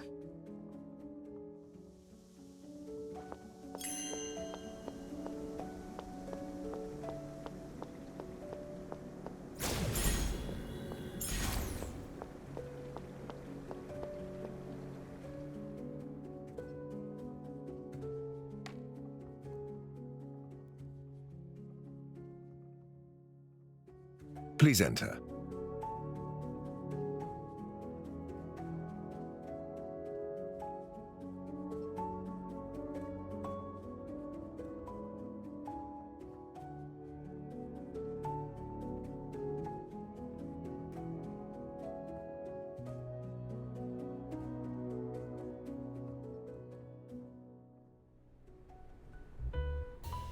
Red Rose was here moments ago. She can't have gone far. I need somewhere with good visibility. I'll track her down by her red dress. It would seem UMI has had its work cut out as of late. An understatement. Their pressure to hit sales quotas aside, there's infighting going on too. Is that so? Those newcomers looked down on the old blood years ago. Well, looks like we've had the last laugh after all. They're new money. What do you expect? Ready your wallet. Their stocks will plummet, and we'll swoop. Well, gladly, Mrs. Ramon. Here's to a brighter, wealthier future. Well, that wasn't Red Rose.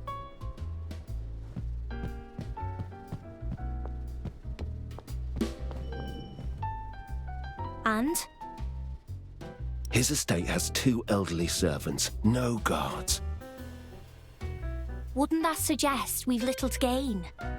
He's a duke with a considerable inheritance. It'll be worth it. All you need to do is hang in there a little longer. Easy for you to say. I'm the one who has to accompany him back, that leering, sleazy mull of his. Pipe down. We're being watched. Planning some kind of scam, no doubt. I should alert the victim to be, but not right now.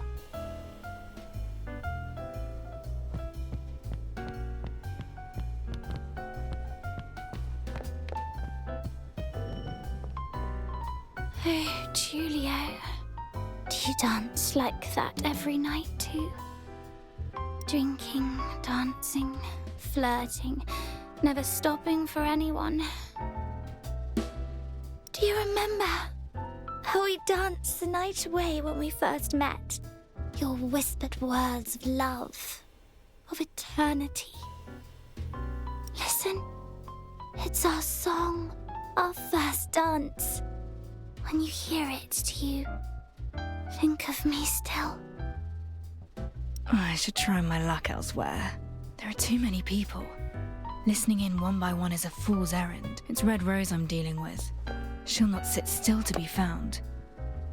I need to change tactics. Wait, the woman earlier mentioned a melody that brings back memories. It's worth a try.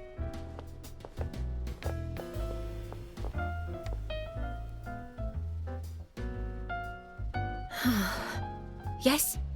Can I help you?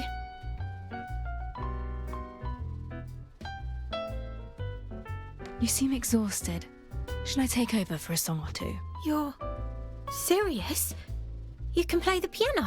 Not a whole evening's repertoire like you, but I'll have no trouble with a few pieces I know well.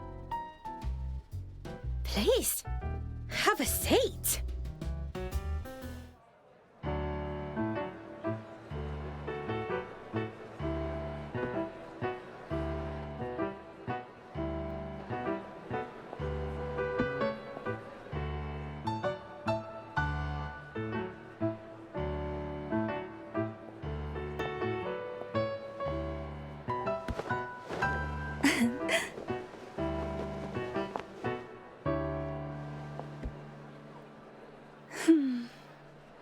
enchanting tune.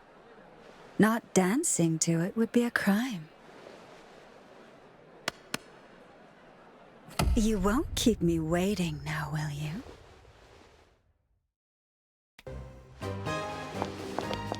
And what dance do you have in mind? Instead of trite questions, why not just follow the instinct of your body?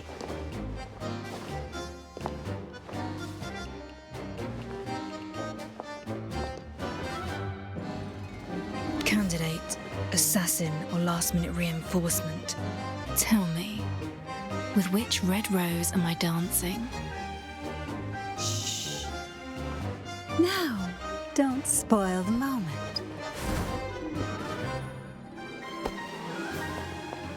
What you should be concerned with is how this dance of ours will end.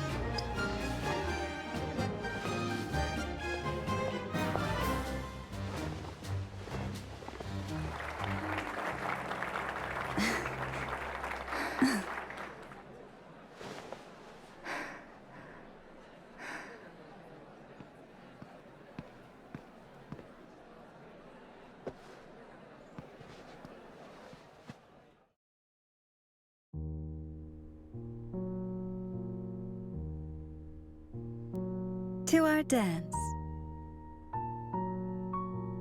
To our dance.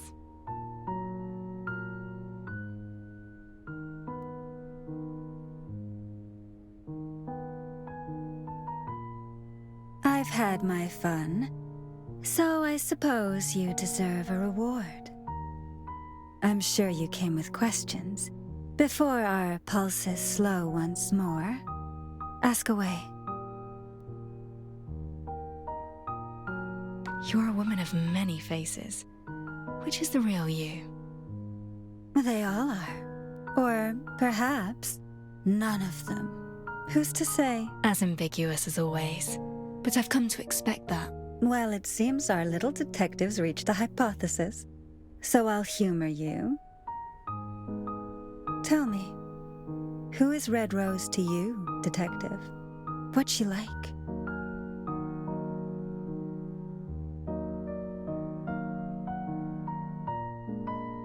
A most talented dancer, a talent demanding tutors of great renown, practice from an early age. Both luxuries require heavy funds. Your attitude, your attire, that condescending demeanor, you make no effort to hide your noble upbringing. What's more, you do as you wish in a ballroom crowded with powerful elites. Yet nobody bats an eye. No, your power is beyond most nobles' dreams. Is that so? I am but a humble ship floating amid the storm they have unleashed.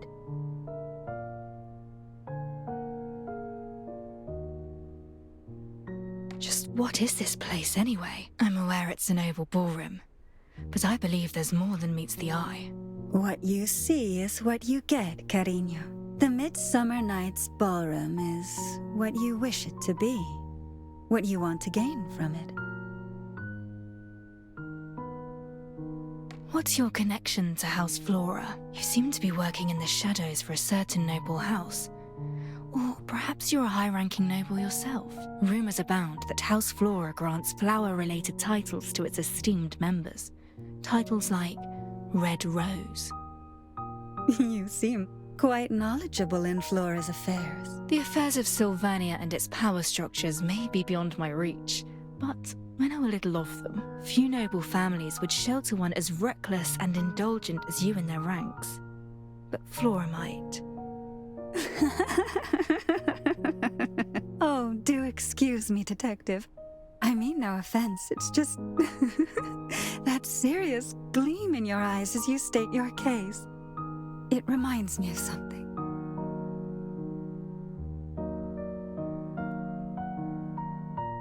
What exactly? I'm not the one we should be focusing upon, detective. Dive any deeper and you may just drown.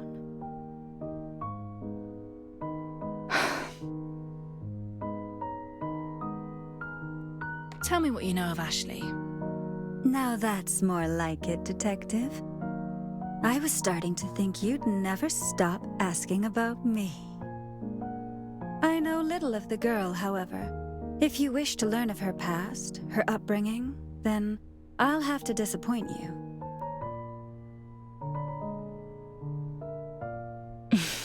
You see, I've never cared much for identity.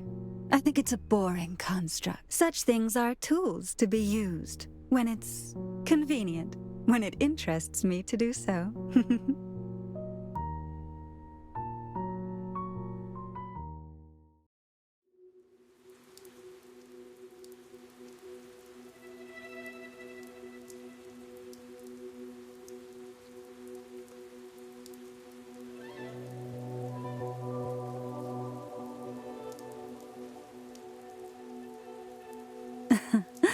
She has just bloomed. Quite the scent of blood. Messy, clumsy work. Her first time? Not that it matters. Girls who can bloom all on their own become fine figures in the House of Flora. I'd better follow her.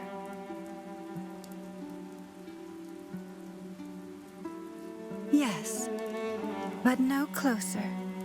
Best to give her space. One ought not startle a frightened fledgling. It wouldn't end well. Poor girl.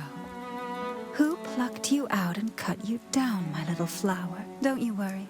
Soon you shall flourish in our soil, little one.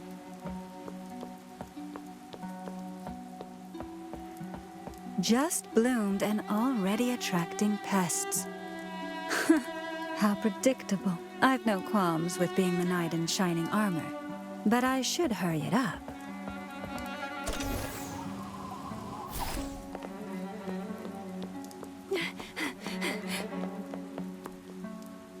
All alone at this hour, girl? Where you headed for, eh? You're soaked. Come home with me, and I'll dry you off, eh?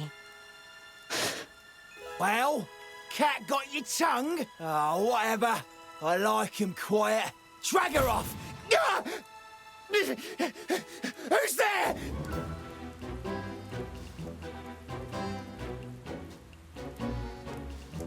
Gentlemen, I have found her first.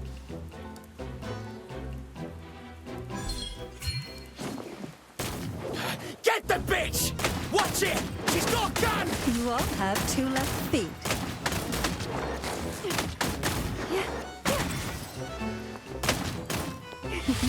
Flórete!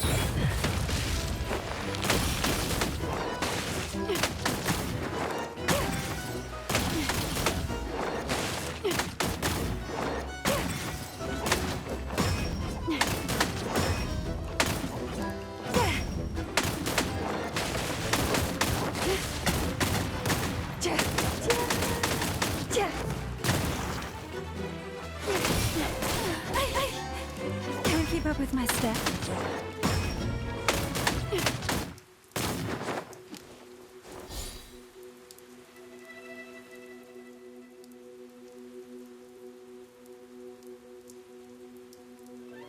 Why don't you come with me? You are a killer, aren't you? Mind sharp as a knife. I knew it. You dress so flashily. Aren't you worried about being seen? A rose with sharp enough thorns need not worry who sees it bloom, Cariña. Then you're strong, aren't you? Very much so. You can be too. Can you help me kill someone?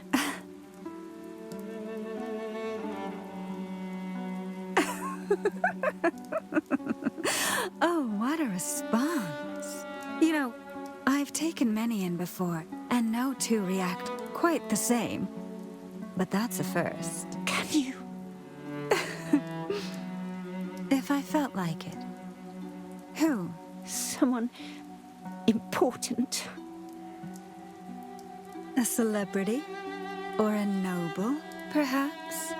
For the right price, even the Queen isn't out of the question. No. He's with you, am I? The United Mining Industry. It can be done, but it won't be cheap. I have no money, but I'll give you anything. I would never charge someone in such dire straits. Neither would I put my trust in their promises. However, I like that look in your eye. If one day this line of work appeals to you, or you get the money, come and find me here.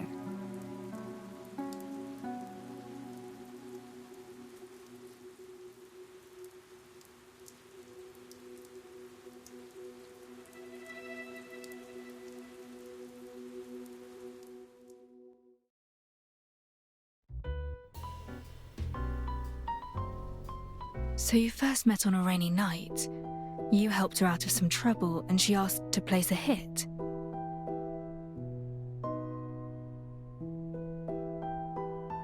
And then?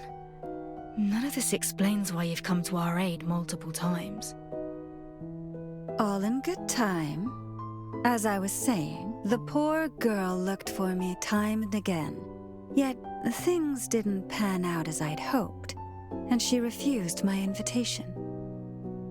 She saved up money, somehow. Not enough for a high-profile hit, but more than enough for a few odd jobs. Odd jobs? So every time you show up, it's because... Oh, like capturing a nameless clerk? Or coming to a certain detective's rescue when needed? That kind of thing. And she did this why? Why? I never asked. In my line of work, curiosity kills the cat, as it were. She paid for my help, and the job happened to suit my taste. A fine deal is all it was.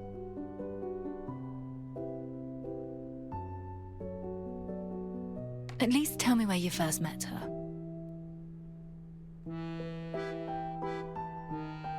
I've met with her 3 times. Twice here, then there was our first meeting. In Bridgehead. Bridgehead? Can you be a little more specific? Oh, come on. It's been a while. I can't recall every detail.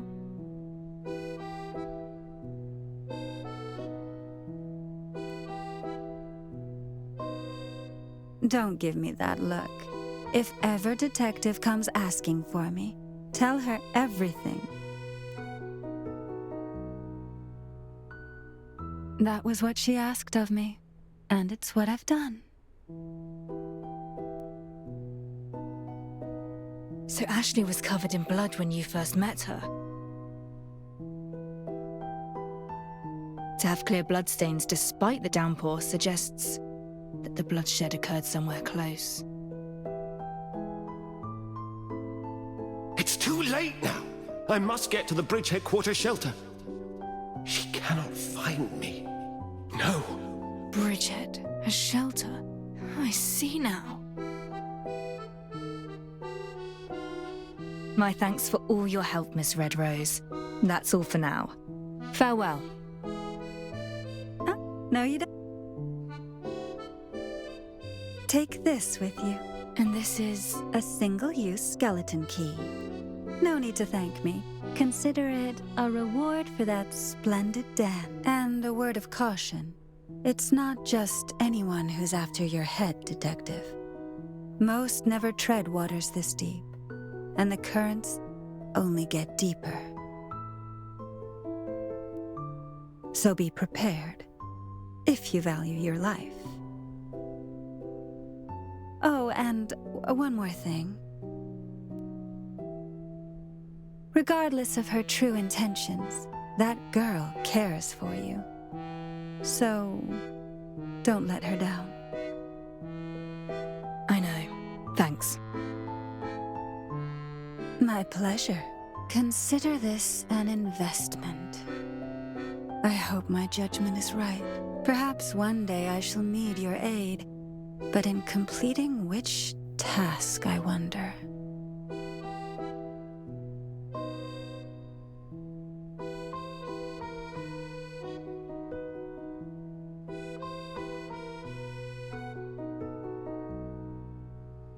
Red Rose and Ashley first met at Bridgehead. As it happens, Rome mentioned a safe house there. That's no coincidence. I'm hardly familiar with the area. Scouring a place that size for a shelter with nothing but a picture will take too long. As I recall, there's a clock tower to the east. It'll afford me a good view to find a lead. That's where I'll start. Conspiracies.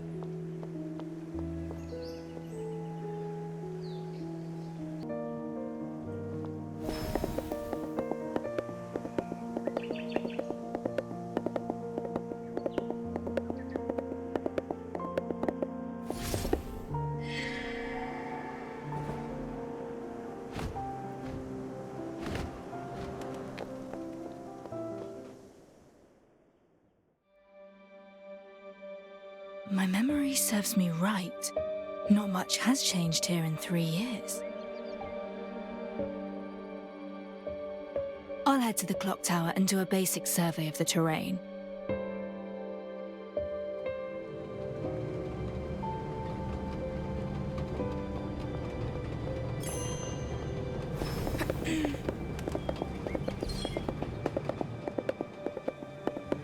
No!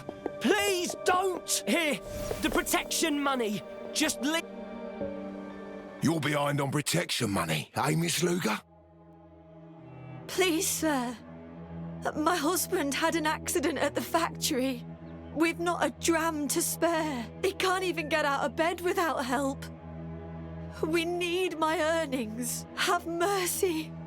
Just give us a few days. We'll figure something out. I swear. Oh, how pathetic. Wonder what Boss Avius would say about that, eh? I've passed my UVW interview already. I'll work in the factory by day and here by night. I'll be good for the money. I can make it up to you. Don't waste your breath on her. This junk on the floor is worth something. Oh, I thought it was the peelers. You ain't from here, are you? Well, there are rules round here. Let me teach you how these streets work, hero. Reset the board.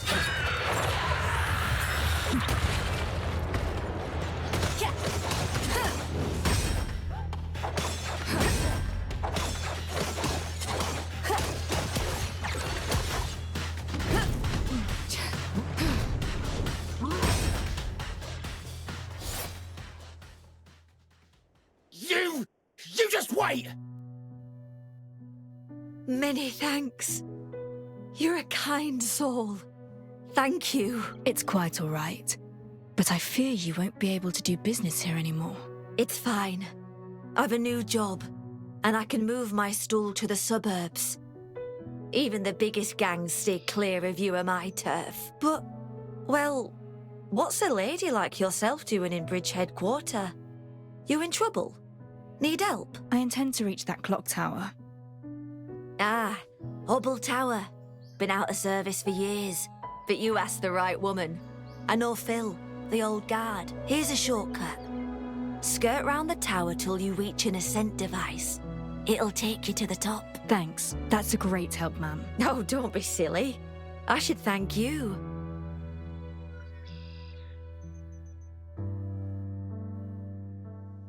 There's a shortcut behind the tower. I should look for some kind of silvarium apparatus. This should be the shortcut the woman mentioned.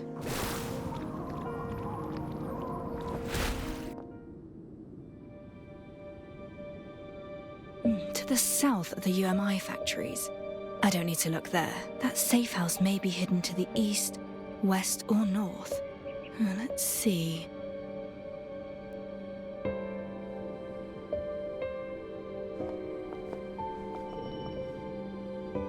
One of Bridgehead's smaller high streets, next to two main roads. Transport hub to the north, and heavy foot traffic. All sorts mill about there. Even if spotted, it would be easy to shake off pursuers amongst the crowds. Were I to set up a shelter in Bridgehead, I'd say that'd be the best place. It would make sense to search that area first, then.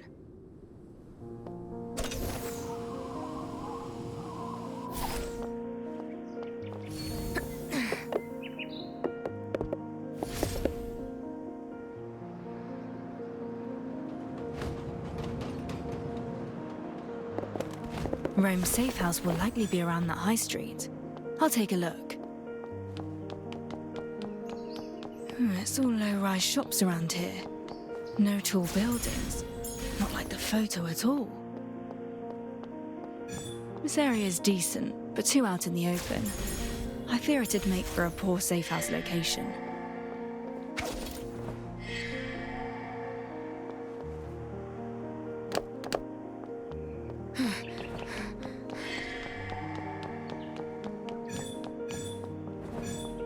Got you.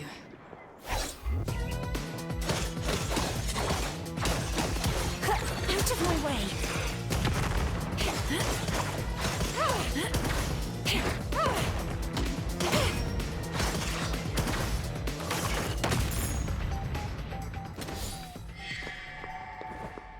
Close to a rubbish dump, the stray cats, dogs, and homeless turf. A well-dressed doctor would stick out like a sore thumb.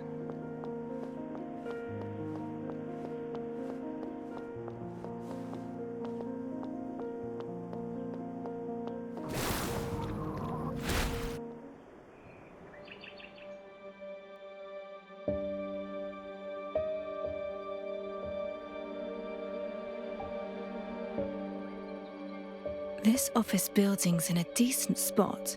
Good visibility, and just close enough to busier areas. The scaffolding would make a decent escape route if surrounded.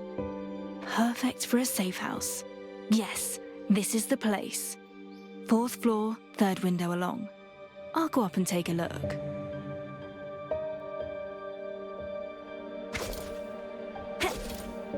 The air's heavy and stale.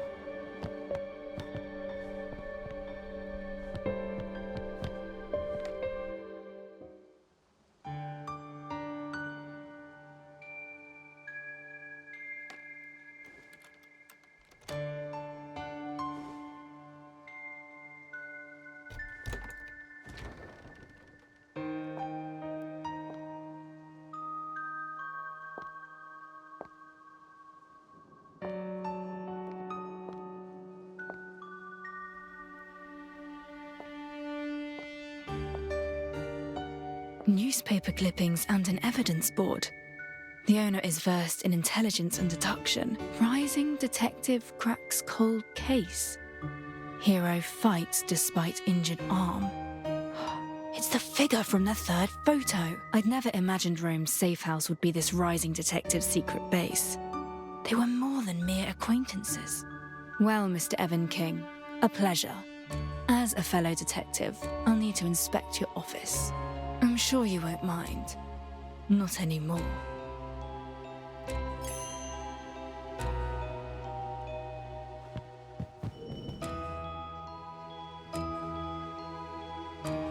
Written above is the word Cinderella. We are investigating the same case. Looks like the outside of some abandoned factory. It's a woman in labourer attire. The photo has been crossed out. The photo's annotated, escaped, burned to death, bodies cleared, unidentifiable. Remains dealt with, relatives silenced. It seemed another one. Escaped, presumed burnt to death, no body found. Sadly, the photo's been burnt.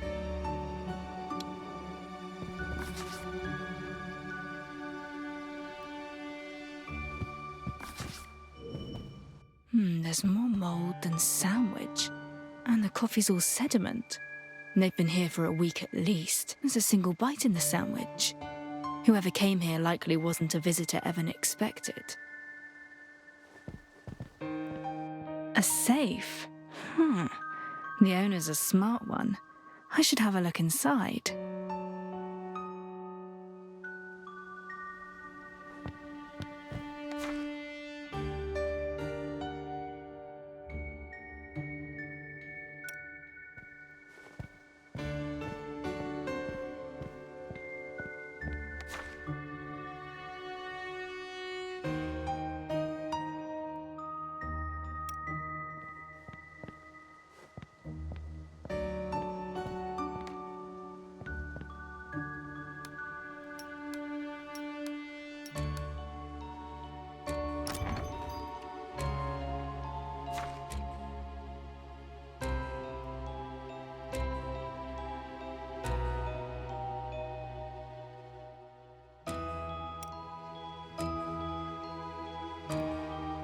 A Royal Bank cheque. The totals as written. Both the cheque and letter are in United Momentum Works' name.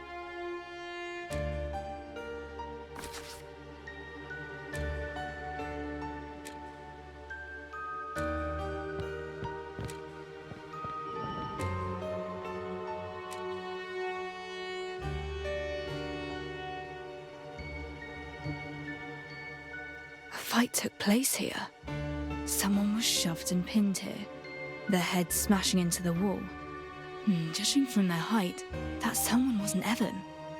The victim struggled hard, leaving scratches along the wall and furniture. Evan was trying to strangle them, but... There's a large splatter of blood.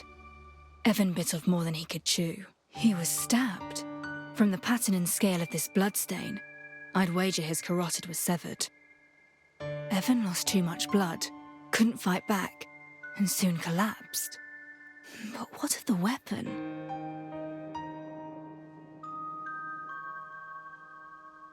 There you are.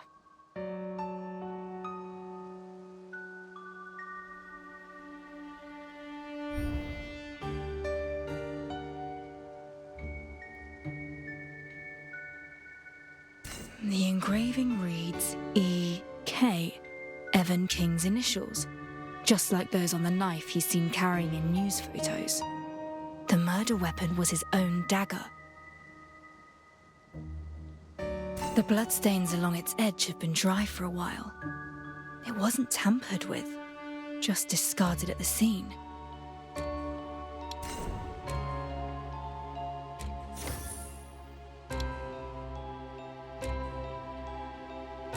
The killer used Evan's dagger against him, didn't think to deal with the murder weapon, and just ran. Evan launched the attack, but the victim retaliated using Evan's dagger. Shaken, they fled the scene. It wasn't premeditated, but a murder made in self-defense.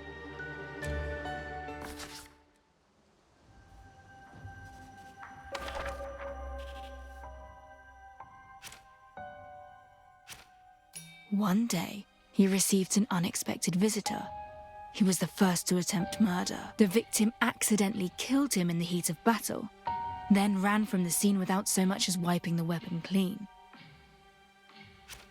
The murder weapon. Evan's arm was injured. Thus, him being disarmed and slain by someone of smaller stature is feasible. Right. The remains from the Cinderella's case had a steel pin in the elbow joint.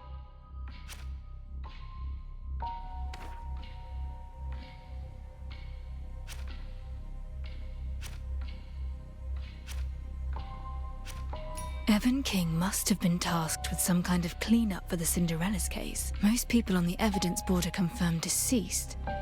Only the one in the damaged photo is noted as escaped. Before his demise, Evan had intimate business transactions with UVW, United Momentum Works, a covert cleanup operation that earned him riches, yet plunged him into mortal peril.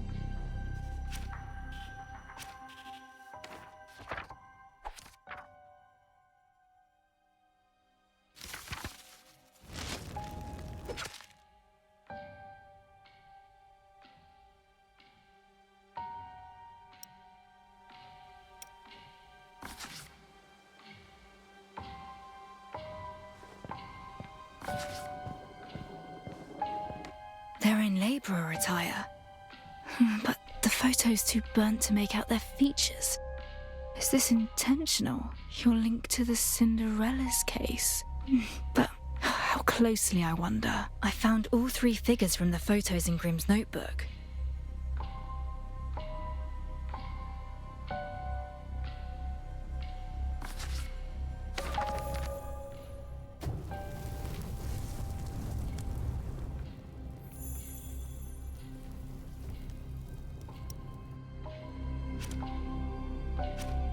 The rich man in the photo is a renowned investor, Daniel Bolden. He exploited his railway business to smuggle out antique silver coins and attempted to pin it on the rogue.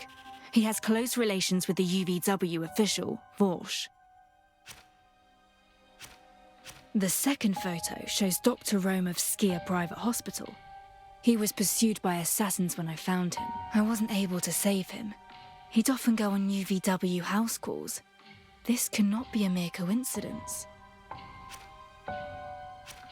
The thread connecting them all is clear to see. Now.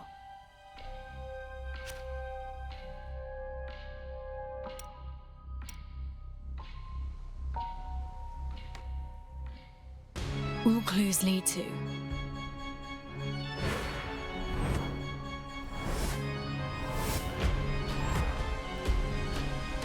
United Momentum Works. Who's there? My dear detective, there seems to have been a misunderstanding between us.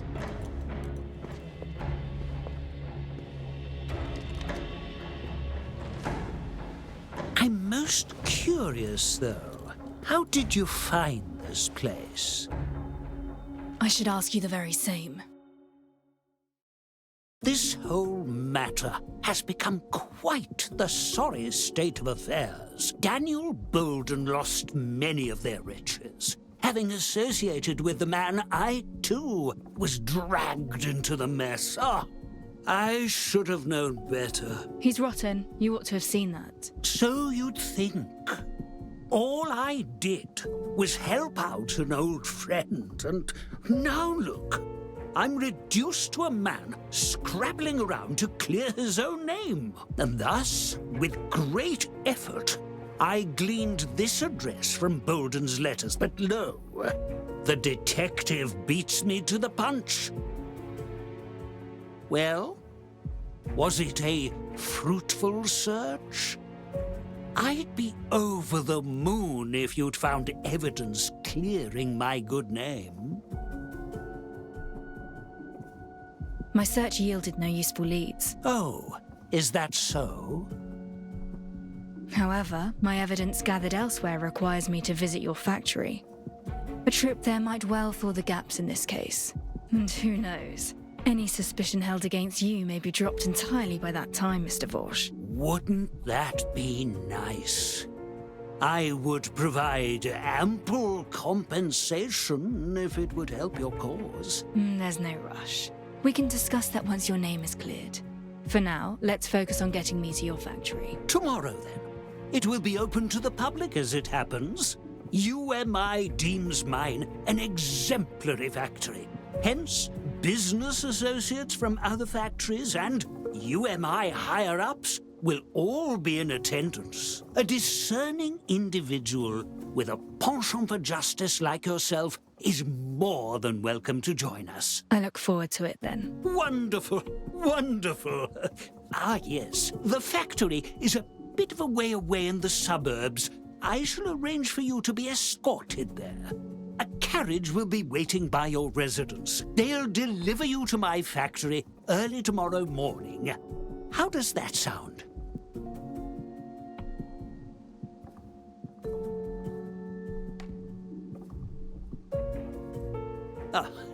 I shall be awaiting your arrival with bated breath. Tomorrow, then.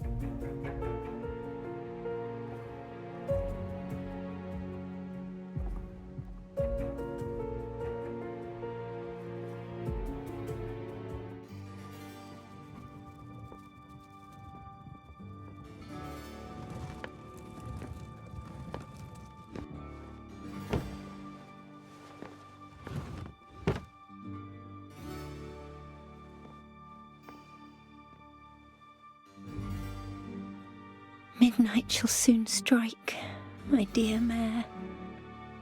And when it does, will this fine dream be over? I'm not finished yet, though. I want to stay in this dream just a little longer. You will stay with me to the end, right?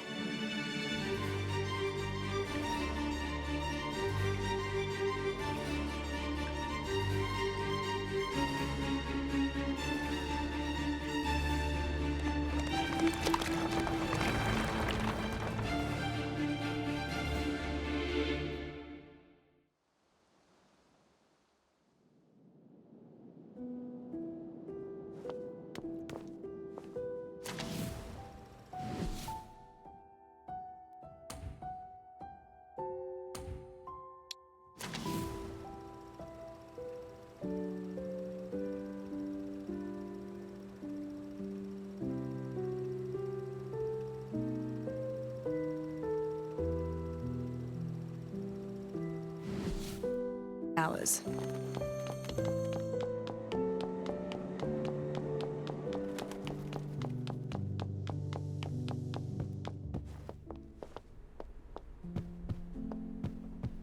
The office was left empty for quite a while without a tenant.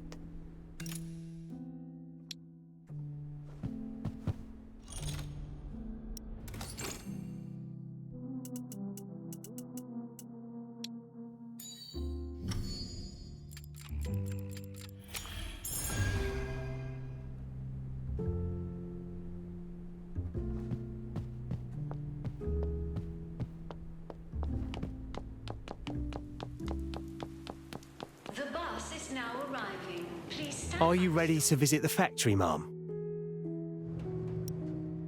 Yes, I'm ready. Very well. I shall take you there.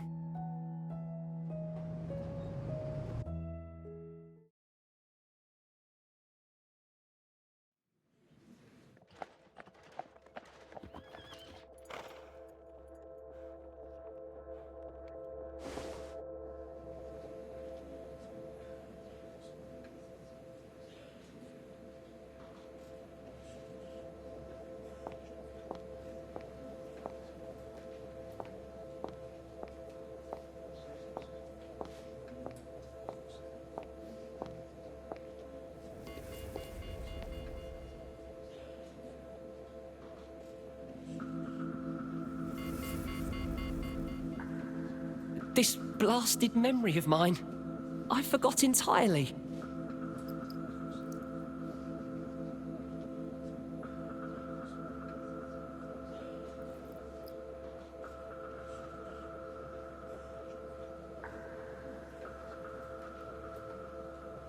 What are the stringent checks? They've never been lax, but it's stricter than usual. You're right. I heard that product's silvarium content didn't match that of the raw materials used, so they sent... Then what? Well, they're still checking. This place has been running for years, though. Doubt they'll be able to find anything at all.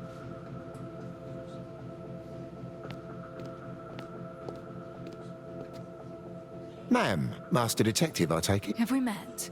I'm the head of UVW Security. Mr. Walsh has his hands full at present. I must ask that you wait outside for a short while. I can just queue to enter. I'm afraid not. These UVW premises require entrants to have registered and filed their information without proper documentation. Of course, as an esteemed guest of Mr. Walsh, you'll be granted entry once he's free. He'll be sure to greet you. Very well. I've no way of getting into the factory until Vor shows his face. That said, this affords me a chance to look around the outside. I may find something of interest to the case.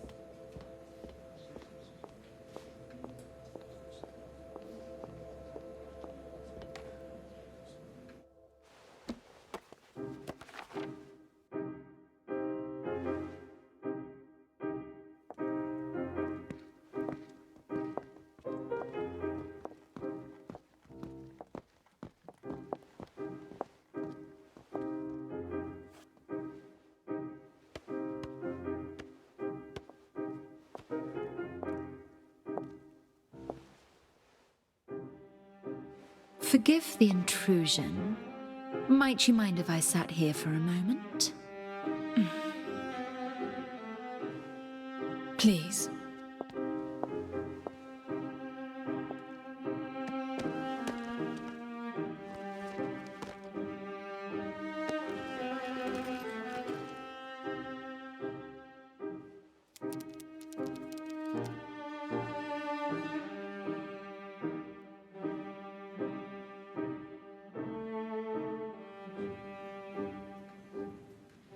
Do you work at UMI, perchance?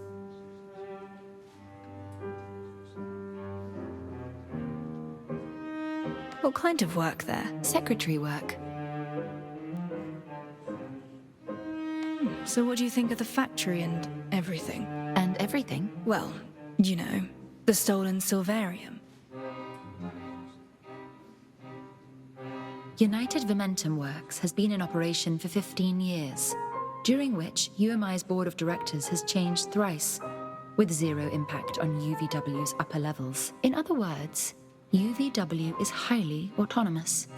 Many matters and decisions are unknown even to its headquarters staff. You're suggesting that the Silvarium theft did occur? I'm suggesting that curiosity can be a dangerous thing. Earlier, you were pacing around the periphery, showing unusual interest in the security screening and sorting apparatus. You're certainly not with UMI, nor another rival company. Private detective, perhaps. Your expression tells me all I need to know. Well, who hired you?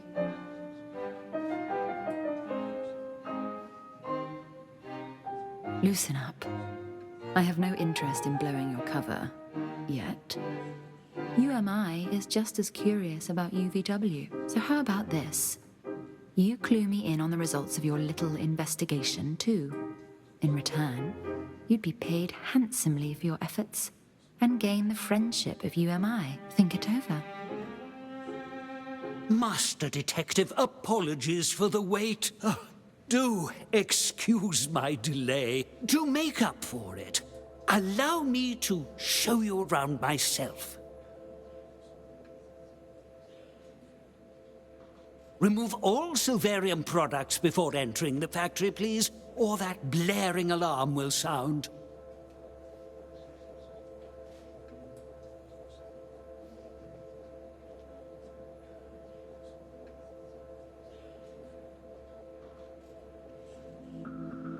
All I need to do is look close enough. No such thing as a perfect cover-up. Our security scan system is entirely automated and runs around the clock. Even I am no exception. All must adhere to safety procedures, or else they're held in security.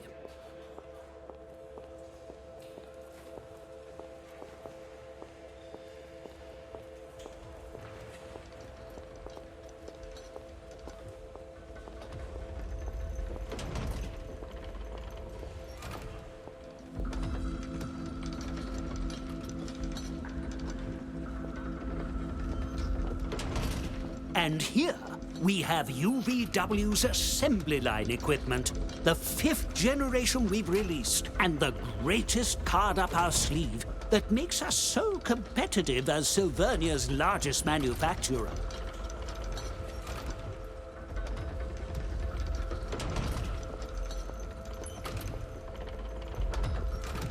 Tech development aside, we also place great importance on our employees' work environment. Filtration gear is in place at every stage of Silvarium processing, minimizing its effects on our staff. UVW highly values worker benefits too. New hires even receive free training and health checks, meaning roles are in high demand.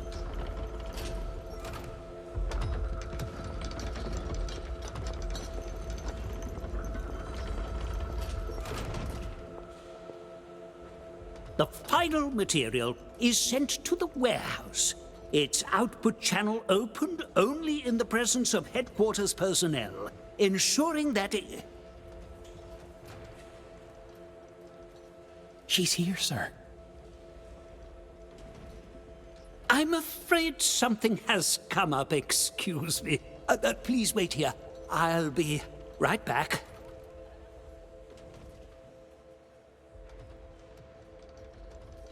It's obvious that Vorsh is hiding something. I'll see what I can dig up while he's gone.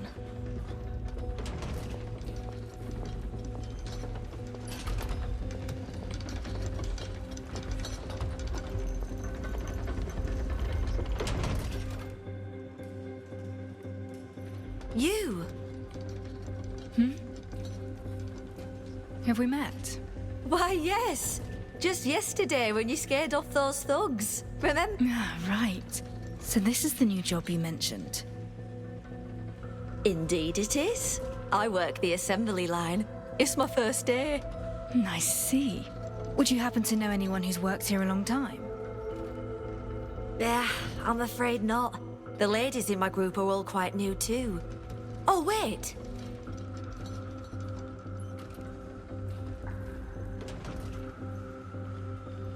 This is Emily. My old neighbour.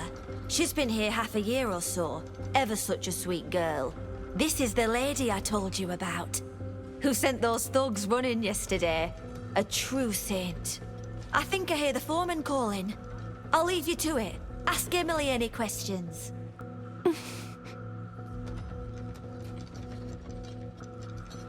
I was wondering if you knew about the Silvarium theft here. No.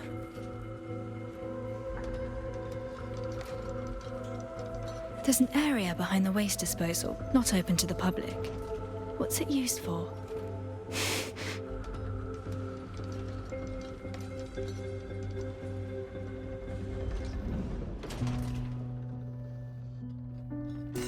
She's withdrawn. Eyes darting around, likely hiding something. She's pulled one sleeve down to cover her arm entirely.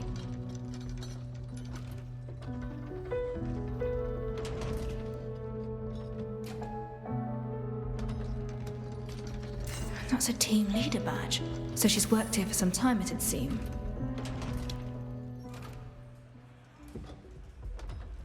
Do excuse me, I'm just curious as it's my first time here. Apologies for disturbing you. It's quite all right. Oh, but one more thing. What happened to your arm?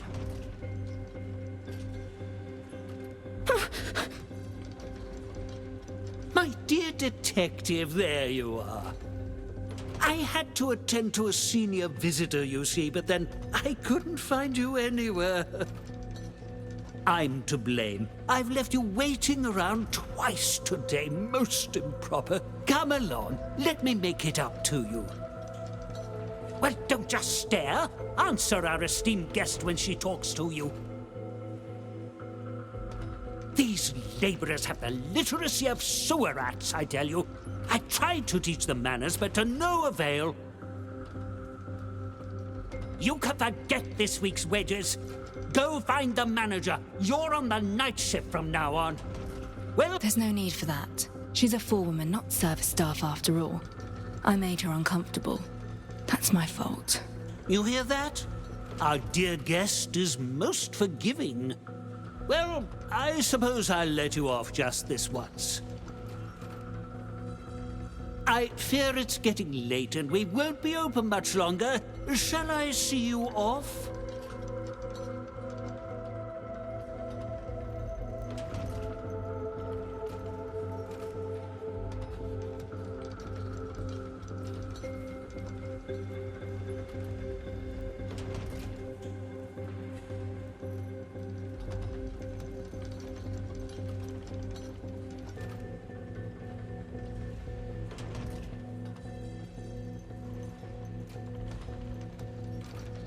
Mr. Vorsh, I've heard a few rumors today.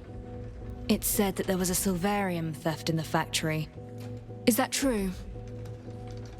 Mere rumors, as you say. Nothing more. Of course. Security is tight. Workers could never pull it off. Unless...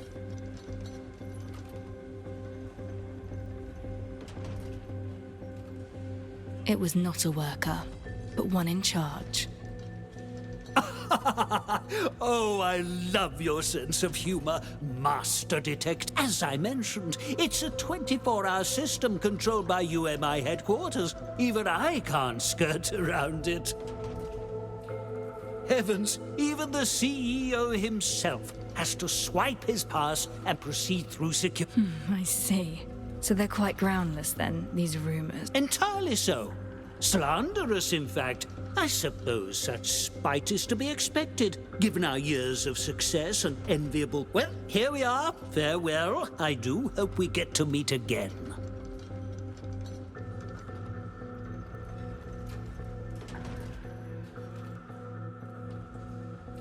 He lost all patience with me the moment he realized I wasn't here to accept bribes. That only further proves that there are secrets buried deep in this factory. The security is a real challenge, though. I better talk this over with Lauren. Next time I'm here, it won't be for a guided tour. Shall I escort you back?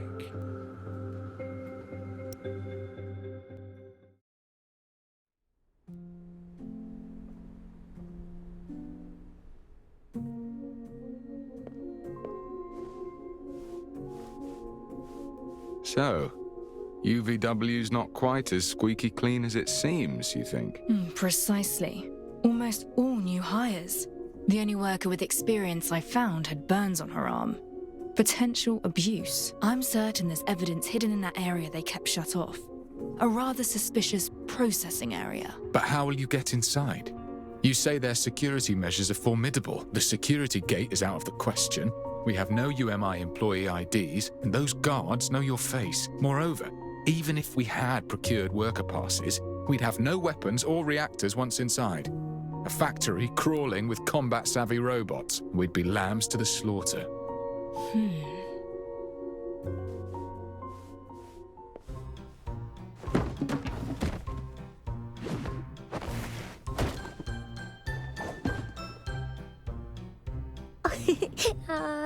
I've got it!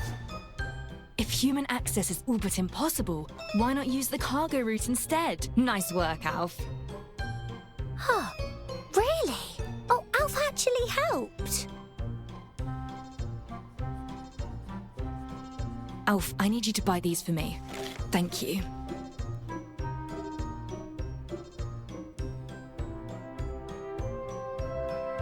Alf's on it. Perhaps change it to clean clothes first, though.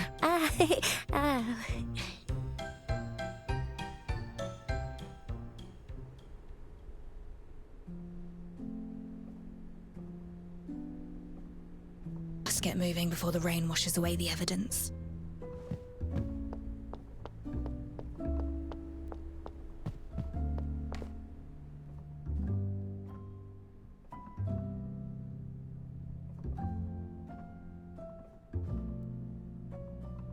And there we have it.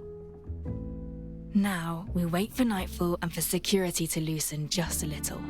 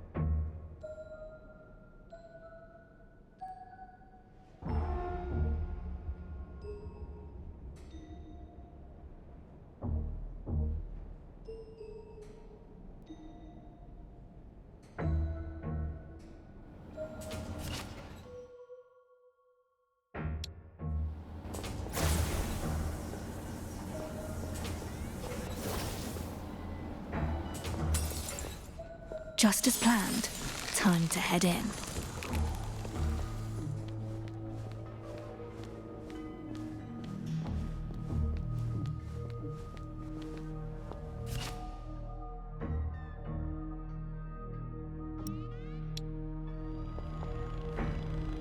Light shines from the doorway above. Might well lead deeper into the factory. I'll head over and see.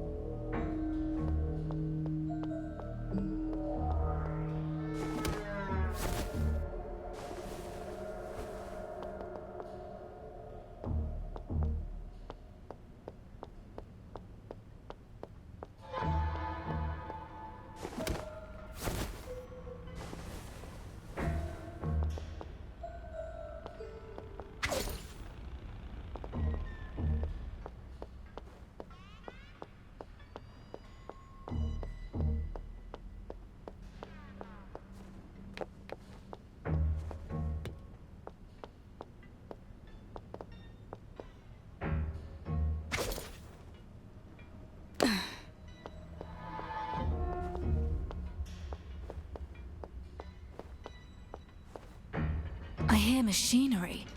It's the way into the factory's rear operations. I'm certain of it now. I can't just cut right through there. I need to find another way across.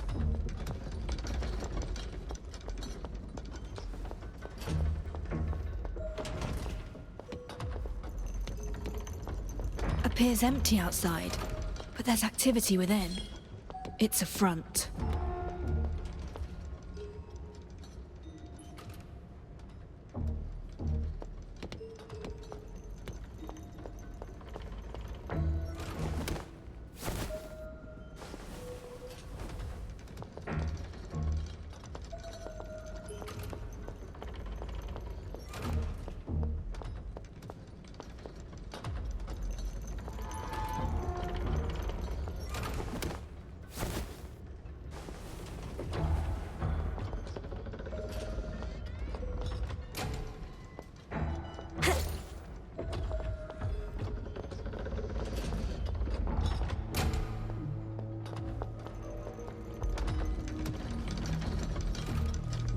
What's all this fuss about, then? Another one out cold. Someone fell unconscious.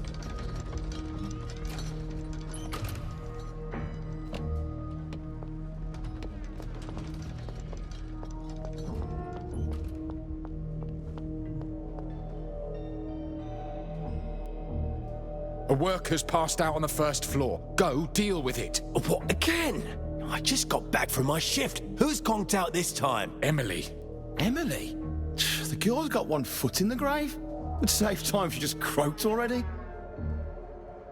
Oh, shame really. She's likely the most obedient to the bunch. The whole family on her back, she wouldn't dare breathe a word.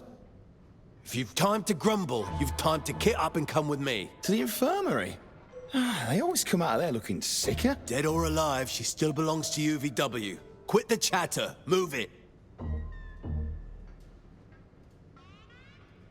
Emily, the forewoman I talked to earlier.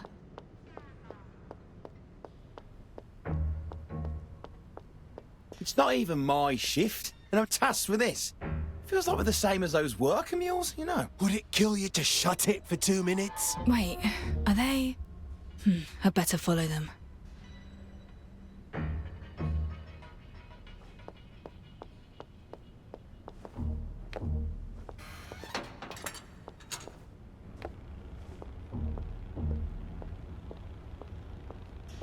Can't get through.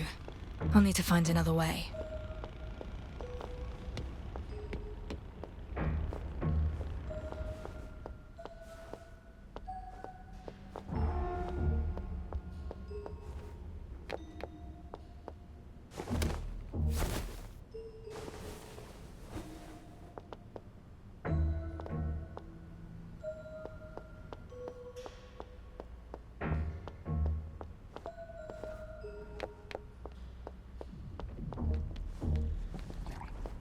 What an acrid smell.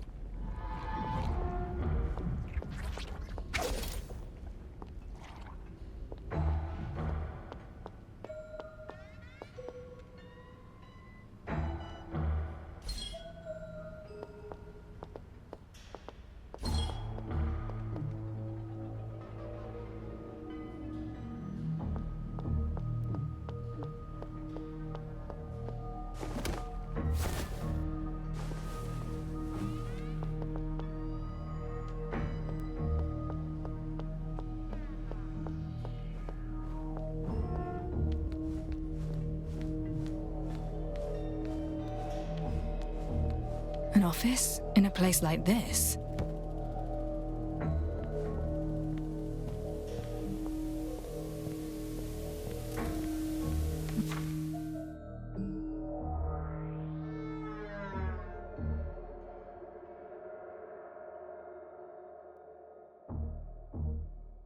Walsh intends to make a move, as I thought, yet the letter's left unfinished. I've no clue who this excellency refers to.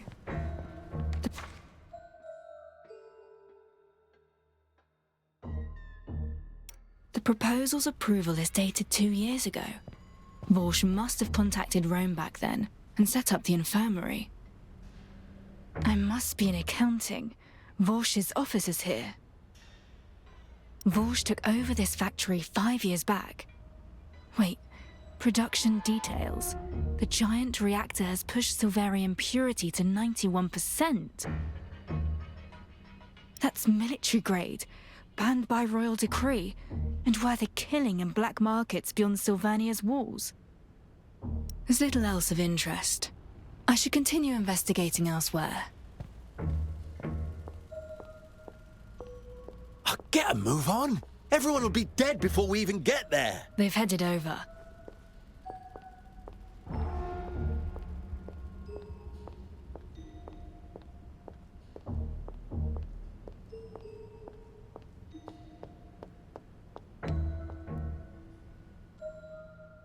Going to the infirmary? Yeah, she seems out of it. Probably too late. Only good for one thing now then, eh? Yeah. All right, on you go then.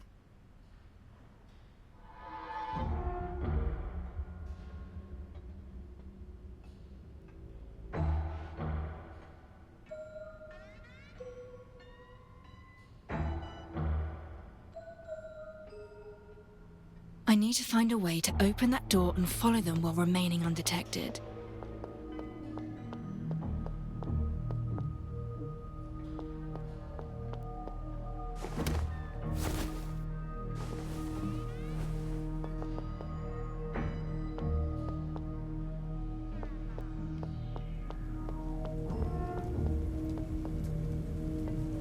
The parts on this enormous machine. I could swear I've come across them before. The Cinderella's case. Aha! The reactor fragment from the burnt-down factory.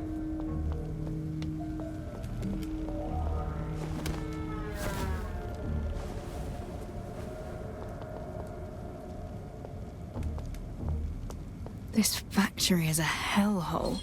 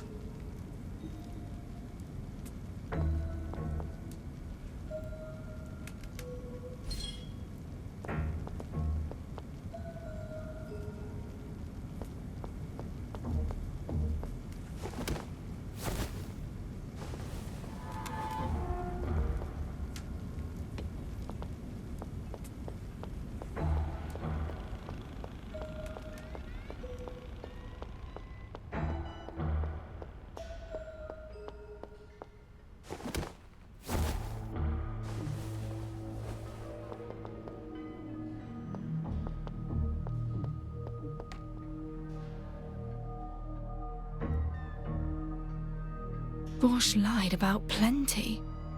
But he was right when he said security here is a 24-hour affair. So how was that stolen Silverium smuggled out then?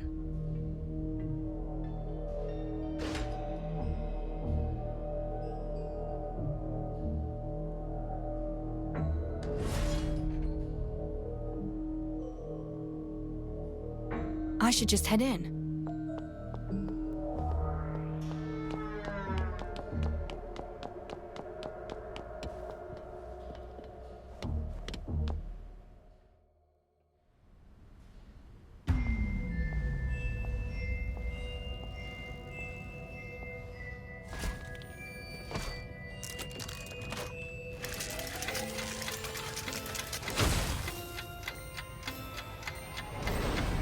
Welcome to the United Momentum Factory, honored guests. How may I assist you? How may I assist you? How may I assist you?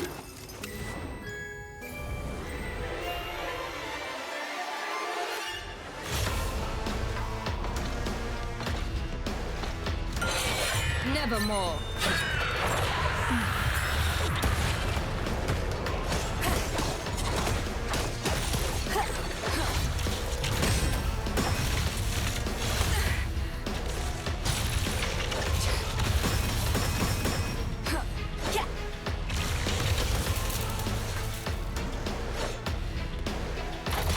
It's all in vain. All eyes on you.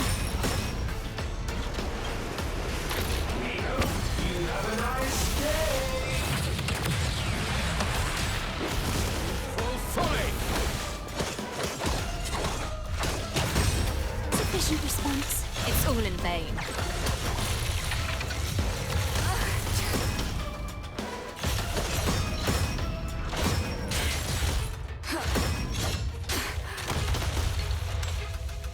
Time to wither.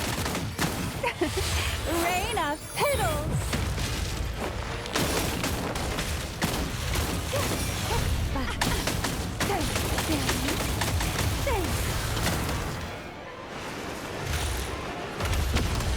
I'll take care of this. Today's weather, moderate to heavy rain.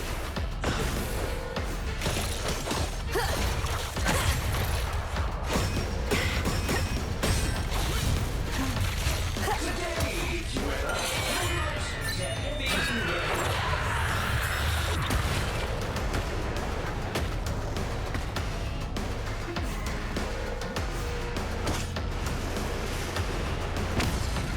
I know where to make the first incision. We hope you have a nice day. We hope you have a nice day.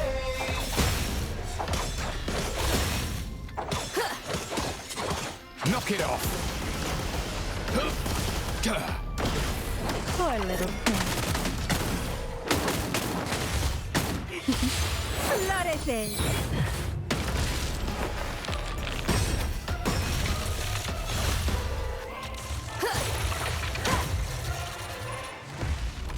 Intruder detected. Initiating annihilation module.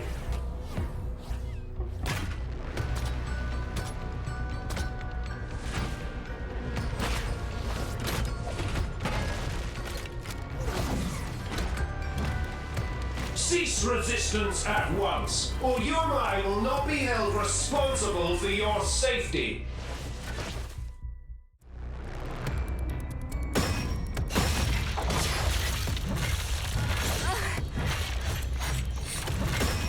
Sufficient response.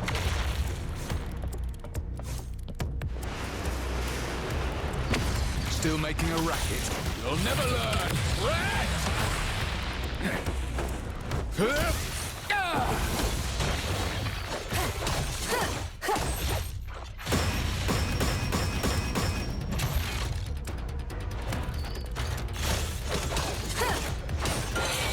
Nevermore.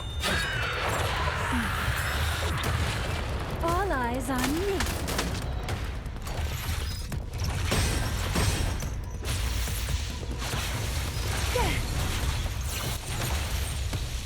I'll take care of this. Exterminate!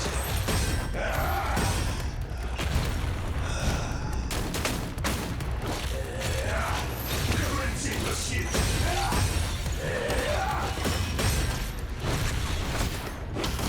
Full folly! Timing is everything.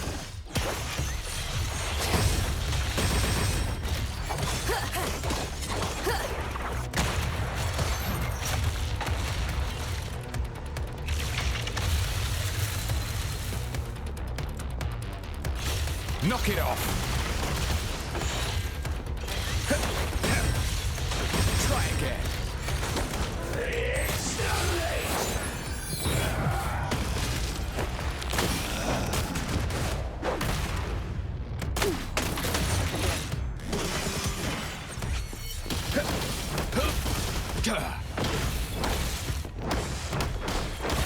Want some more, do ya? I'll take care of this. Reset the board.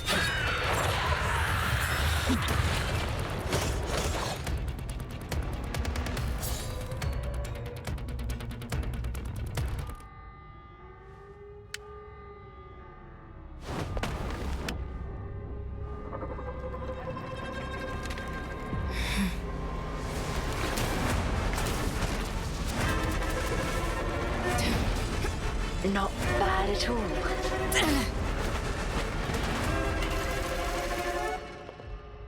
I was right to put my faith in you. And you are? We met less than a day ago.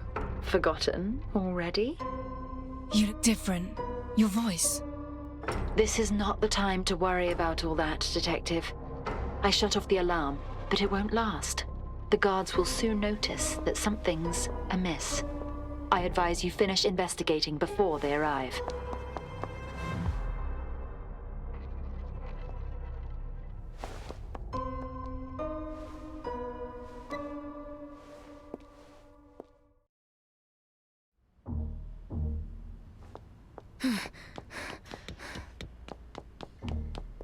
This place looks oddly familiar.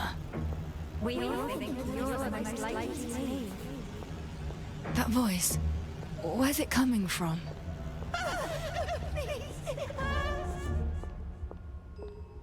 Once you've had the injection, you'll be just fine.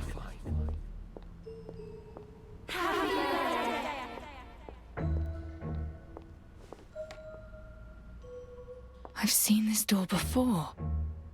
In a vision.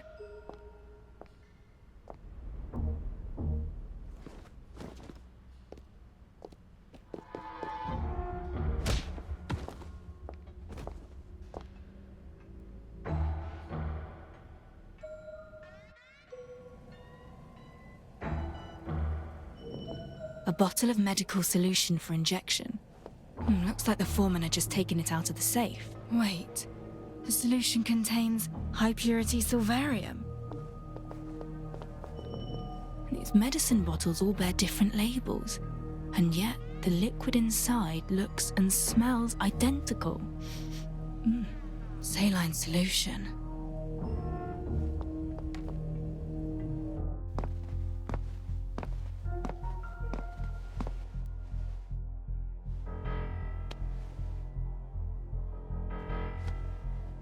A most peculiar injector.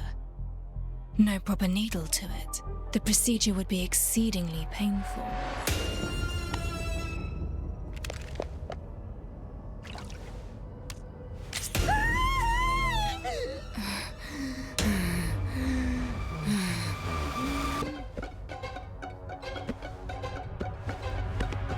Easy now. She can't die within factory grounds.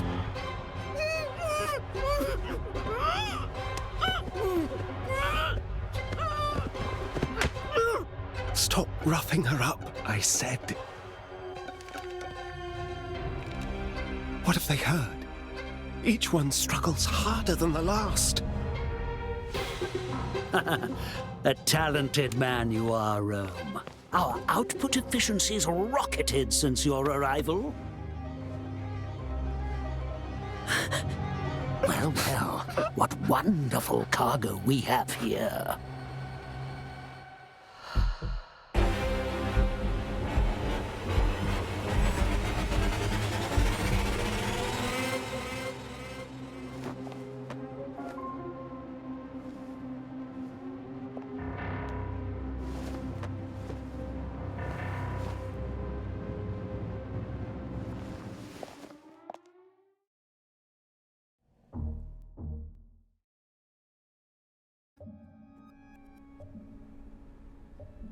The clinic. Her condition is poor, to say the least. Yet she can still pull through. You know, I feel I've done nothing but trouble you since my return. I'll save it. No point saying that now. Find any leads, then? I saw something. what I believe to be a factory worker's memories. Someone was moving female labourers' bodies. I saw cargo crates, gantries, like at a dock. Wait. What exactly do you mean by saw? I went through something like this when I collapsed at the Toroid Spine Fair. Yet what I saw this time, it was far too vivid to be just a dream. You mean you saw their memories? I know it sounds absurd, but the theft of Silvarium from the factory really did happen. If they're planning to smuggle Silvarium, the docks are the only way out. I'll have to look into it. That place you saw is likely Bridgehead's company docks. The area was renovated in your absence. It's the only place in High Piers with gantries like you described. That's a great help, thank you. Wait, whatever it was you mentioned just now, it takes a terrible toll on your body. And I've yet to solve the problem of your stabilizer resistance. You know what that implies. I do. Indeed. You know everything, don't you? Though I don't know how far this investigation's taken you. It's evident that the truth you seek is now closer to hand. Before surgery, I tell patients they must be prepared for recovery. And potentially, for death. Now you've always had the strength and resilience that facing the truth demands. But heed my advice. Be as prepared as you can be. I'm ready. As I thought, you're always one step ahead of the rest, Detective. Go then, and don't die.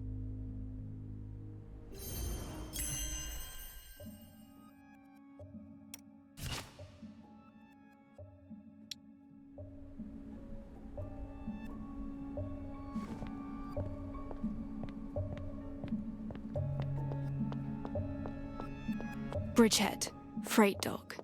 Furtho mentioned that it's the only place in High Piers with gantries. Bolden has dealings with Vorsh, and while Rome seems to tend to the female labourers, there's obviously something deeper at play. And that rising young detective, he hunts the labourers who try to escape, leaving no witnesses. Those horrific scenes I witnessed, were they what the labourers endured? The memory ends at the dock. That's where the answer lies. Those are the gantry structures I saw in that vision. This must be where Vor ships out containers.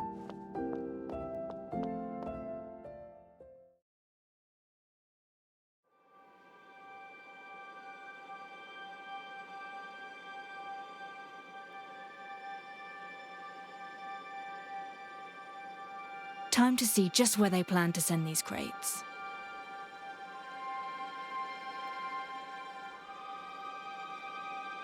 Master Detective, we meet again.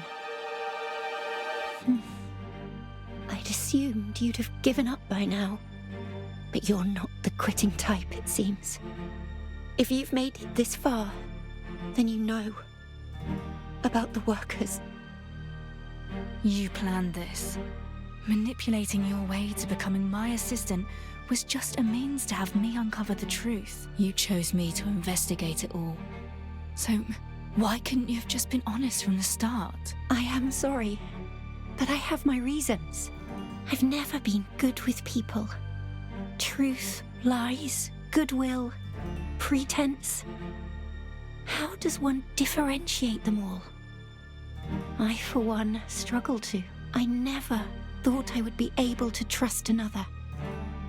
Not again. But then I met you. The days spent at your side were the happiest I've ever had. Thank you for investigating this far. For saving Emily at the factory. She was my forewoman before. And also a victim. Thank you for all you've done. For all us workers. Us pitiable ants. Come back, Ashley. Be my assistant again. We shall finish this case together.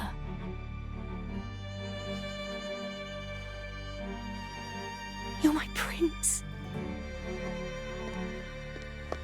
Sorry, I can't stand to see you in any more danger. Were I just a normal girl, I'd be able to stay by your side and help you. But I can't. forgot.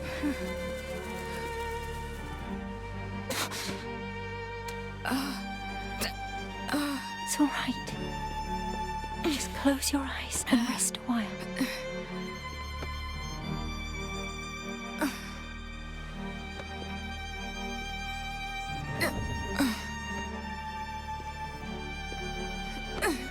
Ashley, what? Why?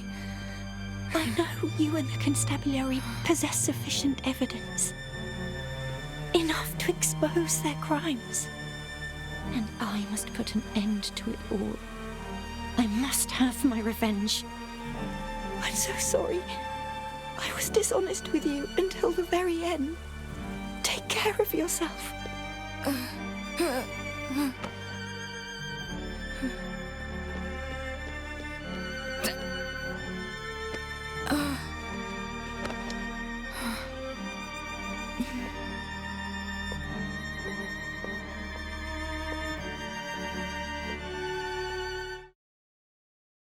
Has Ashley lost her mind? Whatever is she doing? At least, I'm still hanging in there. I suppose I have to catch up with Ashley. Right. Those crates that Vorsh's henchmen are moving.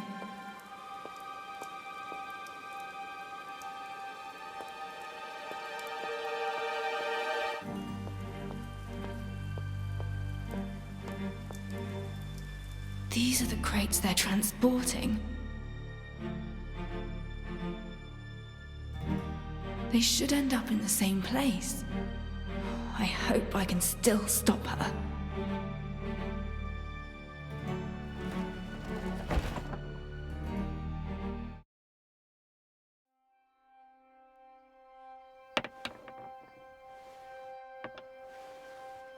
Such reckless behavior. It's not like you at all. The greater the danger, the closer you come to the truth. Now is the moment to concede. One wrong move from here, and it's over. Checkmate. I'm in a dream right now, aren't I? Why do you say so? Because in reality, you've never beaten me at chess.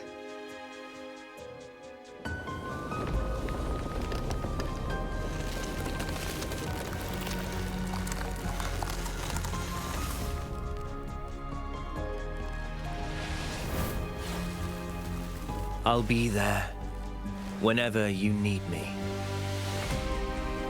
The truth lies just ahead, even if I must face it alone. You are never truly alone. Now, wake up.